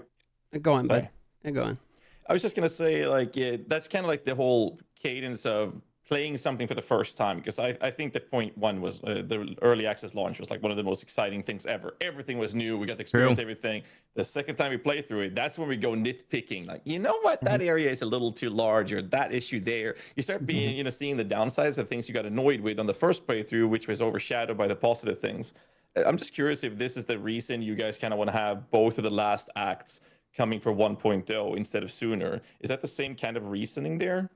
It's not. That isn't the reason, although that will be an advantage, I suppose. But the actual reason is just that we think that 1.0 needs to have something that, you know, like is like there's a lot of people, especially if you're talking about the sort of more casual audience, who the thing they're interested in is campaign stuff. And so Yeah, we're they having love the like sort of campaign. like by finishing the campaign in 1.0, those people are just going to be attracted to sort of make that release like a good release. And at the same time, I don't think there's like a lot of risk there for us in terms of like we know how to make an act now, if you know what I mean. Like it's not going to be one of those things where we're like, you know, we have to make sure we're testing this because it's gonna, you know, it's gonna go off the rails or something like that. Like we know we can do it, so therefore we feel quite safe just putting something like that in 1.0. So yeah, that's kind of like the ultimately it comes down to that. And also like right now, the other thing as well is like if we hadn't have added the interludes, we'd probably be feeling pretty differently about this. But because we've got the interludes there to kind of mean that you don't have that whole thing, which we originally were going to have during the entirety of early access, which is where you'd have to repeat parts of the campaign. Because we don't have that, it kind of means that like we don't have that thing dragging us down and making the early access feel worse as well. So but I think the thing that has been interesting, yeah, is like all that sort of campaign replayability stuff as well. That's been something that I'm really hoping that people will see that we've made some pretty big strides there this time as well. Like the replaying thing, the more times you replay it, the more annoying certain things get. And I saw some freaking short recently that DM. He's watching shorts with you like being like, oh yeah, I hit it as soon as Act 3. And actually, that was the moment, by the way, when I saw that. Is like I'm gonna fix this freaking lever thing that everyone's complaining about. Oh, thanks, Like, DM. DM got it fixed. You know, because I'm like, I don't want that to be the video that I'm seeing again. You know, that one. So yeah, then that was like one of the few things in the campaign replayability section I patch noted specifically because I was like, people can be happy to see that thing. But there are stuff like that all around the place, right? Like we're improving a bunch of things around, and like then there's just some areas that were there were some areas that were too big and stuff like that, and like sort of annoying layouts. I mean, like just some simple examples is there was like after you kill Viper, there was like a little bit of extra level after killing Viper, and now after you kill Viper, it's like directly onto the exit to the next zone, and it's just like that's nice. It's just stuff like that all over the place that we're doing, you know, just streamlining and smoothing and stuff like that. So I'm hoping Act 3 will feel a lot better now than what it has in the past. Like I think it's a pretty significant improvement. That's good. But the other one as well is like and this one, so I had an interesting experience recently where the build that I was playing was like not good. And it's been a little while since I played a really bad build. You only plays good builds. And like the monster density and the interludes when your build is bad is actually pretty damn terrible in terms of like the ability to clear through them. Like it was oppressive. And at some point I realized, like I was playing in an area called the Stones of Searle, which is like that one with the standing stones. And I was like, at what point did we get it to the point in the interlude where you no longer have to move? Like you never use movement. Like every single thing you're doing is just attacking. And then because there's so many monsters, like you're just attacking your way from one place to another, and it just like never ever ends. And I'm like, this is actually kind of like this is a grind. Like this is actually not good. Like campaign should not be like this. And so then it sort of forced me to be like, okay, there's some serious issues here. And we actually found, and this one's actually a little bit, I don't like fully know that this is why this happened, but I think what happened was that there was some things about the pack density in campaign where we had like the last few areas get to a certain density. What used to be the last few areas being like, you know, the last couple of areas of Act 3, and then some of that stuff kind of continued on like deeper into the campaign than whereas it should have like dialed back again after being higher in those last few areas. And so I think that's probably what happened, but it just meant that some of those areas and but especially interlude just got ridiculous. And so that's something that I don't think I would have realized if I wasn't playing such a crap build. Because what's the build? But I suspect that a lot of players getting that experience. So that's been something I really want to try and address a little bit more. And I think that there's even some of that going on at the start of Endgame as well. Like there's a few things there that that if you're got a crap build, like you don't notice it if you don't if you've got a good build, but if you've got a bad build, it can actually be really oppressive. So like another one recently, I don't know if you want me to talk about this Mark, about the whole poise thing with powerful bosses. Like, are you good for me to mention that? Please. Yeah, it's fine. Yeah, so here's an example of something. So I was playing something that required freezing. It was actually it was the werewolf freeze combo, right? And I encountered it, but as I said, my build was crap. I was not building it well, and I got to a powerful boss to get the map upgrade, and I was like, okay.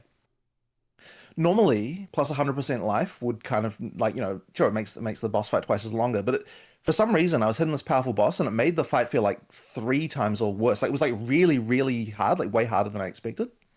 And it took a little while of asking around to try and find out what was going on here. But effectively, because my DPS was so dependent on getting the freeze, and we had a thing where when the boss gets life is doubled, effectively the poise thresholds, which we use for calculating, like resistances to things like getting frozen, got doubled as well. It meant that effectively my DPS was getting like, maybe not halved, but something like halved due to the fact that I wasn't getting the freeze. So my damage was half. The monster had double life, so it's effectively taking me 4 times longer to kill this boss. Are they buffing? I was literally running out of flash then? charges. And just like not being able to beat this thing. I'm like, I've hit a progress blocker upgrading from like T1 to T2 maps here. Like this is a bad situation. And I'm like, yeah, sure, my build's crap and I could fix that. But like, why? Like my crap build should be able to do this, right? Because this is one of those things where, like if you're talking T1 maps, like this is something that an average player should not find as the roadblock, And yeah, so it's like seeing there's still things like this around that we haven't realized. That we just need to uncover and improve, and like this is one of those things where it really is quite context dependent in the situation where you find something like that, and like I'll give you another example of a random one. I ran didn't know what the into change just was. It's just yesterday, easier to freeze, I guess. Okay, so the boss in the Bloodwood, I was fighting it. And I was talking to my friend who was sitting next to me, who was, like every weekend, he'll come over and we'll talk about various things. And I'm like, he was like, oh, that boss health bar is really long. And I'm like, well, how long should it be? Like, how long should it take to kill a boss? This kind of thing. This was the conversation. And he's like, oh, for this boss, I'd say, because it doesn't have any interesting abilities at all, that it should be a lot shorter. I'm like, this boss does have a bunch of abilities. This is the Devourer. Like, what the hell? And then I realized, hang on a second, the Devourer and the Bloodwood, none of its freaking abilities are working. Like it just sits there and freaking attacks you, and it doesn't like do the moving around thing. I'm like, how did I never notice this before? Like, and like the problem here is like someone who set that area up, they just forgot to put the markers in. This is what I'm assuming, right? I haven't actually looked into it, but I'm assuming they just forgot to put the markers down that control the place where that boss can move. And like you look at something like that, and you're like, it's like it's so easy as a higher end player to fail to notice stuff like that, because it's one of those things you only run into when your build is crap and when it's taking you longer and that kind of thing. And so yeah, it's so hard as a developer to notice this stuff, quite frankly. Like and you just lose sight of it. So yeah, the hope is just that that we can actually find all this stuff and fix it. Like it does. It just it just takes a lot of iterations to sort of actually end up noticing stuff like that. So I want to follow up on. I want to follow up on. You go with first. Yeah. I want to follow up on one point you said there, because I'm actually really interested about, which is you said you realize you had a bad build. Right, and then you were feeling swarmed because you got a bad build. And you're getting swarmed by mobs, right? So how do you come to the diagnosis of when it's like, okay, my build is bad, but also like part of the problem is I'm getting swarmed, as opposed to like, okay, maybe some of these skills aren't really in the position where we feel like they should be in order to clear the mobs. When do you decide that it's the content is the issue as opposed to the skill you're utilizing? My first reaction there was to compare effectively default attacks. Because the werewolf build I was using was like shred, and like there's stuff that there's stuff that I should have done for supports in order to make that better and so on. But we just sort of like looking like the first port of call was go to designers who know about like getting the numbers right, and basically say like, is my build okay? Is the numbers right in terms of comparison? Like you just have to get that information right. And like we decided, like it is like what you've got here with your build isn't good, but in terms of the underlying skills, it is Magic okay. calling Like, Jonathan that his build's bad. So like that was an investigation, and then there's the question, okay, like your build is bad, but your items just bad, and no, they were your items are fine. It's like, here's a look at your passive tree, and it's like, okay, so my passive tree was like bad in the way that like you could definitely be a lot better, but I was kind of on purpose this time taking a bit more of a defensive approach. Like I was like, if I'm the kind of person who's going to allocate way more defenses and way less damage, and just like sort of see how that goes for me, that was like kind of part of what I was doing there. So yeah, like I wanted to make sure that it can be okay even in that situation. Yeah, like there's also this other situation where if you're a good player, then because you're hitting the whole screen, like the amount of monster density in a situation like that isn't necessarily, or at least like depending on a build, right? Most builds that are good have some kind of, they've got big AoE clear, right? Like they have the ability, like it doesn't necessarily matter whether there's like 40 monsters on screen or 15 monsters on screen in terms of like their ability to clear that content. So it sort of matters more for a build that doesn't have that as much, which I wasn't doing as much. So, in the situation where you're a character like that, then the only thing that's the extra monsters are really doing is just giving you more drops in experience. And so we sort of have to make sure that like we're able to make sure that that's not broken. But I do think that we don't need, quite the level of spamminess that we had, in terms of just like tiresomeness. Like even something as simple as like there's a moment between one fight to the next where your energy shield can recover.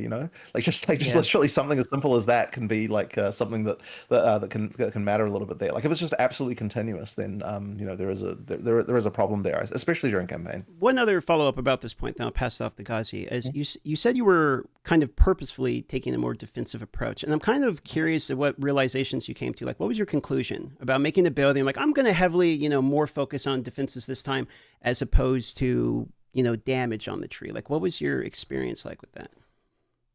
Well, I mean, the thing with defense that's really hard to solve is that it's way harder to appreciate defense when you allocate it than damage. Like, it can be quite, like, it does save you, but it's really hard to know that. And, Staring, dude. Actually, I've got another thing a little bit with Runic Ward here as well, which I noticed as when I was doing this, which is that so I had some Runic Ward, and Runic Ward obviously, you get to 1 life, and then it and then it saves you and so on. But that's another one of those things that's really hard to appreciate. And I'd look down at my life sometimes, and I'd notice that my Runic Ward was like halfway filled, and I'm like, okay, so at some point there I would have died, and I just didn't know that. Because I'm like flasking or whatever, so I've got like a half health at the point where I look, but yet my water's down as well. It's like I actually didn't appreciate the fact that that ward had saved me. So then I was thinking about this, and I'm like, we actually need something like an audible, like, oh, my ward, I've lost my life, my ward is broken. Like we need some kind of sound to indicate that, to sort of say that like you actually got to the point where that ward helped you, so you actually can appreciate the fact that the defense worked. But then I was like, hang on a second, why do we not have a sound for energy shield breaking? Like, how have we gotten to this point and we don't have a sound like that? Sound and then I actually looked into it. pretty It turns out good. we do have that sound. There is a thing there. It's just that because it happens when you get hit, and because when you're getting hit, there's a lot of sound going on. There's immediately this like the thing where effectively you don't hear it, right? You might as well not hear it. And what we really need is a sound that's more like Why is there voice on the when you screen? get heavy stunned. There's like, sorry, not when you get heavy stunned. When you heavy stun a monster, there's like sort of sound that's quite distinctive that kind of cuts through everything that you sort of like learn to hear. I really need to sound like that when your energy shield breaks, because that's a moment when you should be thinking, oh shit, like you need that moment. And I think that having that audible sound, like we actually do need to lean into a little bit more of those kind of things. But like there's not like necessarily a realistic sound, but it needs to be a sound that can cut through all the other stuff that you're hearing, so that you just sort of know that you've hit that moment. And that's the kind of thing that can really make you appreciate defensive layers, is like just more of those cues. Now, I'm not sure how you do that for something like armor or like, things like that. Like there's like evasion, even like ideally you would be able to feel when you had more evasion versus not. And right now you just kind of can't. But I do think that is something that you need to do to make the evasion, those defenses be more appreciated, because they do work. It's just that you often don't appreciate that they do. I have a few things on your build, by the way, which I honestly think your passive tree is 100% fine. Yeah. I don't even think it could be that much better. I think it's completely good. Your gear, completely fine. And by the way, and like because I was looking at your character and I was like, when you're clearing, you're quite tanky. It's appreciable. It's fine. And then so I was like, okay, the gear is good. The tree is fine. Like, sure, it could be better, but like, on a level that honestly shouldn't be necessary. I was like, you are defensive. Like when you're playing, your character's not just like, up and down in life all the time. It's like quite consistently, if you're on full Let's life. build bad then. It's certainly you have decent armor, decent energy shield. It's working. But yeah, it was interesting. I think you said to me at that point, because I was like telling you, I was like, you're fine. Like, what are you talking about? And then you were like, what did you say? You said, what? Okay, if it's not my character, what do I have to change as a person in order to be able to do this content? I was like, wow. But honestly, the biggest flaw you had was just your support gems. That was the biggest actual issue. But but it's like you didn't do the wrong thing there. You just didn't do necessarily the right thing. Like, you just did what was intuitive. And so there's some highlighting there, and you know, it's like, because you said you followed the recommended supports for Shred. The recommended supports are so bad in this game. Like, They're so bad. But you were also the developer that said what they were. And so you could have made. There's a question of did you make a wrong decision as a player, or did you make a wrong decision as a developer? And there's an interesting thing there of trying to assess which of those went wrong. And so then it's kind of like, okay, sure, those fixed and made it a bit better, but we did make a pretty hyperactive set of changes based on your play experience. Because when you were like, yeah, what do I have to change as a person? It's kind of like, well, honestly, you should be able to kill this boss. You should be able to get further. Support is really bad in this game. Too hard and isn't working correctly. And then there were a number of encounters, and it was actually quite interesting to because I just watched you play for like 4 hours, and I was just like writing stuff down the whole time of just like, you know, because it is true. I don't have a relatable personal experience to what was happening there. Like, I would normally be in a substantially better position to just have a bit either via more planning or again, I don't put in the wrong supports. And even when you were like, what are the right supports? I was like, oh, just search for this. And then it's like, how do you even know to look for that if you didn't know to look for that? So there's a bunch of interesting things here where, it identifies when you are watching someone with a bad build, be it an in-game or IRL one, I guess. I can't really. You kind of like, you know, what's actually wrong here. And it is true that it is quite hard to relate with, especially on like a personal level. So I'm quite good at, when I observe, I'm quite good at seeing things that people often don't see as well. And but yeah, it's been a really fun amount of like really looking at the early in-game, really iterating on it. And I've had the same from a bunch of other developers as well, a bunch of the designers that Jonathan's also been talking to, where they're just like, it's been really fun just getting like, here's the list of problems every day that Jonathan's run into, and then just iterating on them. And they're all so fundamental. They're all like, and I think this is something I want to stress, and goes back to, it's something I mentioned to Ziggy as well with respect to like even just the defenses on the tree. Like, there's just fundamentally missing things. Like, and this is a really important thing that, you know, I would say the in game not having goals is a fundamental problem. But I would go as far as the things like the balance go, the basics, the life, the poise, all that thing that Jonathan was talking about. We honestly haven't hit the fundamentals, and this is why, and in the monster density, and this is why it's really important between 050 and release, that we're not like adding, and we can actually go, okay, like, we need to just make the baseline actually the quality it needs to be. And it's really, really hard to do that when you're making what we just did for 050. Like, you'll notice I don't want to say it's void of balance changes, of course, but it doesn't reach the standards of probably what people expect. And that's just because we were making all the new stuff. So hopefully now with everything, filled everything in, we actually get to go back and assess all of those fundamentals about the passive tree. You start with the really core things, the base skills, the base passive tree. They're like, you know, you don't get into too much of the nitty gritty straight away and all the multipliers and combo pieces that come together of what makes a build crazy. It's like really that baseline life of monsters, damage of monsters, defenses of the player, and via the passive tree, base items. Like, I honestly think that the base items of, like, say, weapons aren't in a good enough spot. There's just a bunch of implicits that... Oh, thank you for saying that, Mark. A weapon has an That's implicit so bad. and its damage is penalized, and the implicit is just trash. And it's like, why is this even here? It's not interesting. It's not fun. It's just a bad weapon to find. And there's still a bunch of that. And it's just like, that's our lowest level thing. Like, everything else is built on top of that, and we haven't even got that base thing. Bow weapons are so bad. So like the bases. we have a bit of a plan, and we're going to go a bit feral with it. But I really just want to make sure, we're addressing all of these fundamentals now that we've got, which hopefully will make, you know, I don't think Jonathan should have to change much. I think the balance is just wrong. And I think that he should be able to kill that boss, and now he can, by the way, just to be clear. We did address that immediately.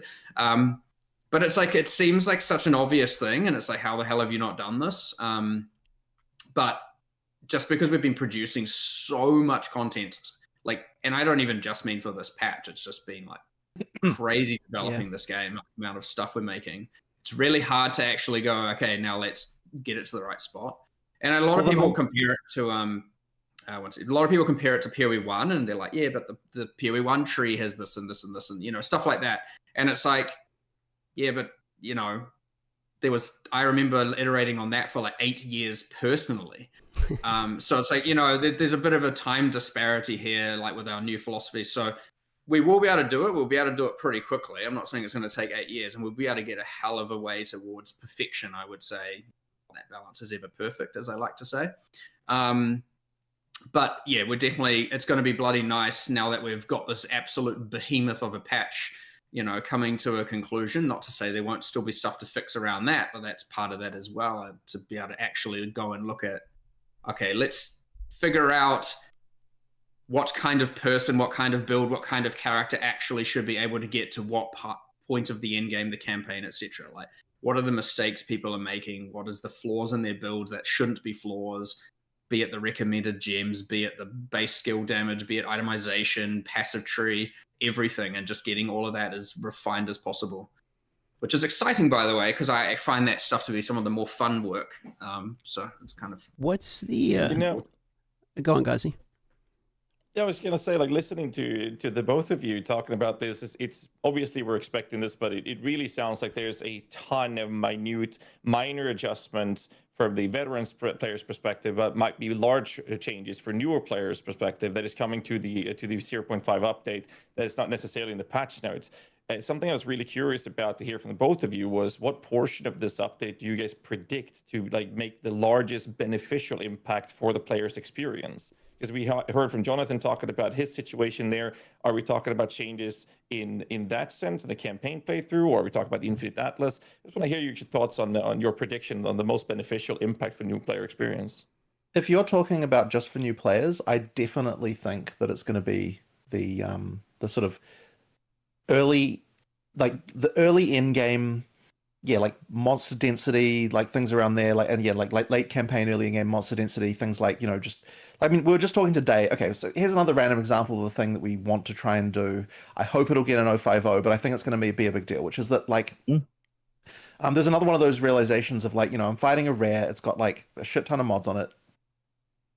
And I'm like, if I just stop, like, fighting for a second here, just, like, put on God mode and just watch this rare. Like, I'm just going to look at what this rare is doing right now. If I'm not killing it. And there is a fucking endless amount of bullshit spewing forth from this rare. And I'm like, there actually is no capability to have any gameplay, like counterplay to this thing beyond just tanking it. You know what I mean? Like, I'm not really able to dodge it. There's so much crap coming out of this thing that, like, effectively my defenses have to be good enough, and there's really nothing else that I would be able to do about it. And like as essence monsters in particular, I believe it was an essence monster that I was looking at the time, and you know, stuff like that. And it's like, okay, that's mob. We need to do something here, right? Like, it shouldn't be that when you get a bunch of these mods on there that so right now, there's all the different effects that can happen. So we call them daemons. They're like the things that that sit there and cast, like, you know, like when you get like the circles of lightning damage or whatever the hell it is, you know, just like various things like that that trigger from a rare. Like every time you add one of those, it doesn't like slow down the rate of the others, and that's like a thing we want to do, effectively make it so that the more of those that go on the monster, like it doesn't, it's not that it like that it casts the same number of them as what it normally casts. Like we would have to increase, but it shouldn't increase where like you get 2 mods and now it's double the number of those effects, because otherwise there's just no ability to get any kind of counterplay with that. So we need some kind of thing that can control, like when lots of mods go on a rare, that it doesn't just turn into an absolute shit fest of like random spam. And so like this is another kind of one of those like fundamental things to identify. And like we'll try to get that info 050, but I think that one of those things is those are the kind of things that I really do think affect new players, because there is a level beyond which of like screen like covering crap that you just kind of give up on it, and now it's like, yeah, it really is just a build check. Like, I'm not going to dodge this. I'm not going to actually try to even do that. It's like, so now my build just has to be able to tank it, or that's it. So that's once again another thing another one of those fundamentals like that. This came up a while back. This came up a while back for essences more so, because again, it is a thing then veteran players are noticing a lot more, where they're like, okay, especially that Silent Caverns, I think it is unique map, right? And you're like, okay, there's now, you know, this one monster with 6 essences, and we're like, yeah, what we should be doing is implementing like a system where there's like, you know, one or two of the daemons, as Jonathan explained it, one of the kind of more hidden skills that are outputting, the effects that are going on. Essence. They occur on a specific cooldown, and the more there are, the longer the cooldown is, and there's some whole system for it that we wanted to do. But like that was an example of where we checked the obviously the more extreme case. But then if you actually just come back to fundamental monster mods, like it's even a monster that only has 4 mods, for example, and 3 of them happen to be something where it's like just spamming a bunch of stuff. And the other thing is each of those just has their own independent cooldown. And so the monster, and let's say it happened to get 3 and each of those cooldowns is say 10 seconds. Well, it's going to do all 3 and then wait 10 seconds and then do all 3 and then wait 10 seconds. So that gets a different thing where at least you get the wait. But if it happened to be that, let's say there was a 5, a 10, and a 15-second cooldown, or some numbers like that, it's all of a sudden now it's like just skill, and then you're like, okay, well, when do I actually get to DPS? So it kind of varies a bit, but ultimately, at the end of the day, it's also just resulting in a bunch of just spam all over your screen. And it gets so much worse at the high end, like to the point where, and this is part of what contributes to the, like, as you said, you just need to be able to survive it. And if you can't, and it results in these things where like, I died to something, there was effects everywhere, and now I'm dead. Something happened. But honestly, again, that's just because, okay, we're talking about 3 or 4 mods. Well, you can get more than that. So obviously, right? And so all of a sudden now you've just got this barrage of onslaught of emissive, flashbangs going on your screen, and hopefully you survive. So it is a problem, but it's one of those things where it's really easy to look at the extreme cases and just be like, obviously we need to address this. And when we come up with some plan, and then you kind of go, well, it is affecting only the top end, so is it as important as these other fundamentals? But then you actually go, okay, let's look at this problem from not the top end perspective, and you're like, oh yeah, it's definitely still a problem. And so that's a good one to get highlighted, and then you can address it, and turns out it just fixes it for everyone. So yeah, we're hoping to even do something about that this week specifically. On the same topic of that, is like, here's another one I just happened to notice recently as well, which was that might be fixed in 0.5. I was playing some maps and I realized, hang on a minute, I feel like in the last 10 maps I've run, every single one of them had a mod in it that caused curses to be going off. Every single one. But they nerf curse on maps? So that just means that your entire experience of the map, even when you're not fighting anything, there's just like circles appearing on the screen all the time. And so I asked someone about this, and they were like, oh yeah, the reason for that is because there's a bunch of curse mods, but because they're all weighted the same as all the normal mods, it means that like the overall weighting of just any curse, if you look at it that way, please be less rare, less common, is very high. And so the answer is just divide all the weightings of those curse mods so they're just less common, right? So now you don't have that thing, because like I feel like it shouldn't necessarily be that every freaking map you're running has got these circles appearing like that. So like there's just stuff like that. Like it's just there's just lots of little things like that, but I don't know why it's like it can be hard to notice that stuff unless you're really thinking about it. Less often. And like when you're going in with the mindset of like, okay, like what are we doing to reduce the spam? Like when you're actually playing, you have to, and it takes a little while of appreciating it as you go through of like, what is actually the cause here? Yeah, like there's a lot of things we can still do. So yeah, that is a bit of a kick that we're on right now, is the like try to reduce the spam a little bit. Ideally without sort of hurting Big J picks in the game cases where people want to make sure that they're getting the monsters. Curse mods are less rare, so you'll see temp chains less often now. But I think that part of what also brought it to a head a little bit is that more rare, because the tree adds so much now. We have to be really careful with the with the stuff, because it can get out of hand pretty quick. So that's something that we have to care a lot about. We've definitely had to reevaluate what our base levels are versus what our without like really going, okay, we just want everything to be, meh. Like we still want the excitement, you still want the thing where you can spec into all these things and create these crazy situations to happen. But yeah, with the tree being a lot larger and the Atlas Master system and all of this, it's like we've certainly had to reevaluate the base simply for that, just from a like, okay, if we had just kept the same base and added all that, then all the investment would end up having to be quite low, because you just can't have every single map being an absolute clusterfuck. So, reevaluating all of that is also helping, honestly, with that just onboarding into maps thing anyway, where you're not just like overwhelmed with like 8 things going on that you haven't even seen before. You're like, what the fuck is even happening?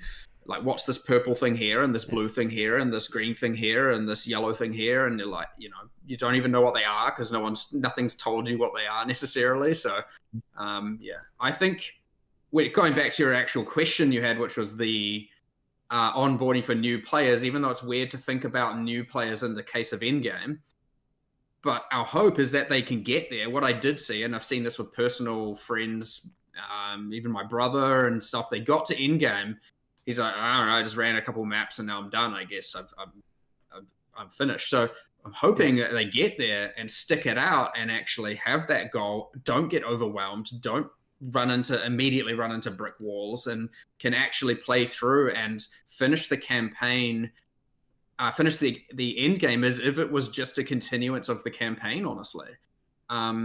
Like, there kind of doesn't necessarily need to be a like break in the story necessarily so much, where they can just be perceived as the same thing ultimately. It's funny that you mentioned that, because one of the topics we wanted to cover in this interview was about the Fortress and Endgame Atlas. And one of the initial questions we had there is to talk about the Fortress. You talk about onboarding people to the Endgame, right? And the Fortress itself, it has its areas inside the Fortress. They're sort of pre-juiced, and the Fortress is required for gaining your Atlas passive points, and also has some pinnacle bosses in it. Like, is this area what you envision players to head to first when they go out there, clear it out in its entirety, then go out to engage with league mechanics? Or is it intended to be your sort of first endgame focused type of content, but you can deviate away from it? And the follow-up to this would be, is this supposed to be an extension of the campaign to be sort of a tutorial of the endgame before people are expected to go to the Infinite Atlas? Well, there's a few things going on here. So number one is I do expect that the Fortress is going to be the first in-game system that people engage with. It doesn't have to be, but I think that it will be. And that's seen by the fact that it's the first quest we give you, and it's kind of like the largest visible thing going on, right? So the very first thing you get is like there's a tower that pops out, and Duyani's like, hey, go do that, and that's like 3 maps away, right? So like it's guaranteed the tower is the 3rd map that you do, assuming that you head in that direction. And then it's like 3 or maybe 4 maps more than that until you get into the Fortress. So like it's pretty, you know, like we're onboarding you pretty easily into that thing. So I suspect a lot of people do that. And yes, the pre-juicing is definitely a nice thing, because so the nice thing we get to do there, by the way, is that so in the Fortress, like it's not most of the maps, but it's like a very large percentage of them, because you can pick where you go. Like you effectively get like pre-juiced maps, but the nice thing is it's like 1 mechanic at a time. Like when you get those mechanics in those maps, it's like because it's at the start, you know, you haven't allocated Atlas points, so it's not happening all the time. You get a situation, you get to experience the feeling of like, okay, here's what it would be like if I like had a bunch of wisps, and here's what it would be like if I had a bunch of strongbox and that kind of thing. You get to sort of experience that right away. But yeah, as I said, 1 at a time. And then as you go through the Fortress, you're obviously adding more of that content that once you've experienced it to your maps, you get to kind of like juice it more yourself. And so by the time you're done with the Fortress, you know, you're going to have like, you know, the not necessarily, probably not the full Atlas tree, because I don't think that you're going to just grind out every single map in the Fortress. I expect the much more likely situation is that you pick a path through the Fortress that gets you to the quest goals. You allocate, I don't know what it would be. Like, what do you reckon the percentage of the tree you'd probably allocate, Mark? And by the time you've leveled up and everything, it might be like 1/3 of it or something, like maybe. Like something along those lines. You probably get like a 1/3 of it as you make your way to the, you know, maybe half. It sort of depends on like how long it's taking you to get up those map tiers and so on. But I'd say 1/3 is kind of half was more what I was thinking for sure. Yeah, but yeah, like sort of half to 1/3, the 1/3 half, something like that of the tree. Before we get to that, and so by the time you got to that point, you know, you're sort of ready to be able to go and do all the other objectives. And I sort of suspect that that'll be like most people's general experience, and that's not supposed to take too long. It's supposed to be, you know, like a relatively like achievable goal. And yes, it is effectively tutorializing the end game as well, because then you've got the quest version of the pinnacle. You know, like you know the which is hard. Don't get me wrong, it's not easy, but like definitely not. But it's like, you know, something that you would expect someone to be able to do if they're, you know, taking it somewhat reasonably. So yeah, like it is something that probably would expect to do. Now you can go and do the other quest lines if you want, but the one thing you will run into is that you're not allowed to do I believe the lieutenants, whatever this kind of like the pre-pinnacle is before you've got to map tier. It's 11, I believe, Mark. Is that correct? Like map tier 11 is what you have to do. No, generally 14. 14. Sorry, 14. Yes, that's right. So you mapped to 14. So what that means is that Yeah, if you do that as your first one, 11. and you're a new player, so you don't know how to go through the tiers quickly, it's possible that you'd run into that bottleneck at some point if you just did one of the league trees first, and then have to sort of tear up before you went on. Whereas if you do the fortress first, you're obviously going to be T16, or T15 probably, I suppose, if you're not doing the corrupted stuff, and so therefore you're going to have the maps that you need to be able to do those other ones like all the way to the end very quickly. So yeah, I'd expect most people to do Fortress first, in most cases. Part of the reason for that T14 thing, because I suspect it'll come up and people might be like, why is this gated behind a level? Like, why is it? Like, let me just do it. Is that we don't want the pinnacles. So obviously, there's a quest version and a non-quest version, right? The non-quest is harder. That's what you do afterwards. Drops better loot, right? That's the quest version, where it still drops loot. It's not just given nothing. It is still a fixed level, and we wanted all the pinnacles to be at the pinnacle, right? Around tier 15, tier 16 difficulty, right? So you'll generally find they're about level 79, whereas the farm ones are like level 82. Now that doesn't mean a lot, but it's just, obviously item level of drops, and then obviously, whatever custom difficulty we want to do at those level thresholds. However, because often the pinnacles are not using traditional waystones, as in they don't have a tier on them. We have to gate the thing directly before them to be the difficulty that is the closest. Like, for example, let's say you got to tier 11 maps, you killed, say, Tulanesh, and then you got the Twisted Domain key, and so tier 11, and then you're jumping to level 79. Like, the difficulty jump is just going to be insane. And so it's like, well, I'd rather gate that boss to be literally just one step before the Twisted Domain, so that if you do it, you earn the key, you're probably ready to do it. Like, you don't have to like now go and waste your key and go, okay, that was impossible. What the hell was that?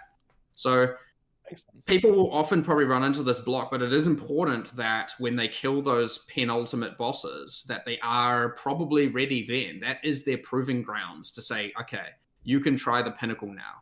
And if we have those be too early, yeah, people are just going to be like, okay, what the hell? This difficulty jump is out of control. And then they'll fail. They have to go do a bunch of stuff. It'll feel bad. Or they might just be like, nice balance, thumbs down. I think that the lesser evil is definitely to have the gate. There are a few other ways to do this. But the other thing I didn't want to do is have it that let's say you did them in a different order. Like, let's say it was tier 11, as we said, the restriction on Tulanesh. If you then, and let's say Twisted Domain was T12 difficulty instead of the 14 and 15 that I have them at. If you did it breach first and did it naturally, it'd probably feel fine. Now, if you go and do the whole fortress, you get all the way to T15, you kill the Arbiter, you do that whole quest line, and then you go and do breach. Well, now it's just tier 11 and tier 12, and you're going to be like, well, that was a joke. What the hell was that? And so that also doesn't feel good. And then the farm version's obviously high level. And so I think that's also bad as well. So it's just giving a bit of background as to why I want to make sure the penultimates are T14 and the ultimates are around. And the quest ultimates are 15, and then the farm ones are a few levels higher.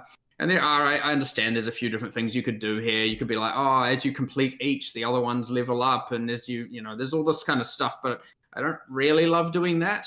I think it's quite fun to just get to that boss. You get to literally the pre-capstone of the league, and it's like, all right, now get to tier 14, and you're like, oh shit, yeah, I'm going to go do that. When I come back, I'm going to come back and mess it up and hopefully get my loot, or whatever, or just fail, whatever the case is. But hopefully you get to kill it and get your loot. But yeah, I don't know. It worked out, but yeah, I understand. It's been a bit of a conversation in the office where people have wanted it one way over the other and been a bit back and forth about it, and had the levels based on the distance from the start and all kinds. And I just think that what we've landed on is certainly the best situation we have of all. But I suspect it's a question that's going to come up. So I thought clarifying it might be a little bit useful. Did you guys do any changes to the earlier levels of the waystones? Because I know in one video, there was a video I was watching where a guy was mapping out and saying the earlier tiers of the waystones are higher levels now, etc. How do you feel about the earlier level curve of the waystones? Has that been fundamentally changed though? Or are you guys okay with the positioning of it currently? as in level 65, then 6 Yeah. and 7, then 8. Yeah, exactly. 67. Currently the same. There were some changes to monster effectiveness that happened. I mean, again, we've done balance all over the place. So it's like, what do the numbers even mean is kind of a question in itself, you know, like, in general, I think a common problem people had is that the difficulty difference between the maps wasn't significant enough. And so it was like, you just kind of just climb and climb and climb. Right. Yeah. We've done some changes around that. We went very extreme at the start of this development cycle, and we've now come back on it substantially. Not to say there isn't still a larger difference than what's currently on live. So yes, the difference between a T1 and 15 on live is less than the difference that will be in 050. As in it gets harder as you climb the progression.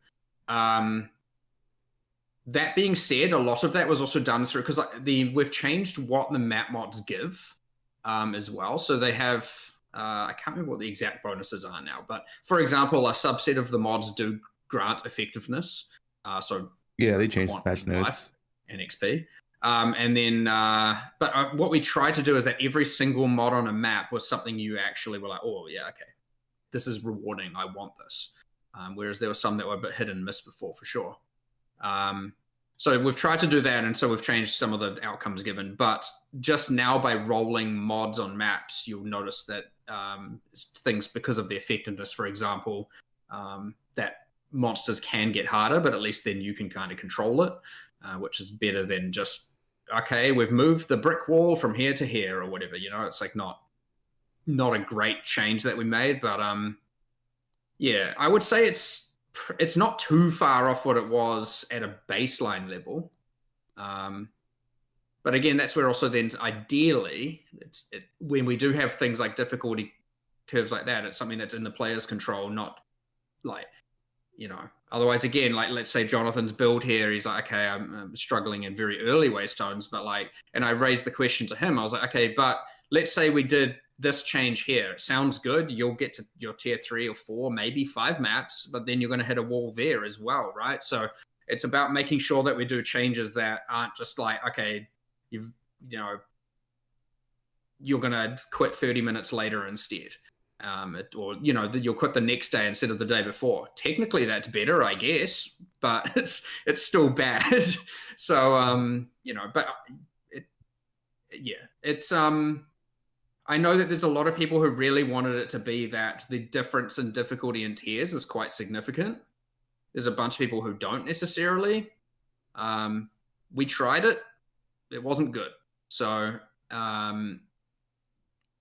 having it more as you get more of the tree, more multi-choice, you get the Atlas Masters, and that being fully like agency controlled is definitely a better world than just like inherently every tier is significantly harder than the last, or some sort of more extreme jump like that. So anyway, let's try it and test it.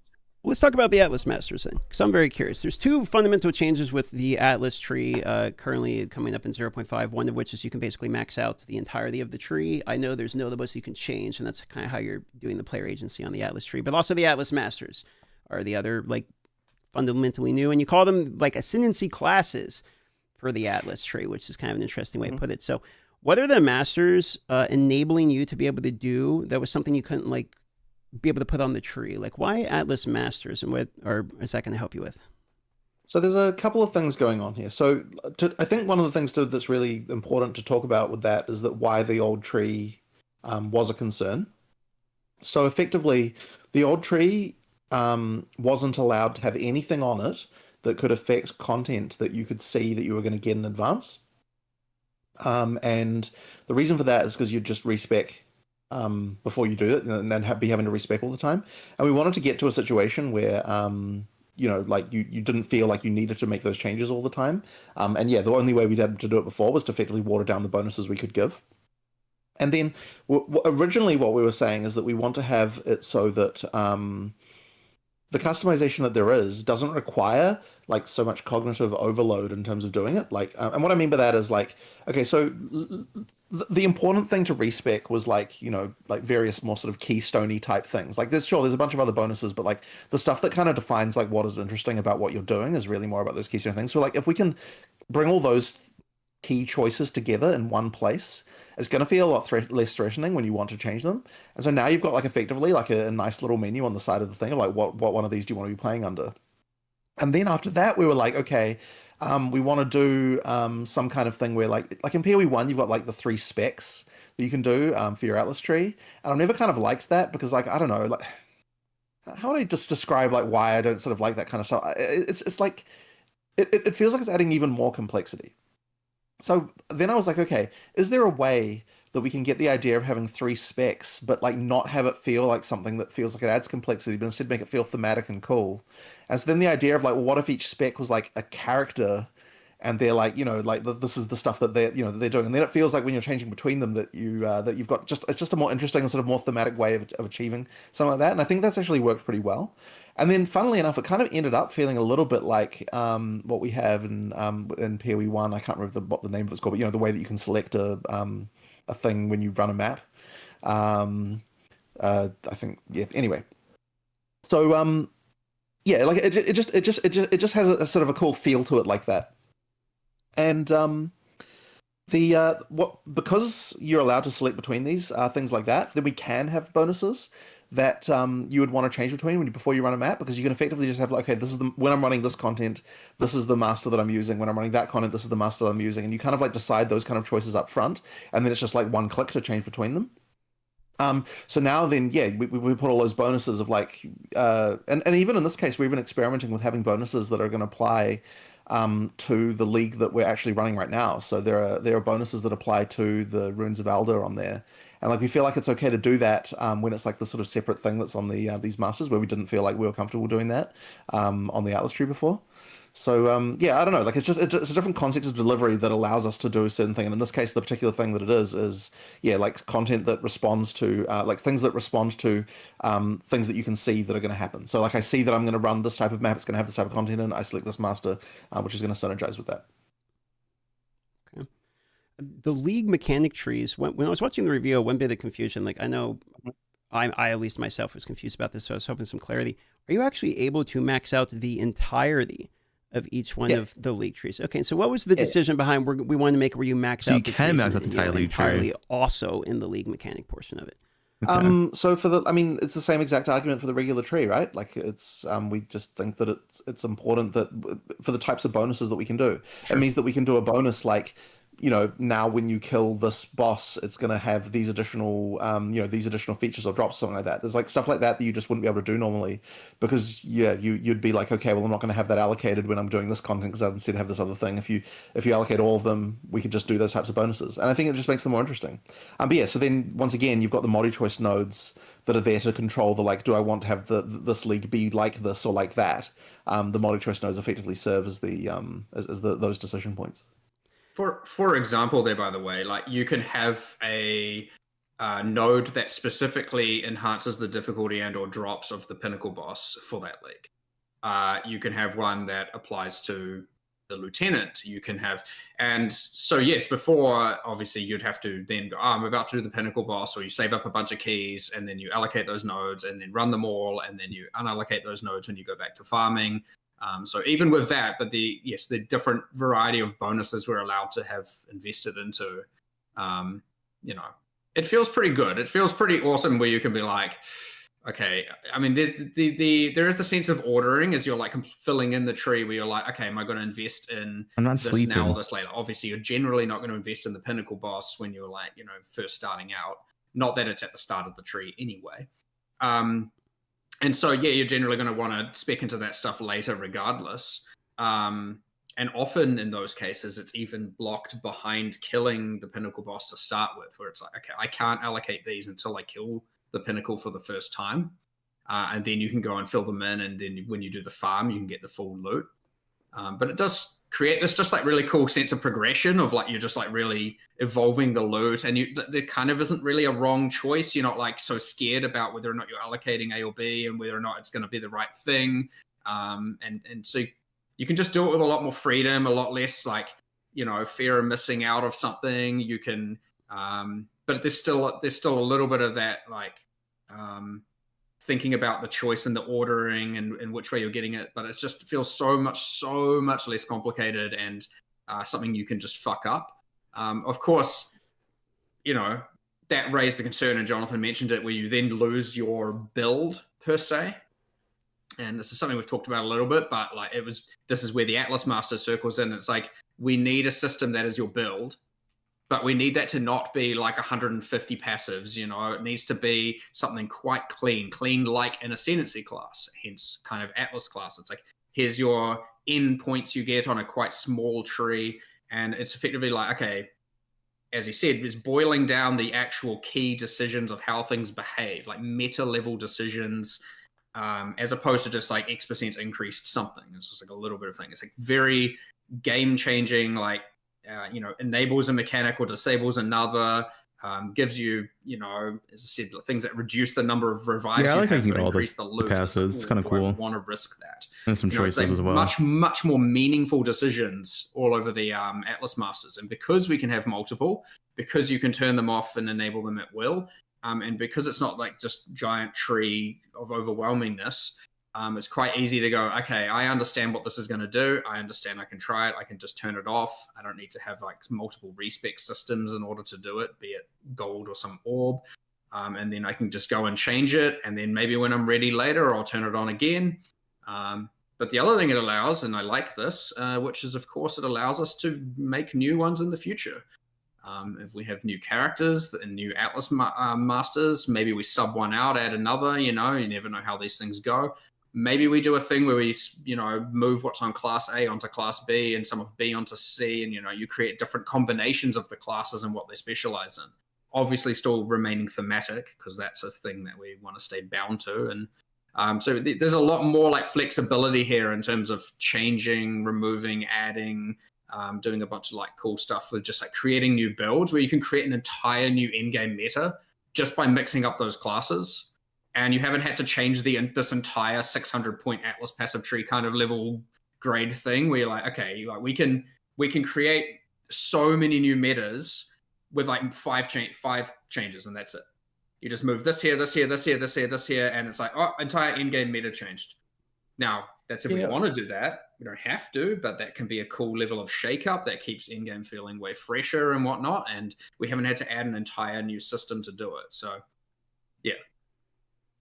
Yeah, on the topic of, you know, in-game meta and stuff like that, and the player agency control of the, not just the Atlas Masters, but also the multi-choice nodes we have on the Atlas tree itself, is something you brought up, I believe it was you, Mark, on the Q&A with Siggy D, was that something that you don't have in PoE 2, but you do have in PoE 1, is the ability to respond to market changes by targeting different types of drops. So like this is kind of in the topic of combating inflation, which has been mentioned, as well as price stabilization, where you can make those choices to, hey, this is lacking a supply in the market or whatever. And then you can choose to say, well, I'm going to do that farm. And then maybe the market changes. And now the next mechanic is going to be the most lucrative, if you will. And one of the questions is this one of your implementation to help combat your issues with rarity affecting currency and combating inflation in general? Or what's the take here? It is 100% good at that. And, you know, well, yeah, go for it, Jonathan. Well, I was going to basically say exactly that, right? Like we are trying to make it so that not only do you have things with the Atlas Masters, but you've also got things with the like which league you're focusing on. You know, like Ritual now being a much bigger source of uniques, for example. Yeah, if like you think, you know, like we do want the idea that if things are in the market are off in a certain way, you feel like you can profit. Going to doing a different league, being a thing that matters more is, I think, pretty important.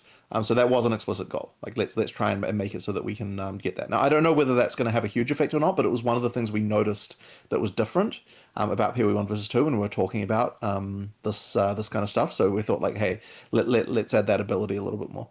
But like to go further into that, again, with the response and player agency side, and I don't actually know if we made this, it was in one of my mini spreadsheets at some point, but like, let's just say Ritual gives uniques, which yes, we've made that change.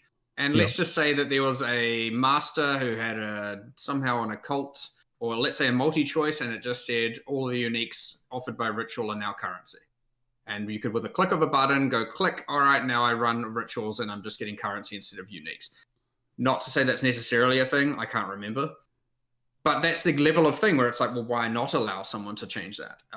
Now, one might be quantifiably better than the other, but that's somewhat market dependent and somewhat what you need for your gear, for your build, your character, and whatnot. But that is a level of a literal just click one button, click another button. Like if that's a thing you want to do, that we will now be able to do with this, where you can completely transform what you're farming by just the click of a button. And you can do that for many of the different leagues where you're like, okay, well, I want to target this instead of that, or I want to specifically turn off A and B because C gives more currency, or I want to, you know, I'm farming more bosses, so I want to make the bosses do this at the cost of something else. You know, there's just all kinds of different things that you can do, and it's so much more approachable and simple, which is awesome. So I do expect that to happen, by the way. I do expect people to be... those who care about it to be dynamically responding their builds to the economy, which I know a lot of people care about, myself included, right? That's what you One Trick's not here. What you have as a day one build might not be your day two build, might not be your day three build, entirely just due to I want to make the most amount of wealth from an economical standpoint, as opposed to necessarily like what's best for your character, because I understand getting wealthy is often what's best for your character. So, you know, it will happen, almost certainly. And it's not going to take a whole bunch of gold and unshaping orbs and everything to do it, so that's good. That's a good sign. I know you guys put, I think it was in the patch notes, you guys said you put like Exceptionos and Fracturing Orbs are on the Atlas tree now as well, correct? Mm-hmm. That's correct. sort of one more example of it. That can be seen as taking something away, which obviously it is to some degree. But what it's also allowing you to do is be exposed to it, the fact it exists at all, which is kind of cool, because you can see the node, you can go, what the hell is that? And you can click the keyword and you're like, oh, I see what this is, that's cool. So you're like, oh, which is quite cool. You know, like you now know those mechanics exist because the tree tells you about them. Mm-hmm. I think about that angle. Okay, one more question about the Atlas, and we'll move on and talk about the league mechanic. Destructive play is like kind of one of my favorite, you know, ways to farm in PoE1, right? And you were talking about the more focus on unique map bosses. It's not really a current strategy in 0.5. Like you're not really going and targeting down, you know, map bosses currently. Is this something you expect? I've seen you've been giving love to unique map bosses, you know, farming strategy so far, the way from what we've seen on the Atlas tree. So are you guys trying to make that into a potential strategy? Should ideally be one. It should to some degree, for sure. I mean, it depends if you think of it as the map boss versus, say, I would say an example is the summoning circles, being able to invest in that and do stuff with that is a way of getting more boss fights. I understand it's not the map boss. There are definitely ways to... Well, I guess you got the Overseer's Tablet, of course, which is a way of trying to be more boss-centric. I get it's not quite the same as what you're mentioning, which is more just like fighting a bunch of ruckus at the same time. But as something that we're trying, there's a little bit of like, okay, and Jonathan said this to me literally today, which is that fighting multiple bosses at once is almost always worse than fighting one at a time. Like, you just lose that cohesion, you lose that combat feel. Now, it can be, you can have a twinned fight that is designed and they're a bit tag teamy and all that, but it often isn't good to just spawn a bunch of bosses on you all at the same time. Because it just implies, it's one of that same thing again, where now you just have to have the defenses to not insta-die because you can't tell what's happening. So adding more bosses is something that the summoning circle mechanic tries to do, and there are other ways to do that for sure. There's like a new type of delirium mirror that spawns a cloned boss from a map. So like we want to definitely spawn more bosses, but I don't want to just spawn like 6 bosses in a room all together and just let you deal with it, right? It just, the combat just goes out the window. Which we do have in the Not Rite of the sleeping. Nameless, but in the Rite of the Nameless, we do offset them from spawning. Like they don't all just suddenly spawn to start. It's still they spawn. They're not like one at a time, but they do stagger so that like you've got time to potentially kill the boss first, and then before the next one. And so ideally, it's kind of like, you know, like it's a bit of a tough fight, but you're not. I won't interrupt them. You know, it's not just like 5 bosses enter a room with you. That being said, we have a bit of work to still do on getting ritual combat to be a bit better, right? Like it is it is one of the things. Like, I mean, obviously, getting that many monsters in a bit of a claustrophobic situation can just be a bit of a mess, and so that's still something we are going to work on, is getting that combat to be a bit better as well, just as a thing to hopefully do between 050 and release. But yes, in that context, definitely staggering them is the play, because yes, what the hell is fighting 5 bosses, and not now just 5 bosses in the boss arena, you're talking about 5 bosses in this little circle with a bunch of rat tornadoes or something going around. You have no idea what's going on. So we'll try and make that as clean as possible. All right, well, let's talk about the Runes of Aldor then, this season's league mechanic. Now, one of the major, sticking out points is obviously Runic Ward. I don't think many people saw that one coming. That was a bit of a surprise when I saw that one. So what was the thought process of coming to the conclusion that, okay, we need another defensive of some sort, and this time we're going to put it under life? Like, that's pretty unique. So how'd you come to that point? I think it maybe started... Did it start with the skills first or the ward first? I can't actually remember which way around it was, but I feel like it might have been the skills. And we were talking about, like, what resource could we consume... I mean, it came together in one conversation, but I'm trying to remember exactly like which way around it was. But the skills and the runic ward were definitely designed together, like in terms of what that. Like we sort of knew that we wanted something. And so, okay, for a while we've wanted to have. It's like you start with having it so that all of the skills are limited to weapon types, but then after that, you then break the rule and actually have the stuff that goes between the weapon types. And so we knew for a while we wanted to have, skills that. Can work across, so you can do some interesting stuff, and it like expands the universe of what builds are possible by quite a lot. So it was just a question of like, what can the restriction be so that it's like to make it so that there's something there that we can have that still sort of limits it. Because we were talking about how if we're doing skills like this, we didn't believe that something like mana would actually necessarily work for the type of skills that we want to do, where it's like sort of unrestricted like that. So then we're like, okay, if we've got another resource and like we don't really want to do life, and then we talked about like, do we make it like Vile skills where you've got like, the soul thing? We kind of didn't like that either. And I'm not sure exactly how we ended up with Runic Ward as the description, but I did like the fact that you've got something that's a hybrid defense and offense, and you can kind of scale that depending on what you do.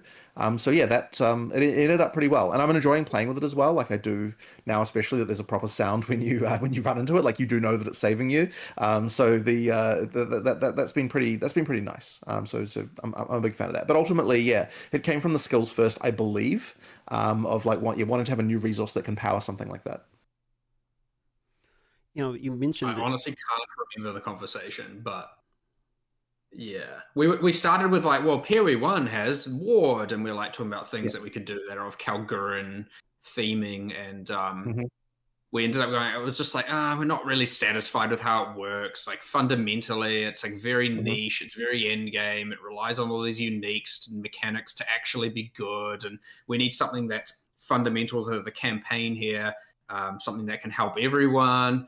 And then we went through all life, as we do, we just have our meetings of design rants, and we went through many iterations and somehow ended up with what we have. And I think it is a significant upgrade over what, if we had just copy pasted from what was in Peri 1 there, it would have not been anywhere near as good. So it's quite satisfied with how that ended up. But it is always hard to forget these frantic conversations we have where we're just like, it's honestly like sometimes it's 30 minutes and you have like 500 iterations, and sometimes it's several hours and you have like 3 iterations. But easier to remember those ones. This was one of those short and fast, snappy, ruckus conversations for sure that ended up quite satisfying. I am hoping that people find use for runic ward skills and like whatever build that they're doing. Like I think that probably will be the case. Like we've made quite a few. There's quite a few ones that are general enough as well, and a surprising number of minion ones. So minions about that, I guess. But yeah, there's quite a bit going on there. The one I'm using on my current build is like honestly pretty fun. It looks simple. It's this thing where you called repulsion, where you it actually, I think when we did the live stream, it was a mark, but then we decided that we liked it as a curse better. So it's a curse that you apply to the monsters, and when they take a bit of damage, the curse gets removed and it does an explosion that pushes all the monsters away. And if you've got large monster density and you use it on a pack, look at them smiling. Like the monsters just get absolutely like when they just spread everywhere. Like it's honestly, it's quite fun. So I'm enjoying that one, and hopefully we don't need to nerf it because I'm enjoying it. But that's the one that I'm using at the moment. But yeah, there's quite a lot of interesting ones. And I suspect that what I'm hoping is that there might be some like ward only builds even at Endgame, which I think will be interesting. Like we'll try and Ward-only build one builds? in the office, and maybe we'll even do a video on it to see if we can do like a ward only character, just to see how that goes. But the skills are primarily designed to be used as sort of like, you know, extra things that you can use on your other builds as well. Or the boob. One question about the league mechanic itself is I was re-listening to the Ziggy D Q&A while I was prepping, and Mark, you said that you thought you could get up to 22 rare mob modifiers potentially when paired with the expedition when doing the Ruin of Aldor, right? So one of my questions for you is this kind of intended to be a strategy, sort of like, I don't know, like the Alva Temple, for instance, where it's like, okay, you can farm it for specifically what the drops are, but also like it can be a juicy mechanism where we're building this. So another way to play it is you do this actually just to juice the rare mobs themselves, and you're actually farming the mobs for the drops by adding more and more modifiers on. That was the intention, yes, that both are a viable option. Now, the example I gave there is obviously the extreme. Of course. Yeah. Like, you're not going to have that happen every time, for sure. But I do want it to be a strategy for sure, especially now that the mods don't display all vertically down the screen. Those specific mods don't. There's just like a little line of runes under the monster's life bars. And yeah, but my hope is that there is a strategy at endgame. Obviously, it's a relatively high-end strategy, where once you are using logbooks and doing those grand expeditions, as we've called them. I don't know if there's an official name yet, but that's what I'll keep, the big old expeditions, that you are thinking, okay, on some of the remnants, you're like, okay, I want this chase reward. And on others where you're like, nah, I don't really care too much about, you know, this and that. Like, I think I can push the monsters to be more valuable than the things that are offered by them. That you're actually thinking, okay, I'm going to try and pick the highest variety of different runes possible so that you pass them along and try and get as many remnants as possible in the dynamite chain. And then you're just like, okay, obviously each one then passes them on. So you're going to get every monster. The first one will be like, okay, pretty standard reward. Second one a bit more. Third one a bit more. Fourth one a bit more. It's like, how long can this dynamite chain go? How many remnants can I get in it? And then you get to the point where you're just like, all right, like, what am I actually even fighting now? That's the hope, is that there are still people. And again, because you can control what the mods are, what the rewards are, what the where the bombs are, the order of them, you can control the difficulty and rewards entirely as you please. One other thing we've changed with expeditions, by the way, which I think has been a significant upgrade, though a semi-controversial internal one, but I think it's way better. I think it's the same way, which is when you set a dynamite, you got your dynamite chain. When the first one goes off, you have to kill a certain number of the monsters before the dynamite will continue. So what would often happen is that a fast build, when doing the logbooks were before, or expeditions, you could just kill as you're going. And what some people did is they'll just detonate the entire chain and then just like clear backwards almost. And what some people would do is just clear with it, but effectively now they're not even seeing the bombs. Like the bombs have all detonated off screen and they're just following the chain of minimap icons, clearing everything. Yeah. So now, like, it's like finish the encounter, next bomb goes off, finish the encounter, next bomb goes off, finish the encounter, next bomb. So you're actually following it, seeing the detonation, seeing what's emerging, doing the fight, and you're following along. It just feels so much smoother. Though I know that there's way more, by the way, like it's way better. I agree. I think it's significantly better, but I know it immediately had people going, but I like to just detonate the whole thing and then just wait ages and then clear it all, going backwards or whatever. And I was like, wow, too bad, because the pros outweigh the cons here, IMO. But it is just significantly better. One couple other changes I noticed was 10 runes instead of 8 in the patch notes, right? I think the review said it was like 8 cap, and I think in the patch notes it said it was upwards of 10. I think the reason for that is because there's a that might have been me accidentally disclosing a hidden thing that was supposed to be a hidden thing about how there's like a secret thing that you can get up to 10. I think I might have accidentally said that. Like, I think the normal limit is 8. Okay. But there's like a bespoke 10 length and 9 length one. They're not like traditional. It's something that when you find, you're gonna be like, what the fuck is this kind of thing? Yeah. Looting So there's mechanic. that was probably just my bad. Just like looking at the table and being like, okay, here's the maximum one being 10. Like, there's probably a few things I accidentally disclosed in the patch notes that were intended to be hidden, but it's fine. We'll just we'll see. How do you? By all means, we don't mind. Yeah, spoil it. Yeah. How do you actually decide what you want to like leak or show in the review and what you don't? Like, I mean, that's got to be kind of a hard decision on, you want to keep enough hype going, right? Like, you want people to know some stuff's coming, be excited. Like, you got to tease Mageblood's coming. You can't tease what it is, right? So, like, how do you decide what makes the cut on the teaser and what you want to be, like, discovered, like, the hidden ascendancies, for instance, like you did with Abyssal Lich? I don't know, really. It's sort of hard to decide, but, like, there are certain things... Well, okay, like, a random example is, like, not to, like, in the patch notes we said there are 3 barracks rings. People are going to make some assumptions about what that might mean. Like, there are things like that that we're just like, this, like in some ways, what's happening? like, it can be obvious to people what the hidden things are, but that can be its own form of excitement, because now you're going to be asking, well, how does that work? What do you do? And the way that does work is quite hidden. So, we'll have to see whether people do that. I know Jeff actually was saying to me, he's like, as a player, I would never find this. So hopefully people do actually end up discovering that. But all it takes is one, and then everyone will know. So, there are secrets like that around. But yeah, I don't know. It just like we want to make sure that there's just enough things where it feels like people have found something. And actually, there's that other whole system we didn't tell people about. Oh, I'm not even going to mention it. No, screw it. Because there's a whole bunch of like I would say there's more like. I don't even know what he's talking about. You do know what I'm talking about. The one that's the most ridiculous. You have to tell me afterwards, because obviously the one that's the most ridiculous. Why wait? One that's the most there are surprises that we want to have. But anyway, the thing is, we actually got enough hidden surprises in this patch that I feel like it's kind of okay to disclose a lot of things, because there's quite a lot more of them. Like, I feel like there's probably more hidden, random, weird stuff in this patch than we've probably ever done. I don't know if you'd agree with that, Matt, but it seems like it to me. It should be. I'm a huge advocate for pushing for and I just declare it at the start. I'm like, this is a thing no one's allowed to know about, and then I just hope that no one says anything.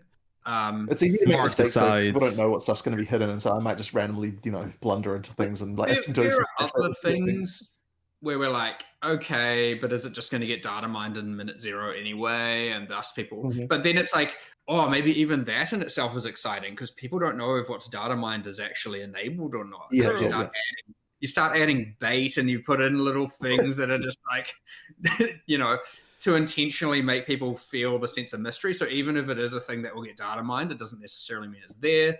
If it's like, there are things that are unintentional. Like, I don't know if I don't know if the patch notes actually ended up with this, but all of the, for example, have we disclosed all of the hidden anoints?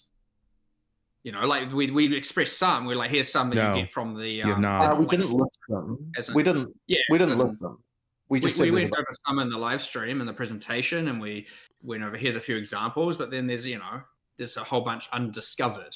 And so it's like, I wouldn't say that's a secret. It's just like, we want people to discover stuff. We want some people, and then there's the stuff like the actual secrets where we're just like, nah, good luck finding this, and we look forward to day 29 where someone figures this out or something. I want some sense of discovery over the league that's more than just like, what is your build and what is the meta, like stuff that's actually in-world discoverable things. And yeah, sometimes it gets figured out in like an hour, and you're like, oh well, whatever, still that's something. But it's funny that you mentioned this with the bait thing, because I'm still looking at the data mine of Demon Magus and just waiting for something to happen. Like, oh yeah, you're laughing. I'm sitting here with blue balls. No, it was a real thing. It's not. It was. I did have a quick. Sorry. It will be a real thing one day. It wasn't intended. Okay. I'm just trying not to go off on my notorious 15-minute minion rant here after Jonathan's comment earlier. I have a curiosity about the league mechanic, which kind of weaves into the history of GGG. You guys have never shied away from trying out-of-the-box crazy things, roguelike things like Sekima, Sanctum, Auto Battlers, Todia, DM's favorite TD Blight. And we saw a meteor crashing on the Infinite Atlas, utilizing the Infinite Atlas for the immersion of a meteor crashing down, it looks really cool. This small little snippet looks fantastic.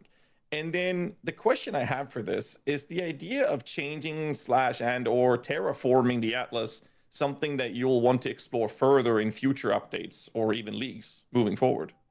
I definitely think that we're going to do more of that for sure. I mean, Doyani does have, as one of the Atlas Masters, does have a light terraforming ability. He's got the ability to change one biome into another. Like as part of his Atlas Master abilities. Okay. All right. It's not completely controllable. You can't just make the whole world a desert, but he does have some light ability to do that, and so there's things like that we can that we can do. Terraforming. But yeah, that actually matters quite a lot with the new Atlas tree, because the new Atlas tree has a bunch of things that are biome specific. Like this is a thing that happens in forest, and this is a thing that happens in deserts. So then, and there's also the ability to say like this biome behaves as this other biome in addition, stuff like that, like with multi-choice stuff. And so there's like things like that going on that like make the biomes matter more. And then just like never do Mire again. Then be able to do some terraforming means that there's some strats there ideally that you could do with him. But yeah. But I mean, yeah, like the imagination can immediately run wild. It's like, you know, that could be really good. Hypothetical.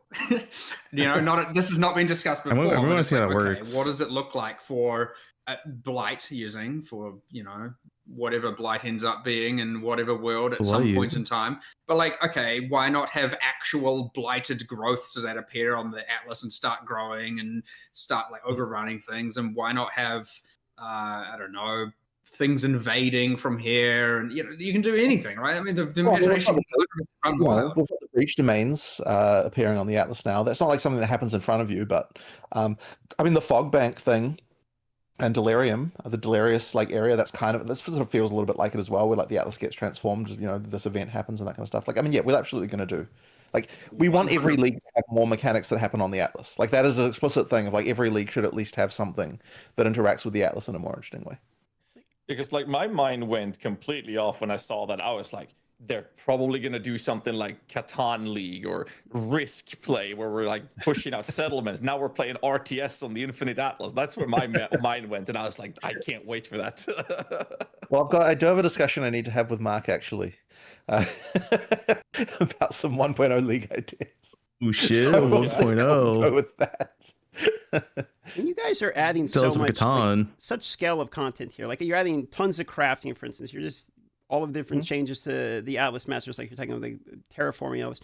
How much of it is it when you're creating something, you're preemptively looking at it and being like, oh, well, this could be a problem. Like this will make crafting too strong. And like how much of this is like emergent gameplay, which we're just going to put it out into the wild and like see what the players do with it, and then we'll do changes after. Like what's the balance like? Well, so we try to think of everything we can, but we also assume that there will be a million things we didn't think of. So it's kind of like, it is really both of those things. But yeah, we do try as hard as we can to try and understand the interactions. But yes, there's just a lot of inherent risk the moment that you add all sorts of stuff like this, that you just do get something that you didn't expect. So yeah, you just assume that that's also going to happen. That's fair. When it comes to like the progression, PoE 1 has had, you know, years, a decade plus of content and lessons learned and the progression of new leagues and trying things out. PoE 2 has only had, or quote unquote only, it's pretty fresh out the gate, but we have had 2 considered full-blown league releases. And with the 0.3 Abyss and 0.4 Alpha, which we had recently, right? So I'm just curious, what kind of lessons have you guys learned from previous league releases, which has been helpful for the 0.5 one when it comes to PoE 2? It's a tricky question because, like, I mean, we effectively learn these lessons every time. We've been doing it for so many years. The thing I guess we've been fighting. I was thinking about this earlier when we were talking, actually. It's like, in a way, we've been fighting this content war against PoE 1. Where it's like, okay, it's like PoE 1 has all the stuff. We need to get PoE 2 to some kind of standard. And so that's been like why we've needed to, in these recent leagues, to like, you know, make something that feels very, very substantial. And like 050 hopefully wins the war there now. And it's like, we've reached the point where, we've reached the point where we can say that we're an ARPG that has enough content. And that's why we're now able to say like, okay, before 1.0, we can focus more on like balance and all that sort of stuff, right? But it's like, I honestly feel sorry for other ARPGs in some way where like they have to like they in order to even get to the point of being able to say you're competitive, you have to first win this like war versus PoE1 of like the amount of shit that's in a game. So you know, like that's very hard. It's like it's weird that how we also had to fight that, but yeah, like. Look, I feel like we do know how to make a league at this point and all the things you need to have in it. Like, I mean, in fact, there's a very popular GDC talk that Chris made, which I still think is 100% correct in terms of the stuff that you need to have in a league to make it work. And ultimately, all of it with PoE2, it's just we need to just take that stuff, you know, to even better and like get it to a polished level that is like higher than what we even needed to do before and that kind of thing. But like, I mean, we know how to do it. We've done so many leagues at this point. Honestly, the newest discovery, I would say, that is probably the hardest thing is integrating it into the start of the game. Yeah, because the start of PoE2, like one thing that we didn't want to do, and I'd say PoE1 has failed at this numerous times, is like all of a sudden you start the game and then you're just in some subzone that's in some other dimension, and you're like, what is happening?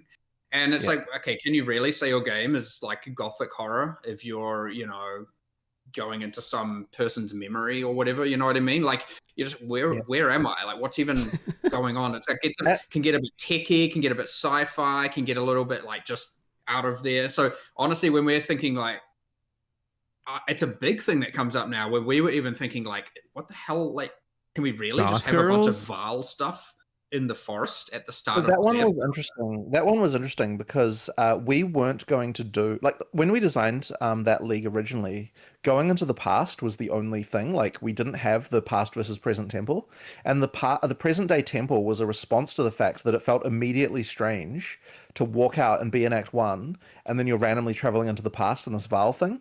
And so like we effectively had to make another version of like a bunch of those rooms in order to make that work and sort of still feel reasonable in Act 1. Yeah. And so that is something we never would have done. We never would have done that in PoE1. For sure, 100%. Because you had that full pristine temple with all the living Val and everything. But like right now you encounter that at like second half of Act 3. It's a whole moment. If you just come out and you're fighting some basic zombies, a couple of crabs, and then you're just fighting like the full force of the like maximum power Val armies with the like and then you go back and you're just in a forest fighting a wolf and you're like, what the hell's going on here?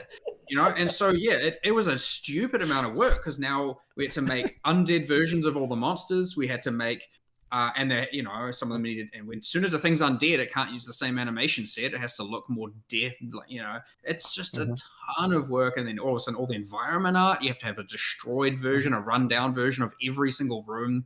It's like, and I'm like, why do we do this again? So Act 1 and 2 can, but it honestly makes so much of a difference than just like, you know, the world doesn't matter because I can just, you know, apparently time travel. This is going to be something that in 1.0 is going to be a real challenge, right? Because we're expecting obviously a lot of people who haven't played the game before. It's really important that whatever we choose for the league to be, it has to be in every area, and yet it also has to be that it doesn't feel out of place. Legion. Honestly, like looking at it now, I'm like the Runes of Elder actually does that pretty damn well, and it's almost a shame that we did that one here and not in 1.0 because that would have been a really good 1.0 league. But we have to effectively somehow pull that off again and make another league that feels like fine in Act 1 and but also fine in Endgame, that kind of thing. So we have to do it 1,000 more times, right? So I suppose so, but like it's especially important for 1.0 in my opinion, just because we've got so many new players. But it's always going to have to be something that we consider that we never really thought about in PoE1 when we were designing leagues there. It was just whatever, you know, like I guess the feeling always was that like, you know, people have played this a bunch of times, like, you know, like it's okay to just have like a weird eldritch nightmare on the beach. It's fine. Like we'll just live with it. It's okay. I mean, we have gotten better at it in PoE1 as well over time, but it certainly had its moments where I was like, what the hell is going on this beach right now? You know, in the swamp with the rowers, and all of a sudden I'm in some other place. It's just it's kind of funny. It's funny you mentioned it from that way. I actually never thought of it that way, but you're like, it does kind of make sense. Like if you're not really familiar with PoE at all, when you play the game for the first time, and you're just like, what the hell is going on here? But speaking of league mechanics, talk a little bit about some of the ones that were reworked here. I got a few basic questions around that. So Breach. We'll talk about Breach for a moment here. The Genesis tree is coming. Big surprise. You know, they brought it back from PoE1 goes to PoE2, and it looks even bigger. in PoE2, notably only jewelry, right? But like, what kind of changes and lessons did you have to learn from the PoE1 to implement it in PoE2, and what did you know you wanted in it and what you didn't want?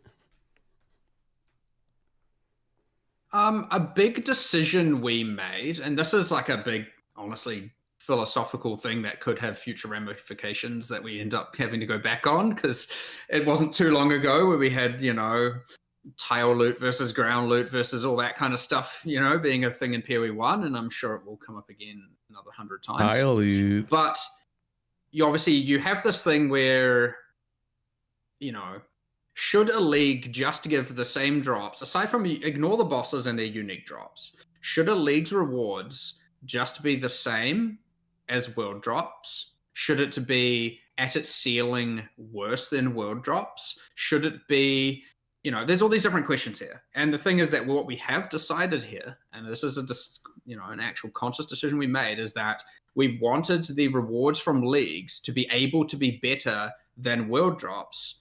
And then thus comes to the important part that comes from it, which is it can't be better than everything. It has to be better than some sort of category for some sort of build. So it's not exclusively better. It's not like, oh, the thing that comes from here is 100% better than everything else. It's like for this build, for this build, for that build, you know, these types of characters or whatever are definitely going to want items from this kind of league.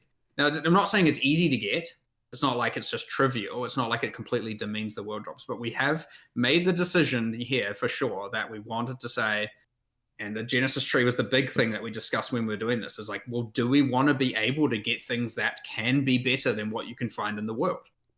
And now, obviously, you still have to do the league in order to get the crafting material in order to create them. So you can't just fully bypass the itemization as is. But this is a decision we made. And as a result, yes, you get some pretty powerful stuff on the Genesis tree, and it's going to be pretty hard to get, but it is a thing you can do. But that is something you'll start seeing a little bit more from every league, where some are, for example, the Runes of Elder, and let's say it goes core and all of that. I mean, probably for some builds, the socketables that come from it are going to be better than any you could probably find in world drops for certain gear or certain slots, right? There's these avenues for each, and hence why the Genesis tree is focused primarily on jewelry. Like it just straight up gives some of the best items, especially for casters and summoners in particular, that you'd be able to get compared to things that you could find in the world. And I understand some people are like, I don't want that. I just want the world drops to be better. And some people are like, no, that's the target farming. That's what I want to be able to get. That's what I want. I see that and I want to go for it. And there's a bit of a different crowd for both there. And sometimes it tilts too far where it's like, well, what's the point in doing anything but breaches? Sure. Just do the breach and move to the next area, do the breach, move to the next area. So there is a balance there for sure. And it can pretty easily over time tilt one way or the other. So we'll see what happens here, I guess. But the important thing PoE2 does that PoE1 hasn't been doing as well at, but is still something that we have a similar philosophy on, is that it should be that at least it's not for like every slot. Like if the Genesis tree could get best armor, best helmet, best gloves, best boots, best weapons, best everything. Well, what the hell why do anything else? At least now it's like, okay, I can possibly for some builds get the best amulet, probably for all builds actually get the best amulet. Sort of. And then for some, get the best rings for summoners and casters, and for, you know, that kind of example, then at least you're wanting to go, okay, here's why I want to do breach. I'll get these items when I have them good, and then I'll do this other league for this other slot and do this other league for this other slot, and that's the 3 leagues you're farming. And then once you've got those gear, maybe you change to some other leagues, all the meanwhile trying to get mage bloods from world drop and to do headhunters and all of that, and you know, mage blood.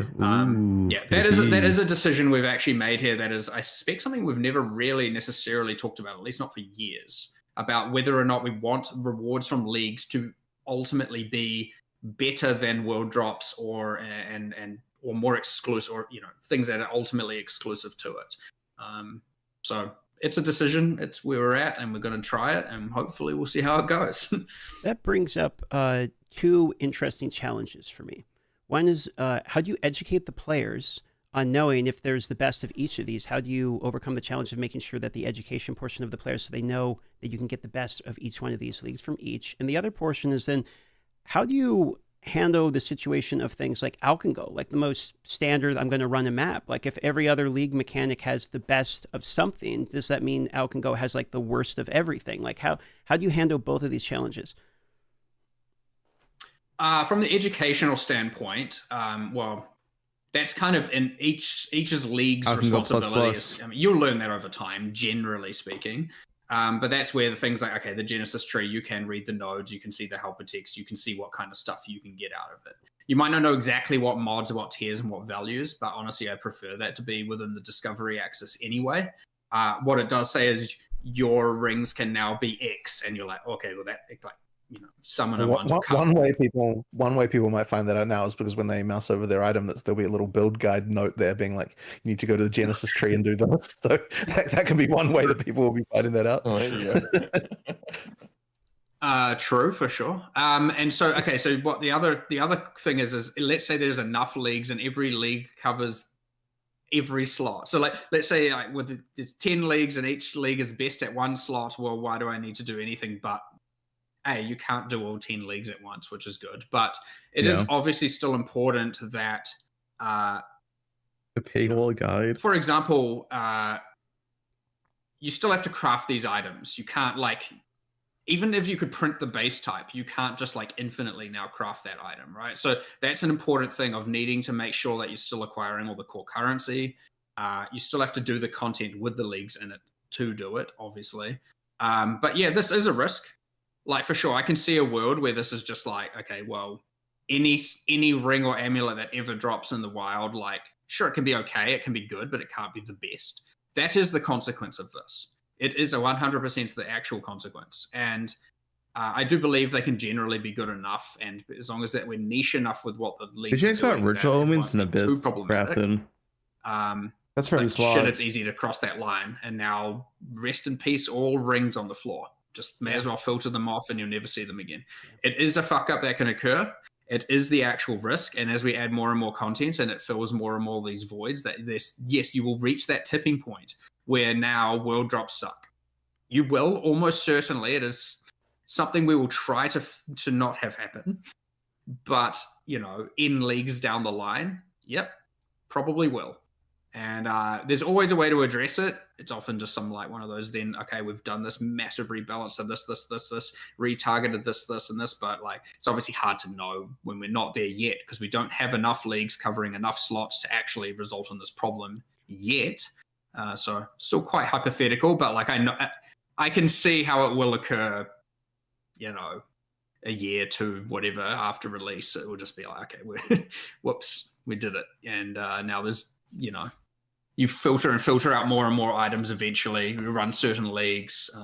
But at least there's the other benefit there, which is you can only run a certain number of leagues at a time. So at the very least, you'll be like varying your gameplay. You're still going to be chasing for, and because your tree juices everything, like you're not like, I'm only, because that is another actual benefit, and it's something that suffers a little bit in PoE 1. So let's say on your core Atlas tree, you like juice ultimatum. That doesn't do anything to the rest of the map, generally. I'm talking at like a general level here. And so if you're fully invested in that league, or in League A, B, and C, you'll generally zone and do League A, B, and C, and then because the rest of the map isn't invested in at all, you could just say, I'm going to leave, right? Because the value of doing more of those as fast as possible, assuming infinite map items, which you have probably most of the time. Yeah. You'll just go farm that thing over and over and over and over again. In PoE2, because you can get full investment, like that map is as valuable as it's going to be. And that league, every league is fully invested, and those leagues are as valuable as it's going to be. And so, like, aside from tablet modifiers specifically being one of the only axes, and I guess technically choice on the Atlas Masters, but those are quite broad, or can be quite broad, you're generally going to want to kill everything, clear everything, and you're not going to have this thing where some stuff is hyper juiced and other things are just at like base level worthlessness going on in the map. Well, I don't know whether it was in the patch notes either, but it probably was.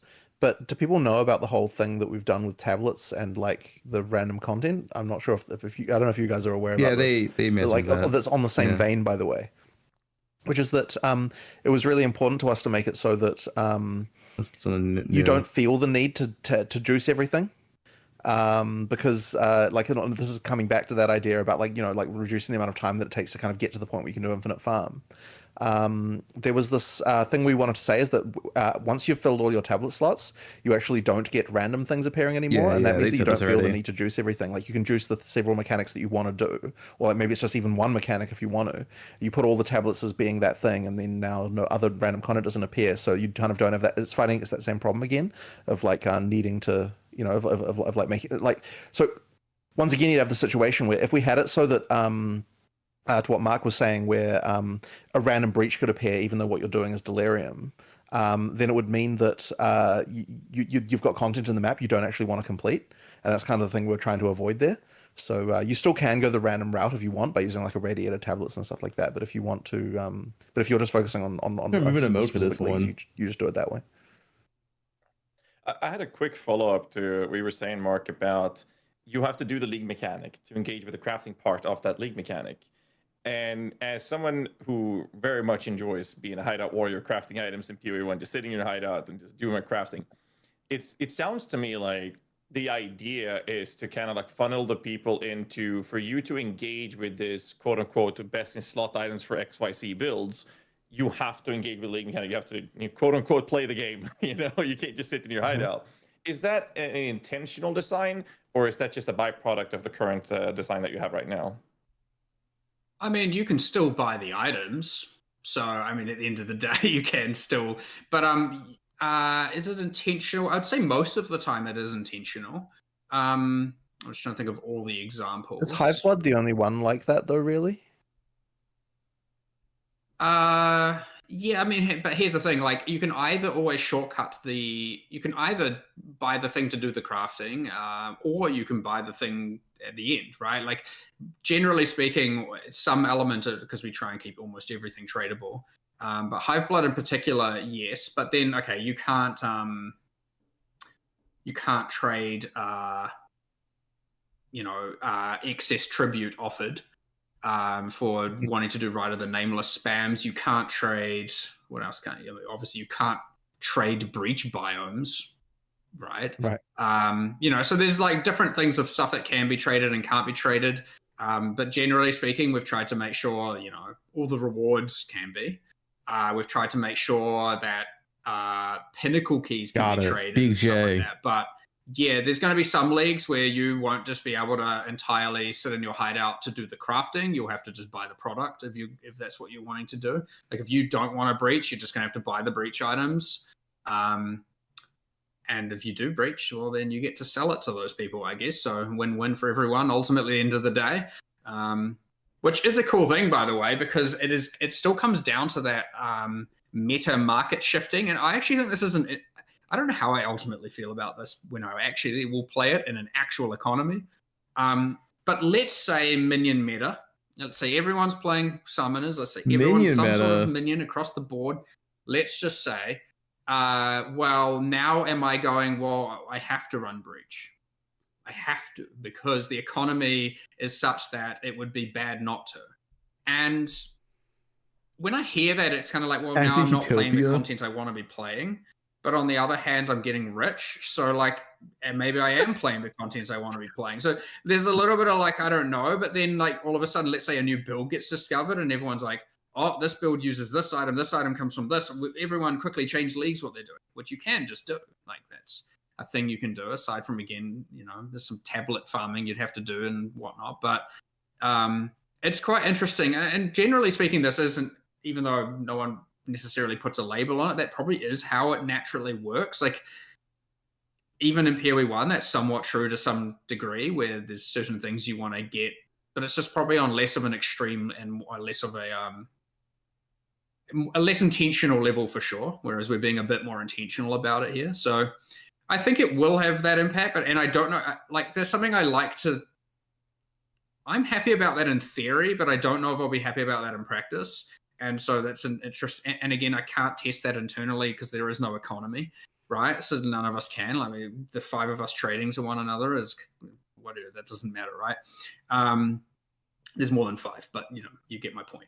And then the idea that if I feel like I have to play breach because of X, or I have to play delirium because of Y, or I have to play this or something, like because I'm someone who cares about trade and cares about the wealth of my account. That could be something that actually makes me feel a bit sad at the end of the day, because at the end of the day, I might want to just play the content I want to play for what the content offers, not for the economic value of it. And some people would just be like, play SSF, which, fair enough, I guess, but we'll see what happens. I don't know. I'm curious to see, now that we're being more intentional about certain builds being more powerful due to certain items from certain leagues, whether or not that's going to then result in a feeling of having to play content you wouldn't want to necessarily play, but now you feel like you have to. So we'll see. Maybe people ultimately like that. Maybe people don't. I have no idea. Speaking of really strong items in the Breach, the new Absent Amulet looks pretty good. Implicit is granting an aura. Can you have any aura on this, or is this a limited pool? It should be every persistent buff skill that is on the uncut. Persistent Every buff. spirit reservation you can get for free on that amulet. What? Okay. There are 3 amulets. There's one for 30 reservation costs, one for 60, one for hundreds. Oh, interesting. It's obviously harder to get the hundreds. That's also different. and thus the 60s over the 30s and whatnot. And yes, but again, there's a little bit of good luck as well. You probably have to do a lot of farming to get what you want here. But this is what I was saying about when I was saying it does arguably offer the best. Yeah, item. turn on Rage is the P1. It's just the ease of the rare equivalent of the Mage Blood of amulets. Is it is there, and I want that to be something you can get. Now, does that mean world drop amulets are less valuable? Well, yeah, it will. It 100% will indeed result in that. And the same way that the existence of a headhunter and a mage blood demean the value of rare belts in general. Well, rare belts are in a bit of a sad state. Hopefully a less sad state. Yeah, rare belts are terrible. Rare belts are demeaned by the existence literally of worthless. very broad, very chase items. And so there's this interesting, well, do you want the chase items or not? And, there's a bit of philosophy around that, and people tilt one side or the other. And so we're just effectively saying, yeah, here's this freaking OP thing. It should be hard to get. It shouldn't be easy to craft. And it should be something you want to chase. And there's a very clear path to it, not necessarily an easy path. Hopefully that Delirium amulet is competitive with it on some level. Yeah, which also very hard to get the right one. Yeah. Yeah.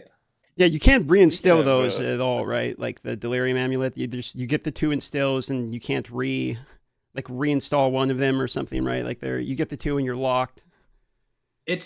I believe it unintentionally allowed you to replace one, but I did say it shouldn't. It should just be you want to get as many as possible. And when you get the right one with the right 2 notables, you're just like, holy fucking thank God, I can go buy 6 or whatever. It's just, you want that really, really again, these are super rare but super chase, right? And you'll get one that has 2 okay instills and you'll still be happy. But when you get the 2 that are the 2 you actually want, you're gonna be.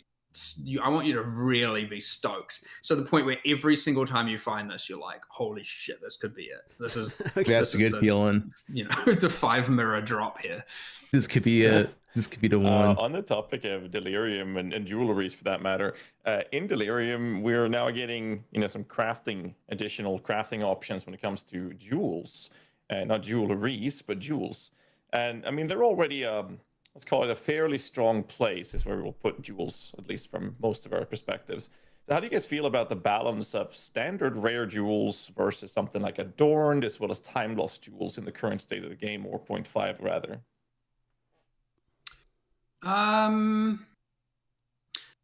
Well, the crafting for jewels was mostly that, the rationale behind adding that was ultimately, okay, when you finish a full sanctum, you end up with just 45 jewels in your inventory. If you take all the jewel chests and you're like, okay, 4 of them are okay, I guess. And it's just extreme item saturation just to get the good ones. And it's well, we're missing crafting here, really, right? We need something here to help guide it to be that they're okay, especially given that the jewel sockets are on kind of core pathways.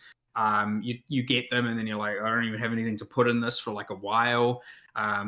So at least now, and obviously you get some of these in the Act 4 in the campaign, you'll be able to, you know, craft something that at least has one or maybe two useful stats for your character. If it had one by default, and you add one that's decent. So that's just a win for like your more broad player base of just interacting with base jewels as a base level. In terms of the actual jewel balance, well, yeah, you'd kind of just end up with get all the jewel slots. You know, like there's so many really good endgame unique jewels, as well as just like what you can do with the top end power of jewels, that like you end up with that thing with a lot of passive trees, just like I need to get every jewel slot, and then you end up with these kind of really shitty looking builds, honestly, where they're just not even taking anything, and it's like, what's the cheapest stuff I can take along the way, but otherwise it's just jewel slot. There's definitely some problems here. How do I feel about it? I mean, I kind of in one end I'm like, well, it's like a very it can be a very satisfying, advanced, and honestly complex crafting system that a lot of people probably like to overall engage with, where their more traditional build ends up looking like this crazy jewel fest. On the other hand, it's got the problem where, you know, every character kind of devolves into looking like a very similar thing. You know, I'm trying to think whether or not I ultimately enjoy it or not as a player. Probably less so. Like, I probably think it's ultimately in not a good spot. Like, I would say if I had to not, I would, you know, I don't like the idea that ultimately 95% of the passives on the tree don't matter at all, even though some of them don't matter anyway. You know, something we need to fix, but yeah, I don't like that it just ends up being that. But I do like the, like, I want to chase all the really chase unique jewels. So I don't know. Yeah, I'm kind of like a bit, you know, hit and miss on it ultimately. I don't know. I'm curious what, like, you know, a lot more people think about this kind of level of meta and itemization.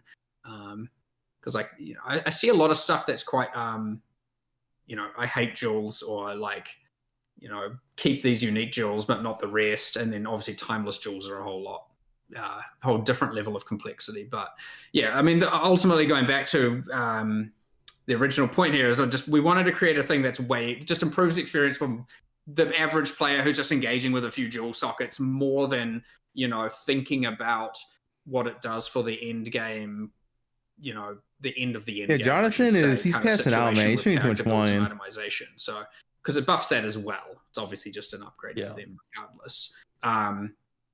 Which is maybe not a good thing, but I think it's one of those things where that's a thing of, like, do you think about every consequence? And it's like, well, kind of, but this is a good enough improvement for, you know, regular players, such that, you know, it was worth doing, and we weren't caught up too much on the consequences of what it means for later.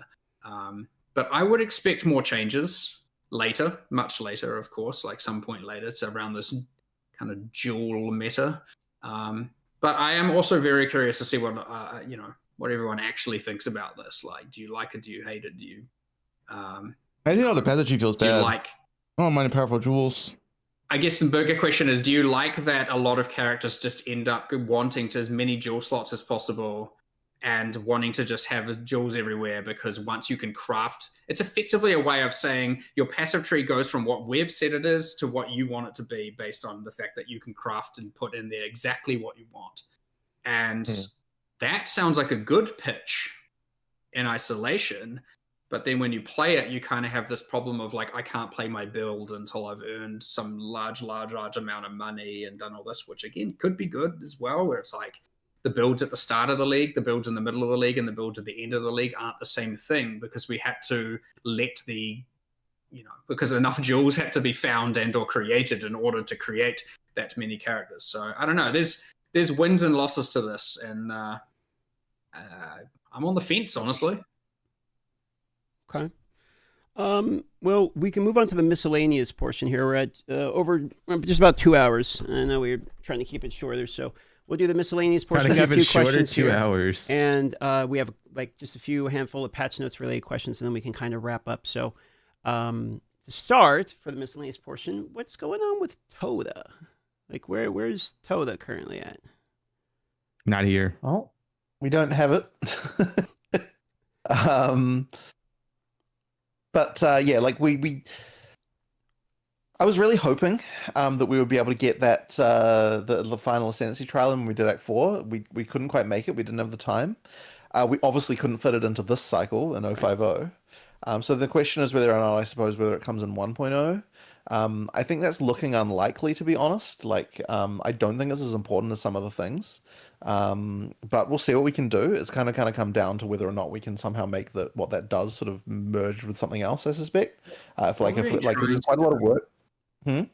What we've been trying to do is, you're talking about the merging, is similar to how Runes of Elder is a kind of like expedition Kalguran thing. Yeah, to be whether or not, like, it's like kind of like, are we able to create a kind of Karui league that links into Tota somehow, and thus we get to double dip on the content. Exactly. So if we're able to make a Karui themed league, then that will mean that we can effectively share some of the monster workload and like boss workload across both, which would then make it more viable to do alongside some of that other content. And yeah, with Runes of Elder, we got to effectively do an expedition upgrade at the same time as what we were doing, on Third Ascendancy as doing a league. And so that kind of like really helped with that. Like, and part of the reason we did that for this one is because we had so much other stuff going on with the other leagues as well that we figured making the core league be integrated somewhat with one of the leagues we're upgrading would help quite a lot. But yeah, maybe we might be able to squeeze Tota in if we were able to do a similar, if we were able to do a similar move like that.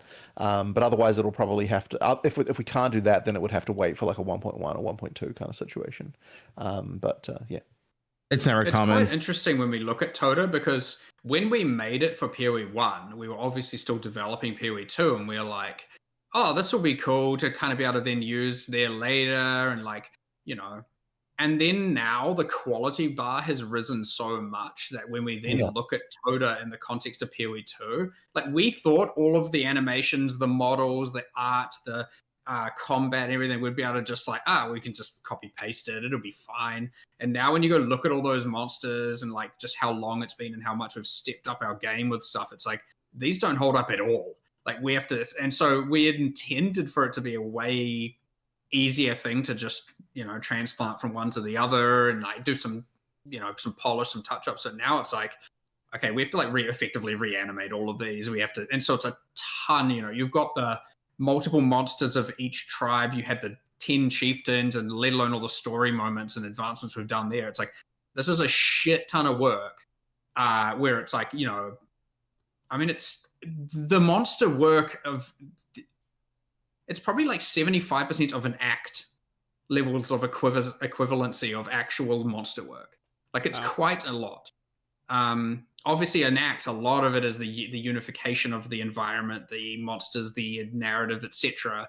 Whereas like obviously the part that is easier for Tota is it ultimately takes place in one arena with one back room, and thus it's faster to ultimately make. But in terms of just raw animation work and raw effects work for all the different skills, all the like scripting on the game design side, it is a ton of work. And so it's just been, again, when we were like, okay, is Tota being missing or the end game not having goals? Well, obviously the end game. And so when we're just coming up with this stuff, we're just going, what is the most important thing we need to do now? And Tota has not been it, given like it would be different if it didn't require a ton of work. Sure. We could probably chuck it in alongside one of these things, but it just somehow is not held up at all. And yeah, so if it weren't for just straight up being too much work, it would be there already. Like it just is an insane amount of actual work to do that is going to cost some pretty important stuff. I appreciate the answer. That makes sense. Tota is just a personal favorite of mine because that was the league I joined, PoE actually. It's my first league ever with Tota. So I was curious. That was the first league I streamed. Well, I was just going to move on since we're kind of over the time already. I do apologize for that. Appreciate you guys sticking around. The next question I have is kind of a twofold question. I'm going to start with the first half of it, which is more about the design philosophy of unique items in PoE 2. PoE 1 has their version, and PoE 2 seems to be more build-defining options in terms of the unique items. So just a little short tidbit on what's the philosophy differences here? What's the focus? Well, this changed a lot in recent time, by relatively recent, I mean the last couple of years. because we had a bunch of uniques.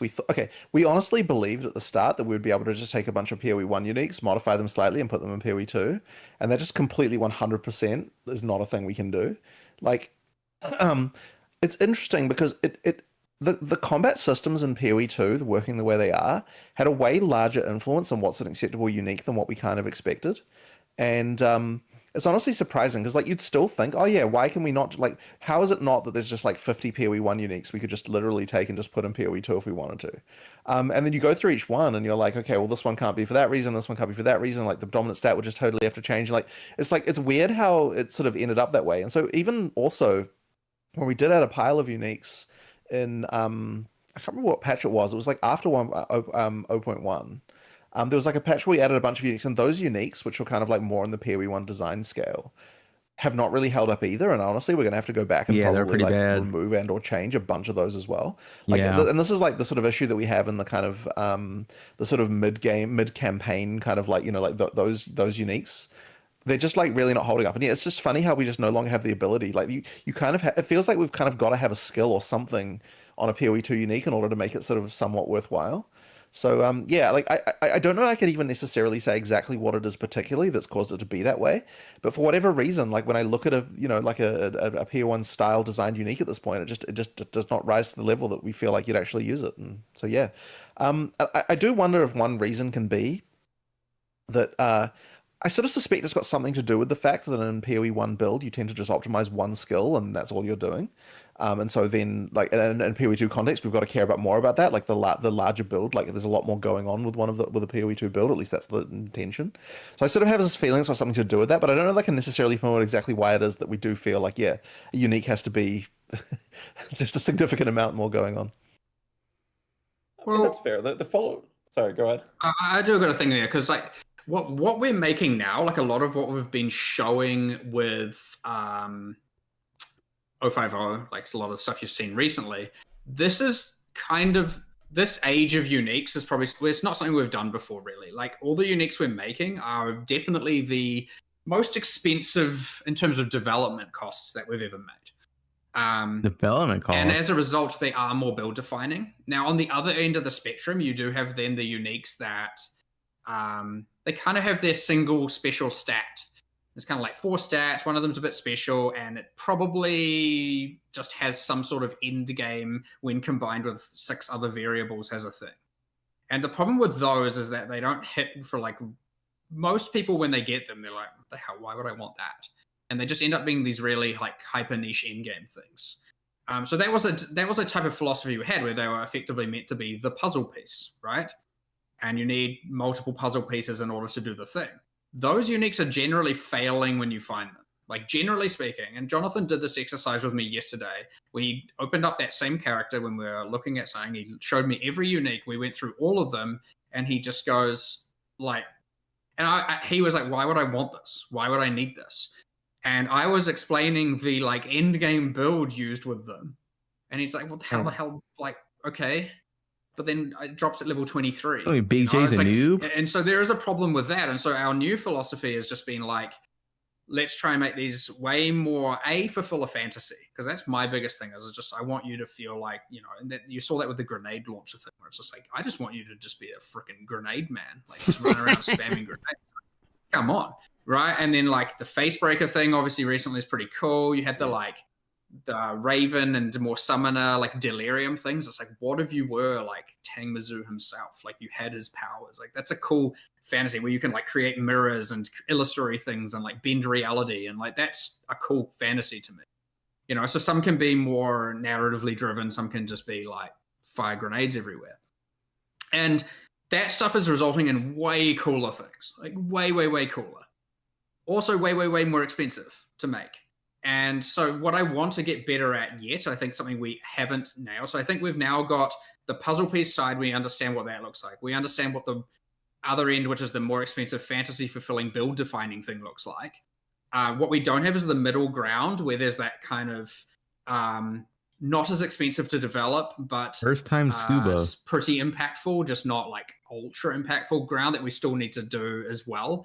And I think once we've figured that out and we've got our understanding of all three, now you are going to see generally that middle ground and higher ground. You're probably not going to see as much of those original set, and we're going to have to go back and honestly raise the bar on all of those, or a lot of those at this point. Yeah, they are getting upgrades to some extent due to the Calgarian like unique upgrading thing, so that has helped.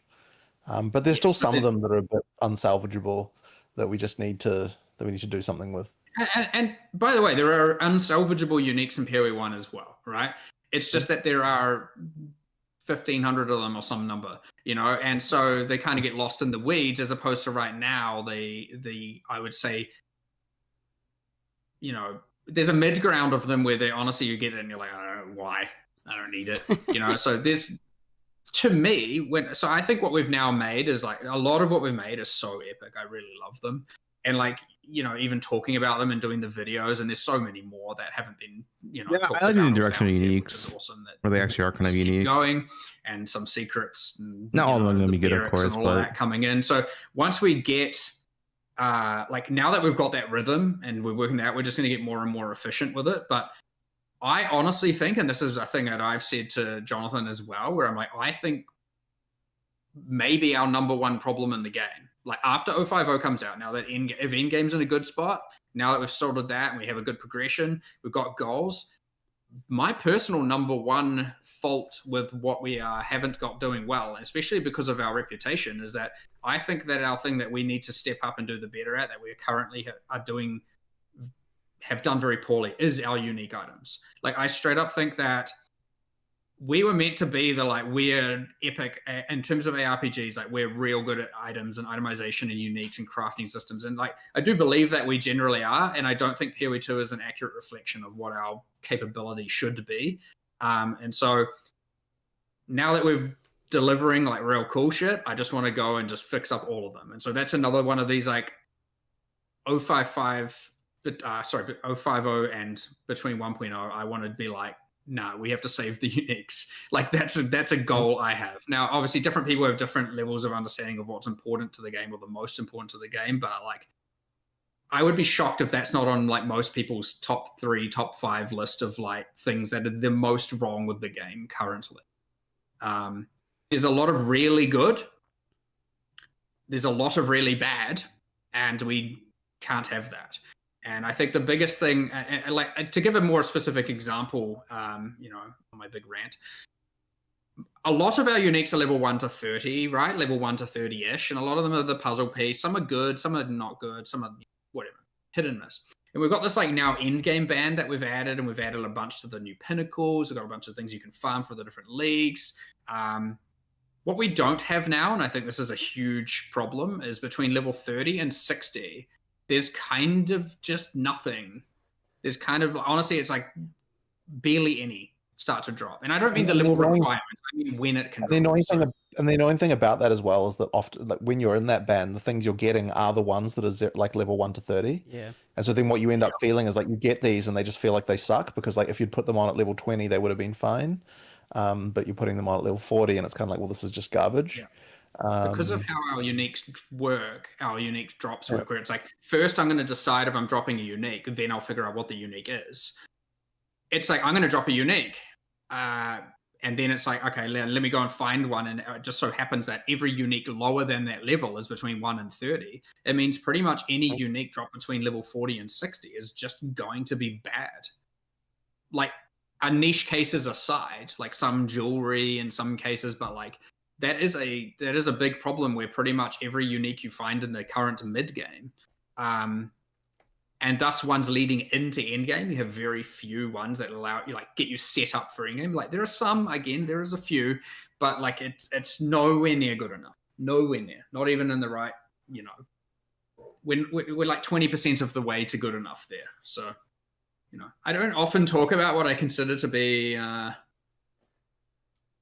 know, because generally when we're talking, we're obviously talking about, you know, what's new, what's happening, but we don't really get to talk about what's like just fundamentally wrong. And I'm trying to be a little bit more transparent about some of that stuff, because that is the stuff we're aiming to fix and address and really try and salvage and save and get perfect between 050 and 1.0. So yeah, we're hoping to fix that in one of the kind of economy resets that we'll do between 050 and 1.0. Is there just like add a shit ton of mid game uniques?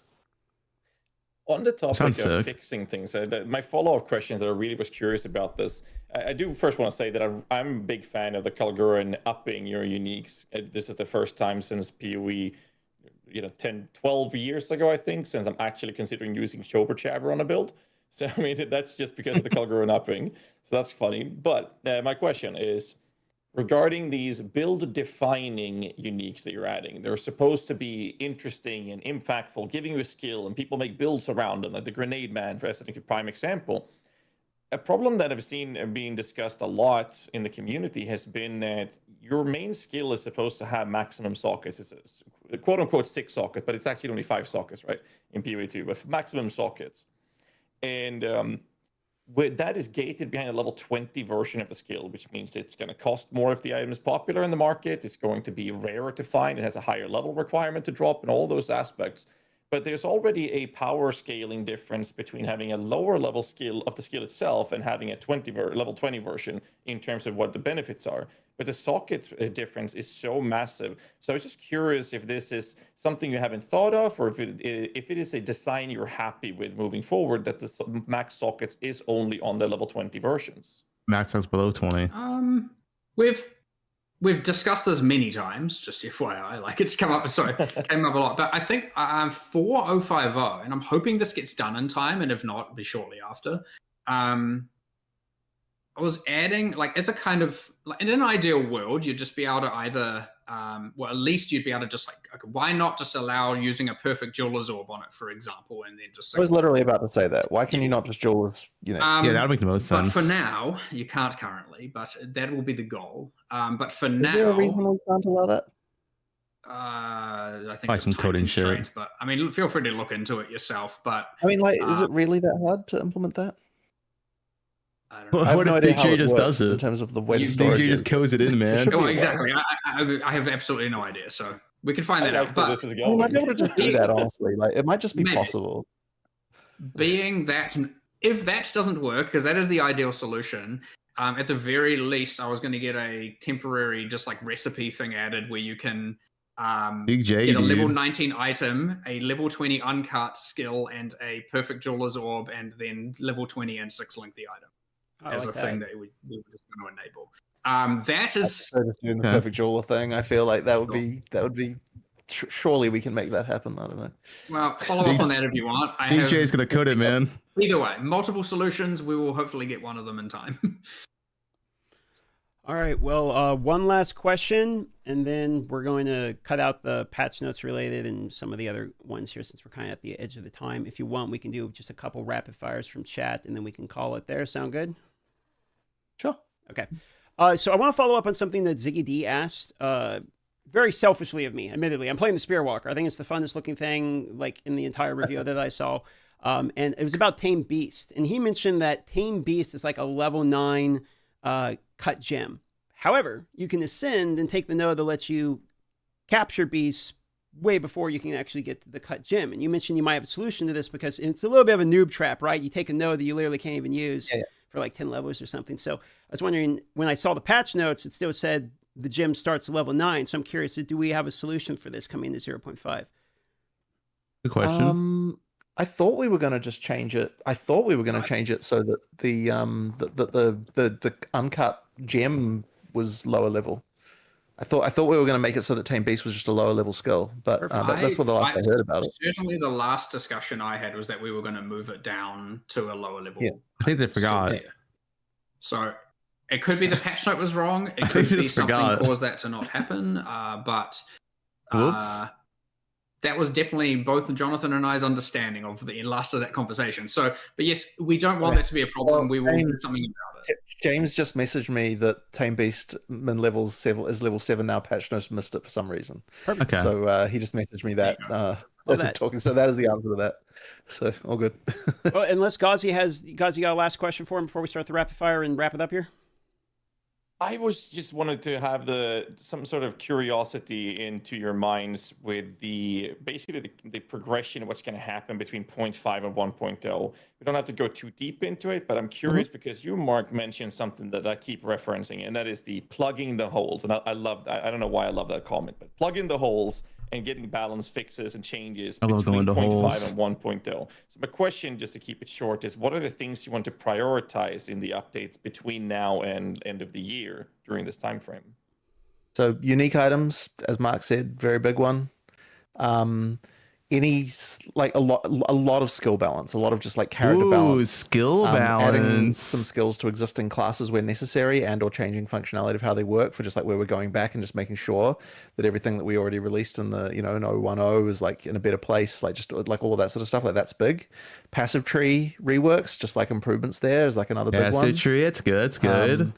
And I mean, I guess that's probably the main stuff, really. Like, yeah, I think, and then it's a lot of the other chaos damage, getting that to be better, and thus acolyte, ignite builds, burn damage over time in general.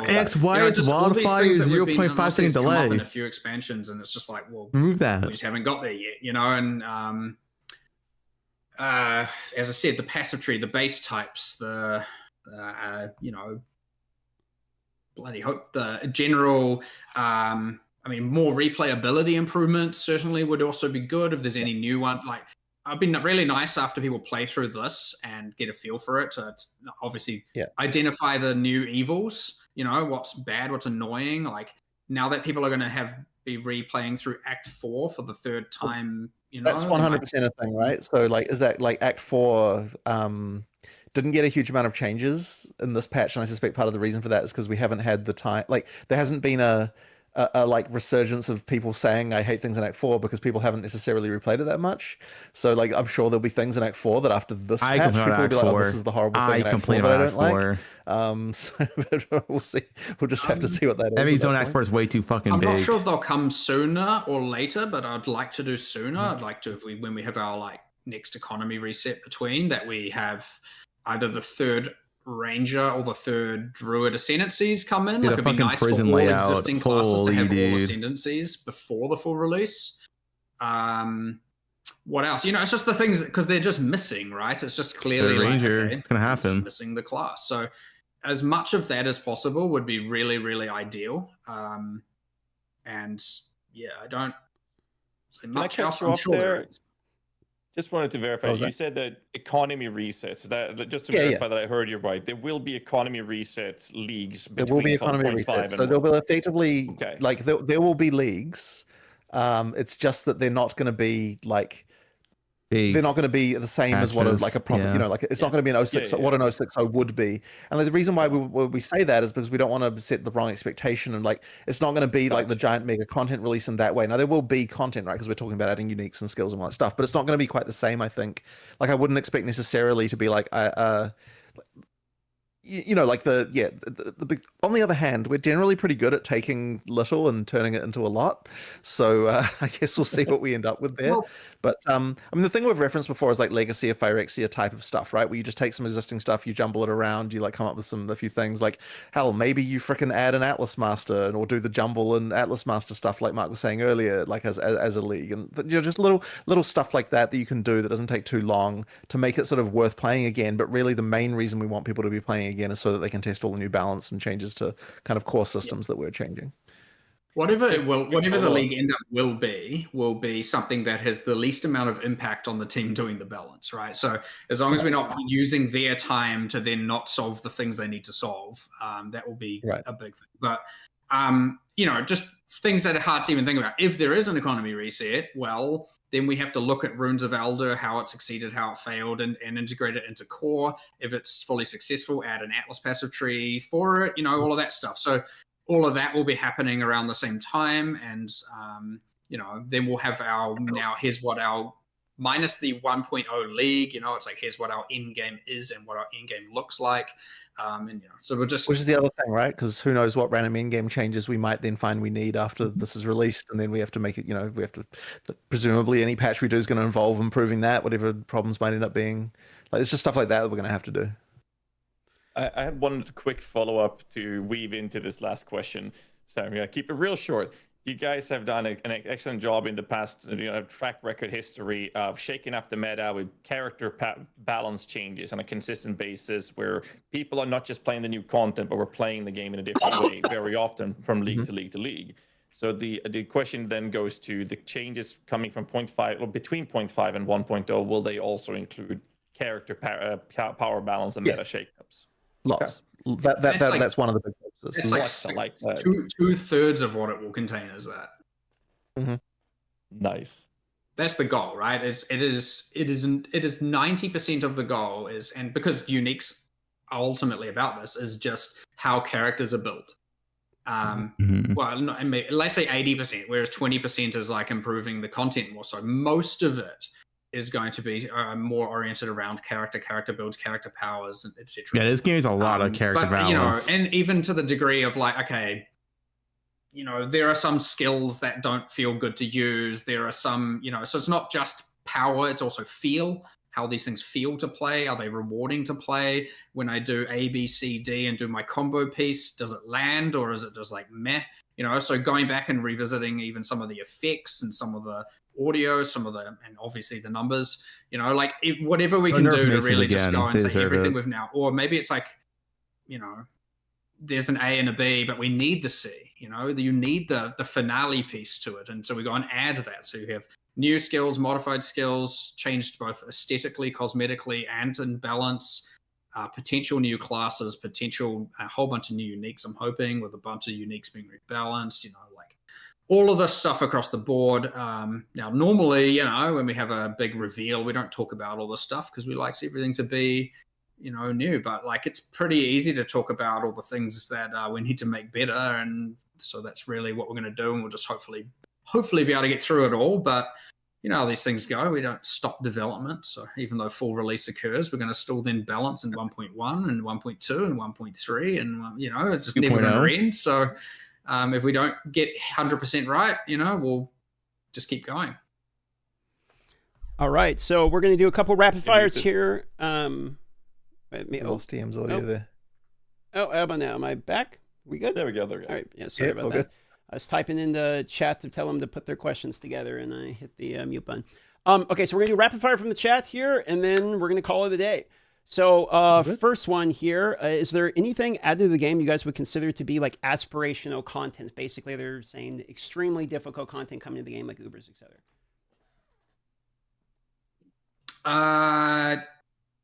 Look, everyone has their own definition of this, I assume, to some degree. Sounds like no to me. Sure. Some people are just going to find the farmed pinnacles to be that. In terms of Ubers, we've specifically made sure to not. So you obviously have your quest version, your non-quest version. I didn't want a then Uber grade of that, and the reason is that, not to say it won't eventually happen, is that it puts a bit of a difficult skew on what is considered an acceptable character at a fundamental level, because now they have to be able to do the hardest content in order to be good. And with so much incomplete character balance and stuff we still need to work on and fill the gaps and everything, I wanted to make sure there wasn't just stuff that is like for the, the most OP of the OP of the OP builds, because it was, and this is something that it already was doing, where all of a sudden the viability of a character was being judged by some people against whether or not it can kill a pinnacle, some whether it can complete maps of certain tiers, and some where it can kill the Ubers, and it creates a bit of a difficult thing where it's like, what is considered acceptable? And so the new pinnacles are hard, like for sure. What do you mean by hard? All the fights are pretty damn difficult, and as I said, you can generally juice these things and do there are ways via the Atlas Masters to take them to slightly next levels. There are things with the different leagues, with the different league trees, to both add rewards and make them harder in the form of multi-choices. And so there are ways to do it, but they wouldn't say they're classically defined as Ubers anymore. I wanted to get away from that. We'll get everything stable, we'll get everything good, and then we'll look at re-adding some of that stuff back. How much HP did they have? Be it either via an actual Uber fight or be it via, a master or something like that. We'll see.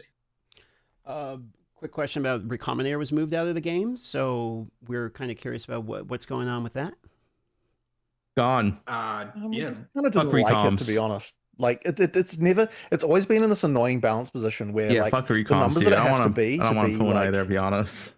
To not be completely cracked and broken, never been satisfying for the players, and we've never been able to somehow like get that right. So we just decided, you know what, screw it for now.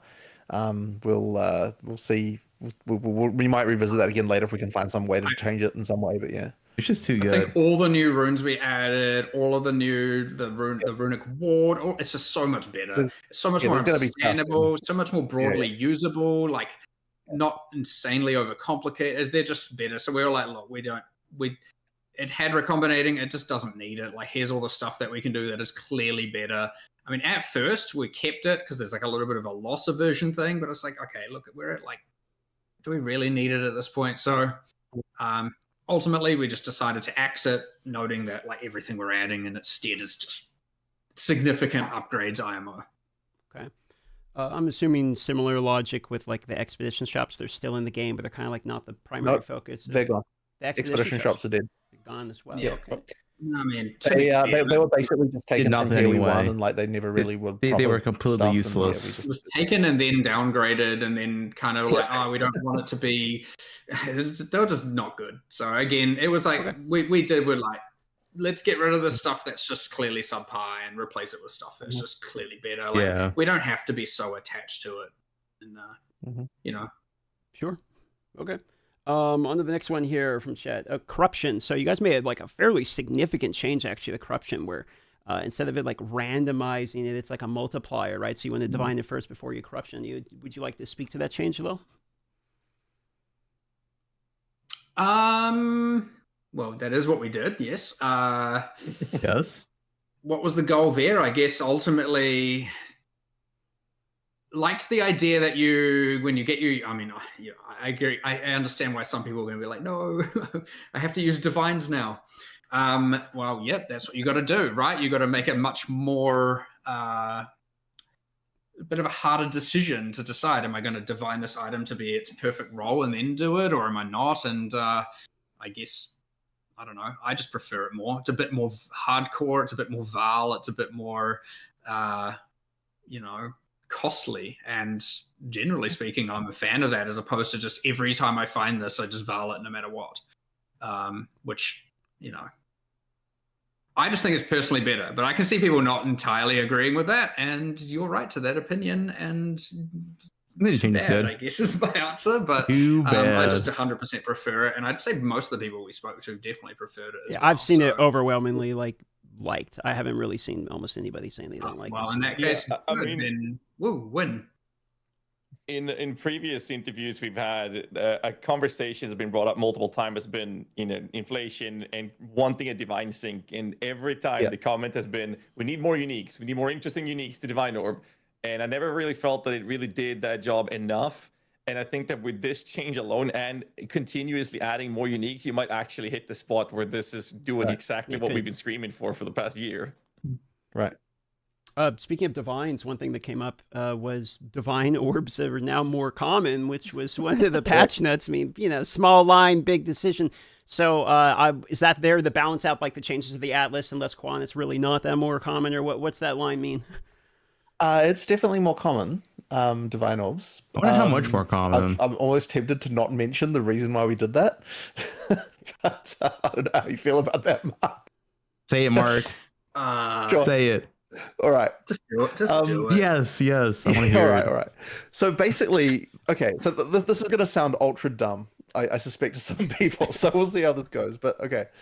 So the temple, right? The temple had ridiculous amounts of loot going on due to snake strategy and all that sort of shit. So there was stuff like who did right? that? So basically, there's this concern that we had. I would never. That people are going to be like, okay, so the temple is obviously nerfed, right? Like snake strategy, no longer a thing. Like, it means that like, and so then what we believed was going to happen is immediately people are going to be like, oh, previous league I got X divines per hour and now I'm getting Y divines per hour, and like just annoying shit like that.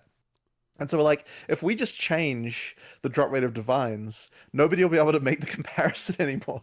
And there won't be like this ability to say, like this. Wait, it's actually a good reason. I kind of like that. This thing about that. So now I just want you to know by the way that the troll answer that we legitimately thought we might do for a second is, what if we just removed divines from the game? That was like a legitimate troll answer that we had as like the opposite of this. But instead of doing that, we were like, okay, no, let's make them more common. They're not like, it's not like they're dropping like candy or anything, right? But they are like, they're an amount more common that is like such that that doesn't make them quite comparable anymore. And yeah, that's just down to the fact that divines, for whatever reason, are the thing that people use. They did make perfect currency more rare, so I wonder if perfect because the currency made loot more- is kind of like all like there's a lot of changes all over so the loot everywhere. You'll kind of Yeah.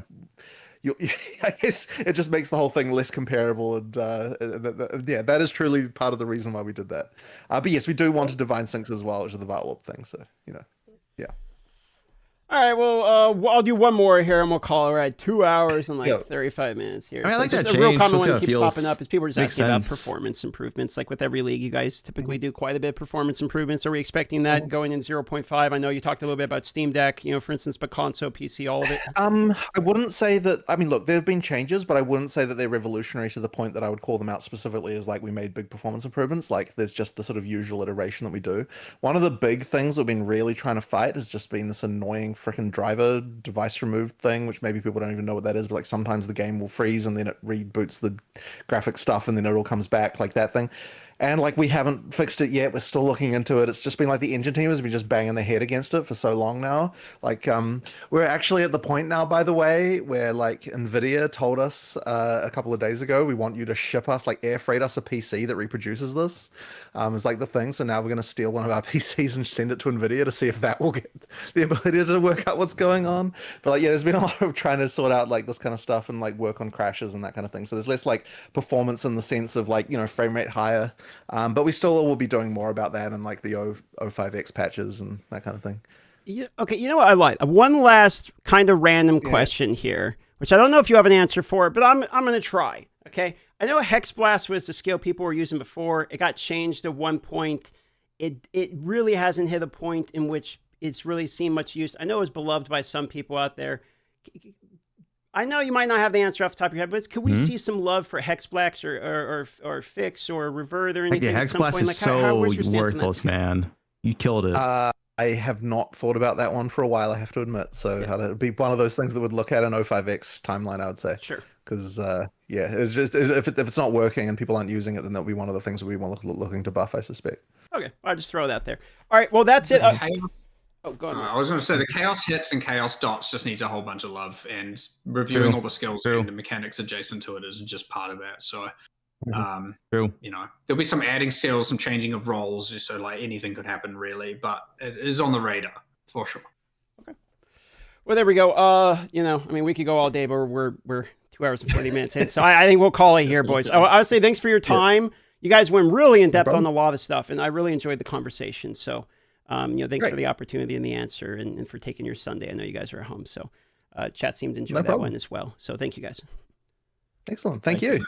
Appreciate it. Thanks, and hope everyone enjoys the league. And what's it, 6 days now or something? However long it is. 6 days. All right. Well, thank you very much. Thank you very much. 6 or 7 days. Bye. Thank you. Pretty good. Was pretty long.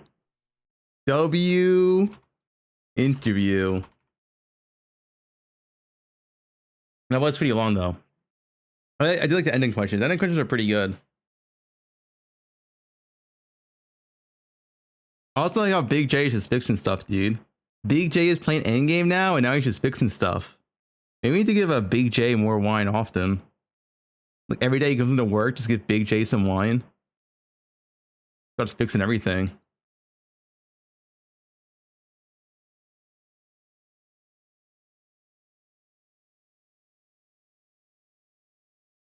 You just want wine, dude. Get Big J some wine, starts fixing everything. Give him a barrel.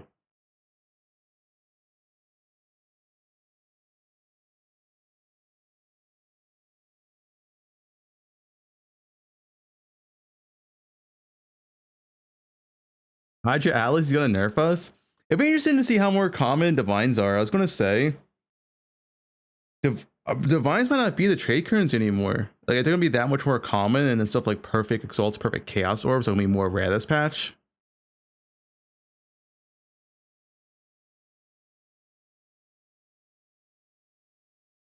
Hey, what do we want dopamine? At a temple.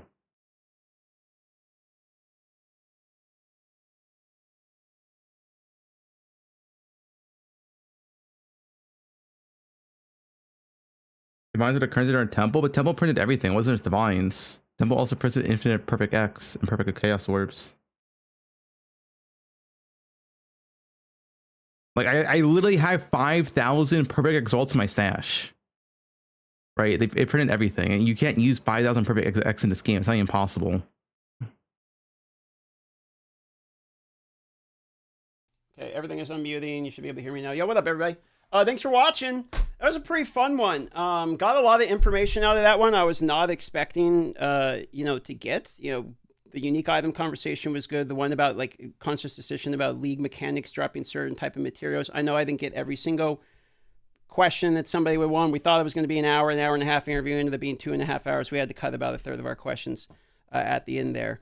But hopefully you guys enjoyed it. That's about it. So I'm just going to call it a day. I had a good time. So that's about it. I'm going to send it on over to somebody with the raid. Thanks for watching, and it'll be posted on Ghazi's YouTube channel if you missed some of it, or you can watch the VOD here if you want.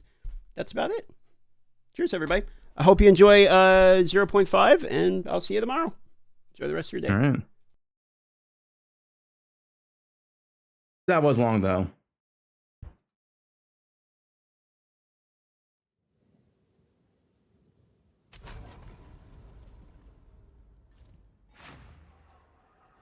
Cuba.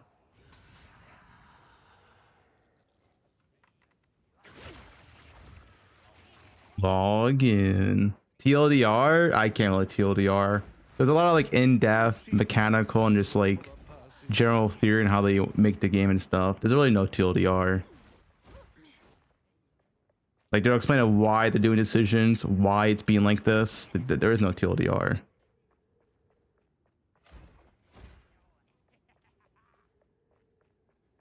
Yeah, I mean, TLDR, I guess the big TLDR, so they plan to do a lot of unique balance, a lot of passage tree balance, and a lot of character balance in 0.5.5.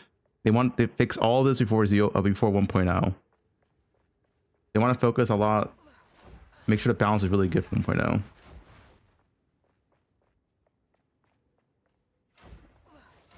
Big J Jinx Wine, TLDR, yeah.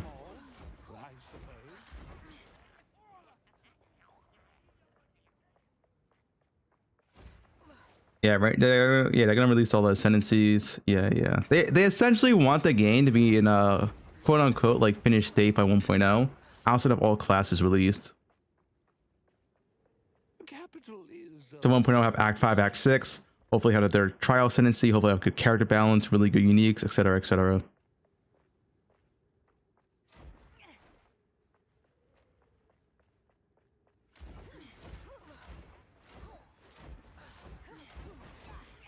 Is it 5 acts? No, Act 5 and Act 6 will come at 1.0.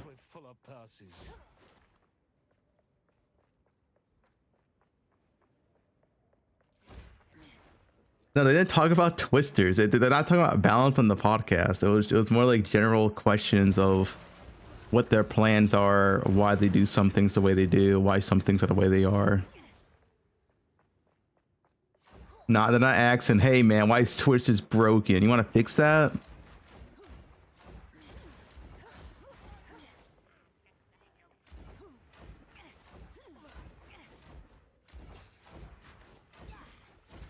You wanted to ask why Mace was 55 times in a row? Why Maces? Oh, there was one question I wanted to ask, but I forgot you did an interview for so long. The one thing I really want to fix, like the Hexblock question was good, right? But Ignite Prolif in this game has a 0.5 second delay, which just automatically makes it unusable for endgame. And I really want them to fix that. 1.5? Isn't it 0.5? I thought they lowered it, but it still has delay. Is it 1.5? There's always 1.5. Fuck. 1 second. It's a 1 second delay. Yeah, it's so unusable, man. Like you cannot play Ignite builds. The Prolif has a 1 second delay. This is a big reason why Ignite's banned in the game. You just cannot clear with it. How do you clear with a 1 second delay? But yeah, good interview, DM. I liked it. Oh, that was it was pretty long.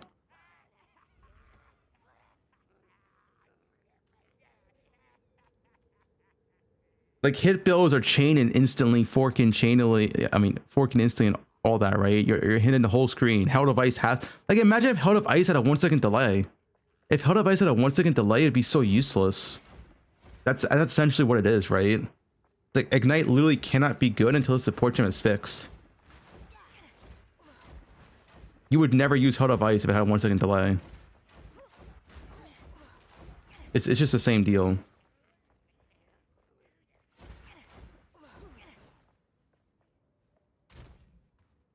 Yeah, maybe Hexbox will get fixed now with that comment.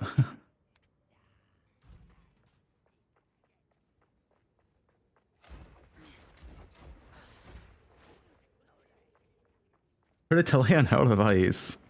I mean, I used to way back in the day used to play like builds, especially in like hardcore.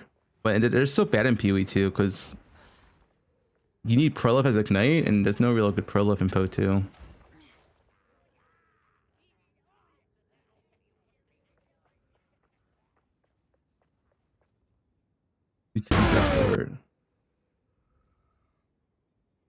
New temples? Wait, they're releasing shorts now? Wait, what? Path of Exile losing shorts? Wait, what? Oh, wait, where's the volume? Oh, here it is. They been? Oh. Let's do this real quick. Yeah, let me see. Sorry. Halves. You know, I wonder if Temple is still going to be really, really solid because they changed it late in 0.4 to where you average 50 rooms. And if you can average 50 rooms, Temple might be still really, really good. Like 50 rooms is a lot, man.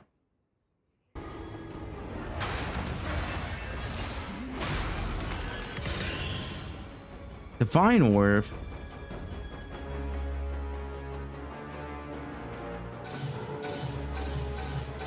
How about snaking? You average 50 rooms. If you have 50 rooms of all multipliers, that's a lot of fucking loot still.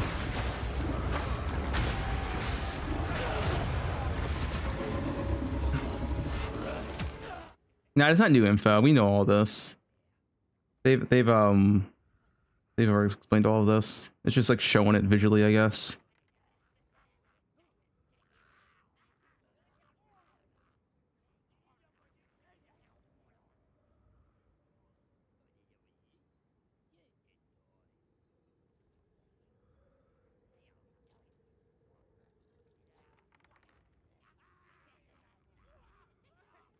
Is new manga Ascendancy bait? No, I don't think so. I think it's very good. Thanks for the prime. Do they have any more shorts? Wait, is this YouTube? Oh no, okay. I didn't know the channel was Play Path of Exile. I guess someone had Path of Exile. It's Play Path of Exile. Anyone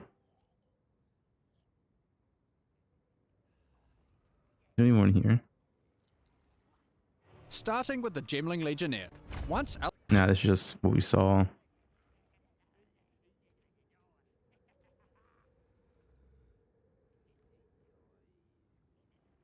Sub to the PoE YouTube channel. Oh, they have to earn it. We'll see by 1.0 if they earn it. When you first do a breach in the endgame, you will find Aelith, one of the Keepers of the Flame, an ancient order of monks dedicated to preventing the Hiveborn from entering the world. As you seem to be a keen Driver reset bug? What do you mean driver reset bug? slayer of demons, Aelith would like to recruit you to the order and asks that you travel to their monastery to the south. On the way there, you'll start to encounter... Like I'm back at that counter reset leaf for Arcane Archer. I mean, probably, but it kind of depends what's going on at the time. Like, I don't know when they're doing it. How far is it like away from the poe1 league? All that. more breaches. And I'll be real, man. Like, money's tight. Only two poe2 leagues a year. I have to come back. I don't have a choice. I'm forced to. You'll notice one of the first changes to the breach mechanic. You still have to kill monsters as fast as you can to keep the breach open, but now you can visibly see how much time you have left to keep it open, and how each kill extends its duration. Once you've reached the monastery, you will learn more about the Keepers. In the 25 years since the events of Keepers of the Flame and Path of Exile. Yeah, we also ready. Sushi in jail still.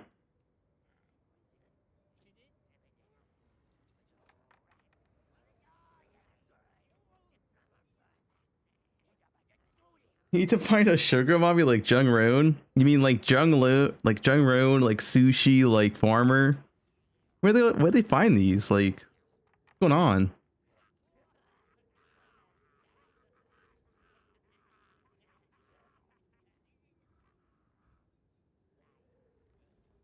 Thanks to Prime, appreciate it. Cold ramen, cold ramen.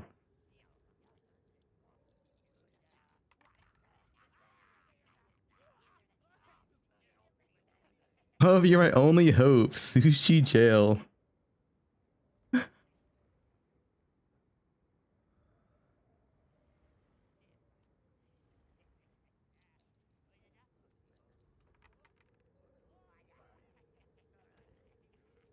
Why is Sushi in jail? He had a stream title that said 1 sub equals free mirror service. And it's about DM him for premium duping service. And a GG banned him for 1 week for that stream title. He will be unbanned for league start. So he will be playing. He can stream too, like he's allowed to stream. He's just banned in game.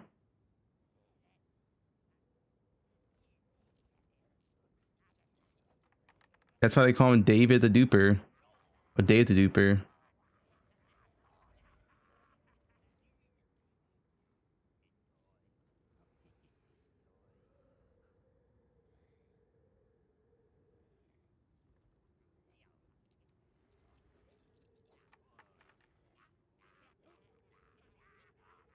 Why is Sushi always trying to get banned?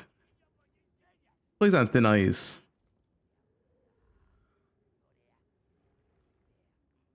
I mean, the thing is, he can still stream. Like, it's not like I'm playing PoE in game anyway. The only reason to play PoE right now in game is for level and practice. Like, I didn't streamed.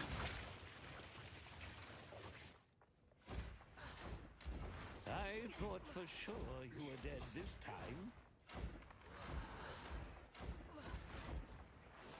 Jong gets sick on league launch. Thanks to the Prime. Appreciate it.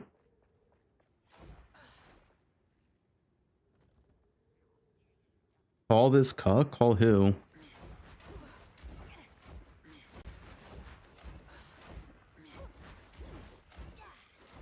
Do I have a garden? No. You do Devour Act 1. My recommendation always is that if you're not a speedrunner, you're just like a regular player, do Devour, because that one initial support gem does help. Like negative like 2 or 3 minutes. But if you're not a speedrunner, negative 2 or 3 minutes does not matter. I've seen orphans with full of purses. It's not a big deal.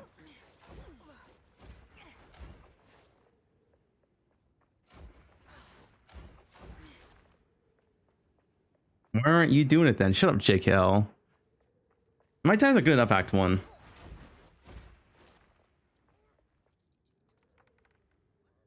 I thought for sure you were dead this time. The fastest Act 1 right now is 43 minutes, 100%, not 80%. So I'm like doing everything in Act 1.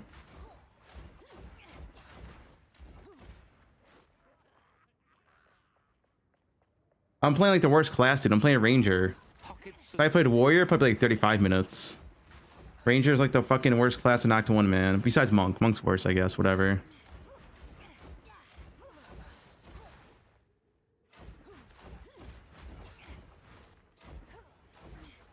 Bow guys, like bows are like consistently have been one of the slowest in campaigns for a while. There's a reason why you never see them in races ever.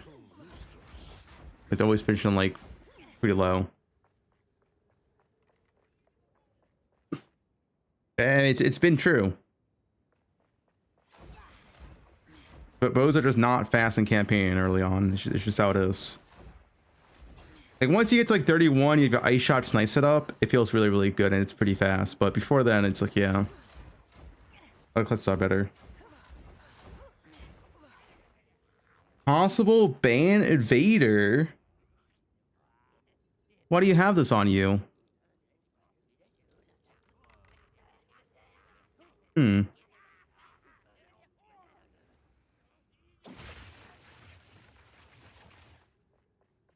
Is Spear good? Yeah, Twister is looking to be a top tier skill this league. Pretty sus. Benny Vader.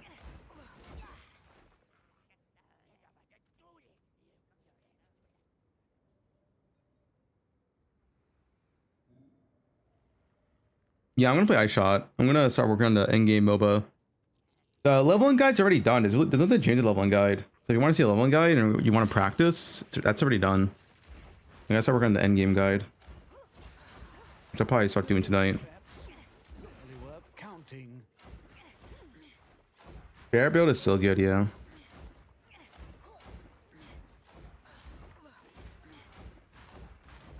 Nope, it's not paid walled. It's free to play guides.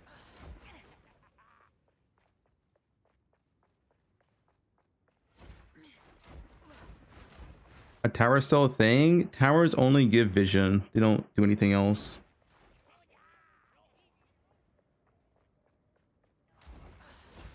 Yeah, I'm gonna do my top 10 league start builds.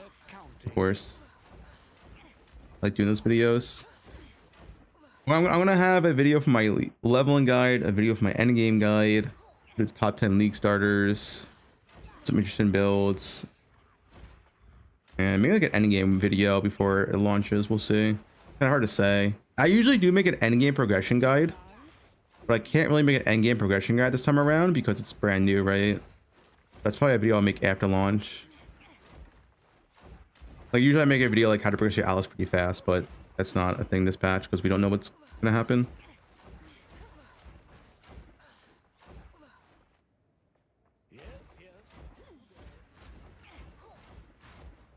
Yeah, I know. I'm not forcing Twister hate. It's just OP, man. Practice runs probably tomorrow. I'm kind of burnt today. Dude, is it just me? Whenever I watch like a 3-hour long interview, I'm like, man, I feel like I was the one doing the questions. I'm tired now. You'll give new meaning to humble beginnings.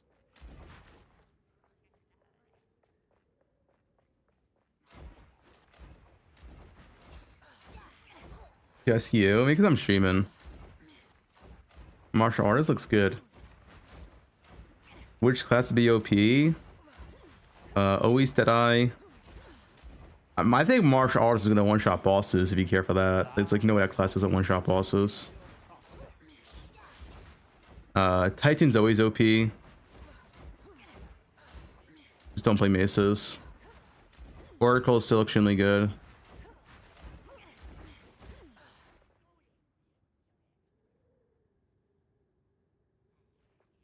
Yeah, probably all gonna one-shot bosses. There's no Ubers. Which means clear matters more. Interesting to think about. Fast meta still.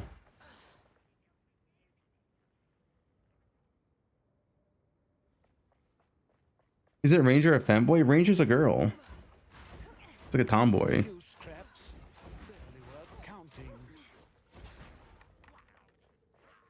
Thank you for pay to win Fub. After donating $20 to your Patreon and spending $50 on the build guide, I can finally become an ultimate beginner. Okay.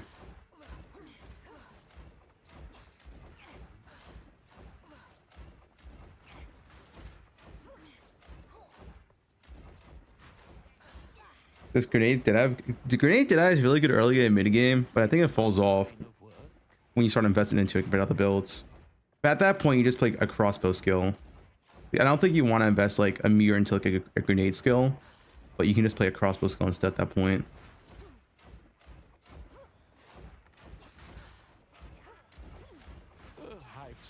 Oh yeah, Fallen Thunder sell one shots. That's wait, how did Fallen Thunder not get nerfed? Isn't that skill so easy to one shot any boss with?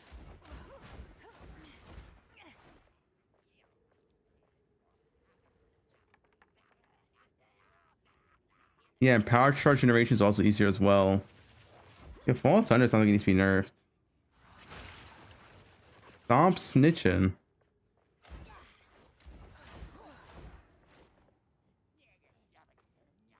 Lily, Fubgun is the best streamer ever. Thanks, man. I mean, the thing is, a lot of builds still one-shot. They're not nerfed for them. It's not like it's some secret. Like, the Rue build one-shots as well.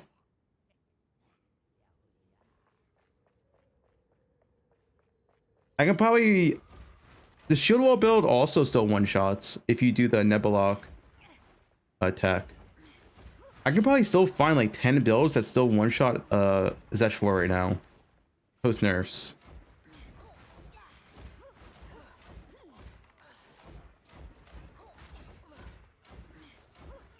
Why is it nerf that and nerf this and nerf up 8% of the skills?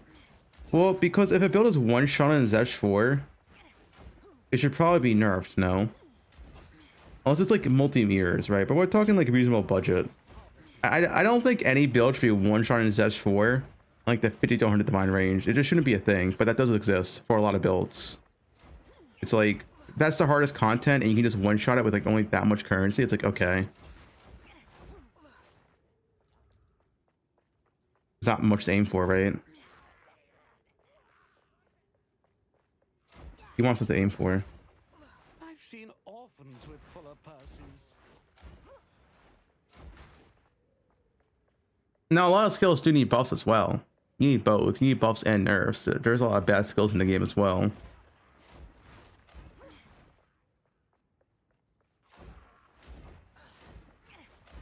The crossbow's one shot. poe1 Ice Trap ZHP. I mean, I don't think Ice Trap ZHP is good for the game either, but that's like also a very... Like, it's only for like 2 or 3 Ubers. And it's like it's literally ZHP. It cannot do mapping. It can only do a boss.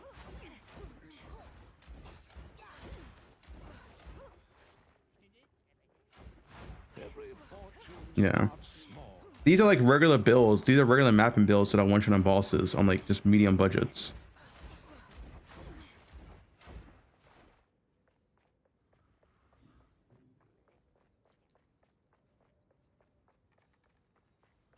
Thanks for Prime.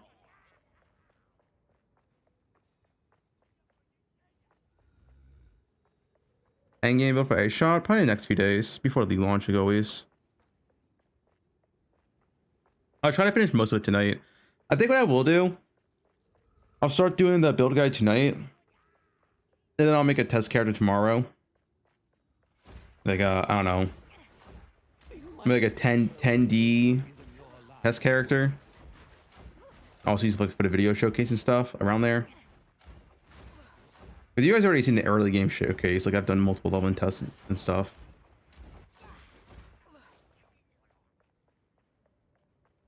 New skill tree release? No.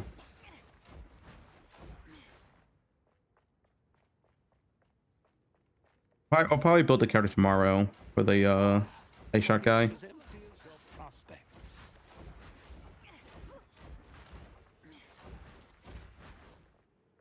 Yeah, premium level build on Fansly. Our build's gonna be glorious. It is a fun build.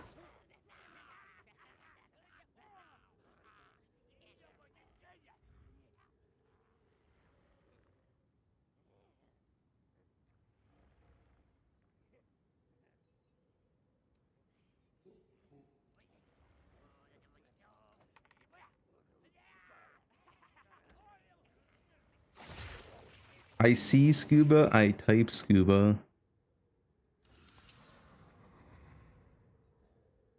Any mandatory uniques for the build? Build 0 uniques. Now, Kudiros, people like using Kudiros, you can always use Kudiros, but it's like, yeah, there's no mandatory uniques. There's some good uniques you can use. Iris is also always pretty good. Death Rush early on is good. There's no unique to make it work. It's a pure SSF build. Like, it can work in SSF.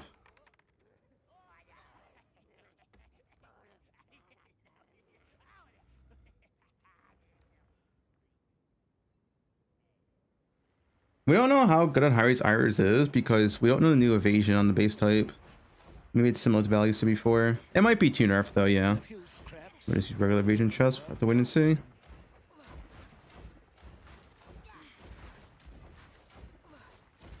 How many get to permanently move every scuba variant? Wait, why do you want to move that?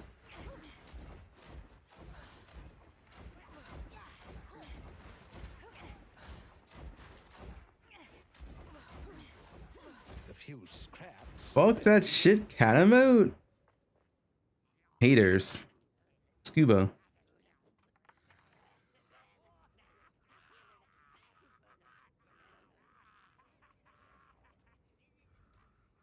Guys, type scuba if you want scuba to stay. Oh, whoops.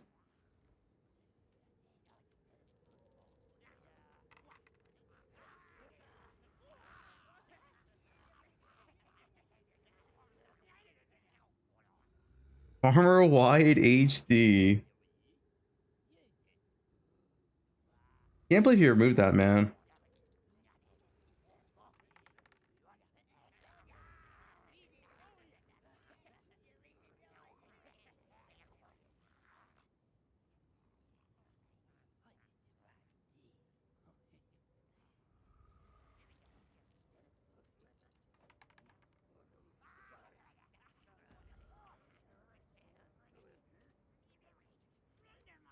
Is this you, TikTok? I do not use TikTok.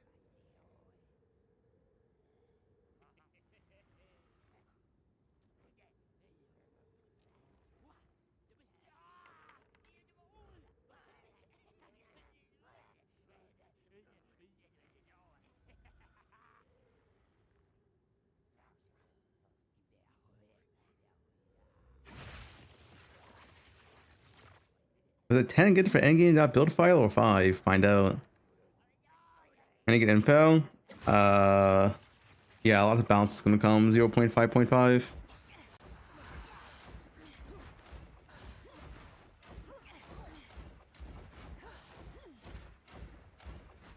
Every fortune starts small, I suppose. HSR? No.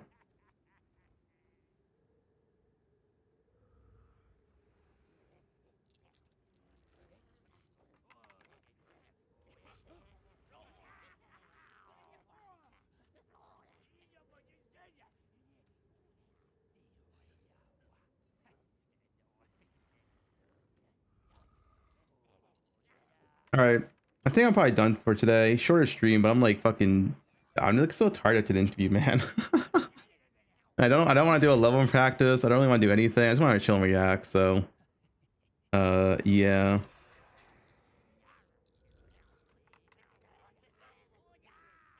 GG's. Thanks for watching. We'll be on again tomorrow, of course. We'll probably do the test character tomorrow. Start around my endgame POV. I'll start doing that tonight. Yeah, I'll do more ranger stuff tomorrow. Thanks for watching, guys. Always appreciate it. Thanks for the gifts, subs, spots, primes, and all that. All the follows. Appreciate it. Have a good day, good night, good morning. Am I gonna play League Arena? What the fuck's that? Love you. Love you too.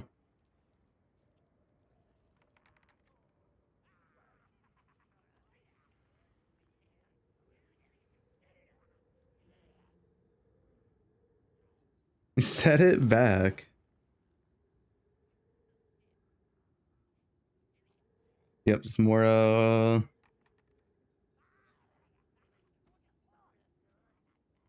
stalling. I mean, it's just like level 1 practice and like early endgame practice until like we get it. Garotha just came online. Already Garotha. He just came online. Thanks for watching, guys.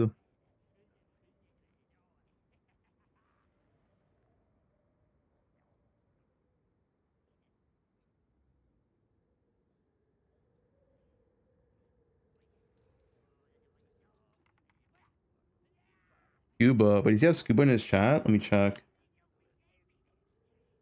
He does. Nice. Use scuba in his chat.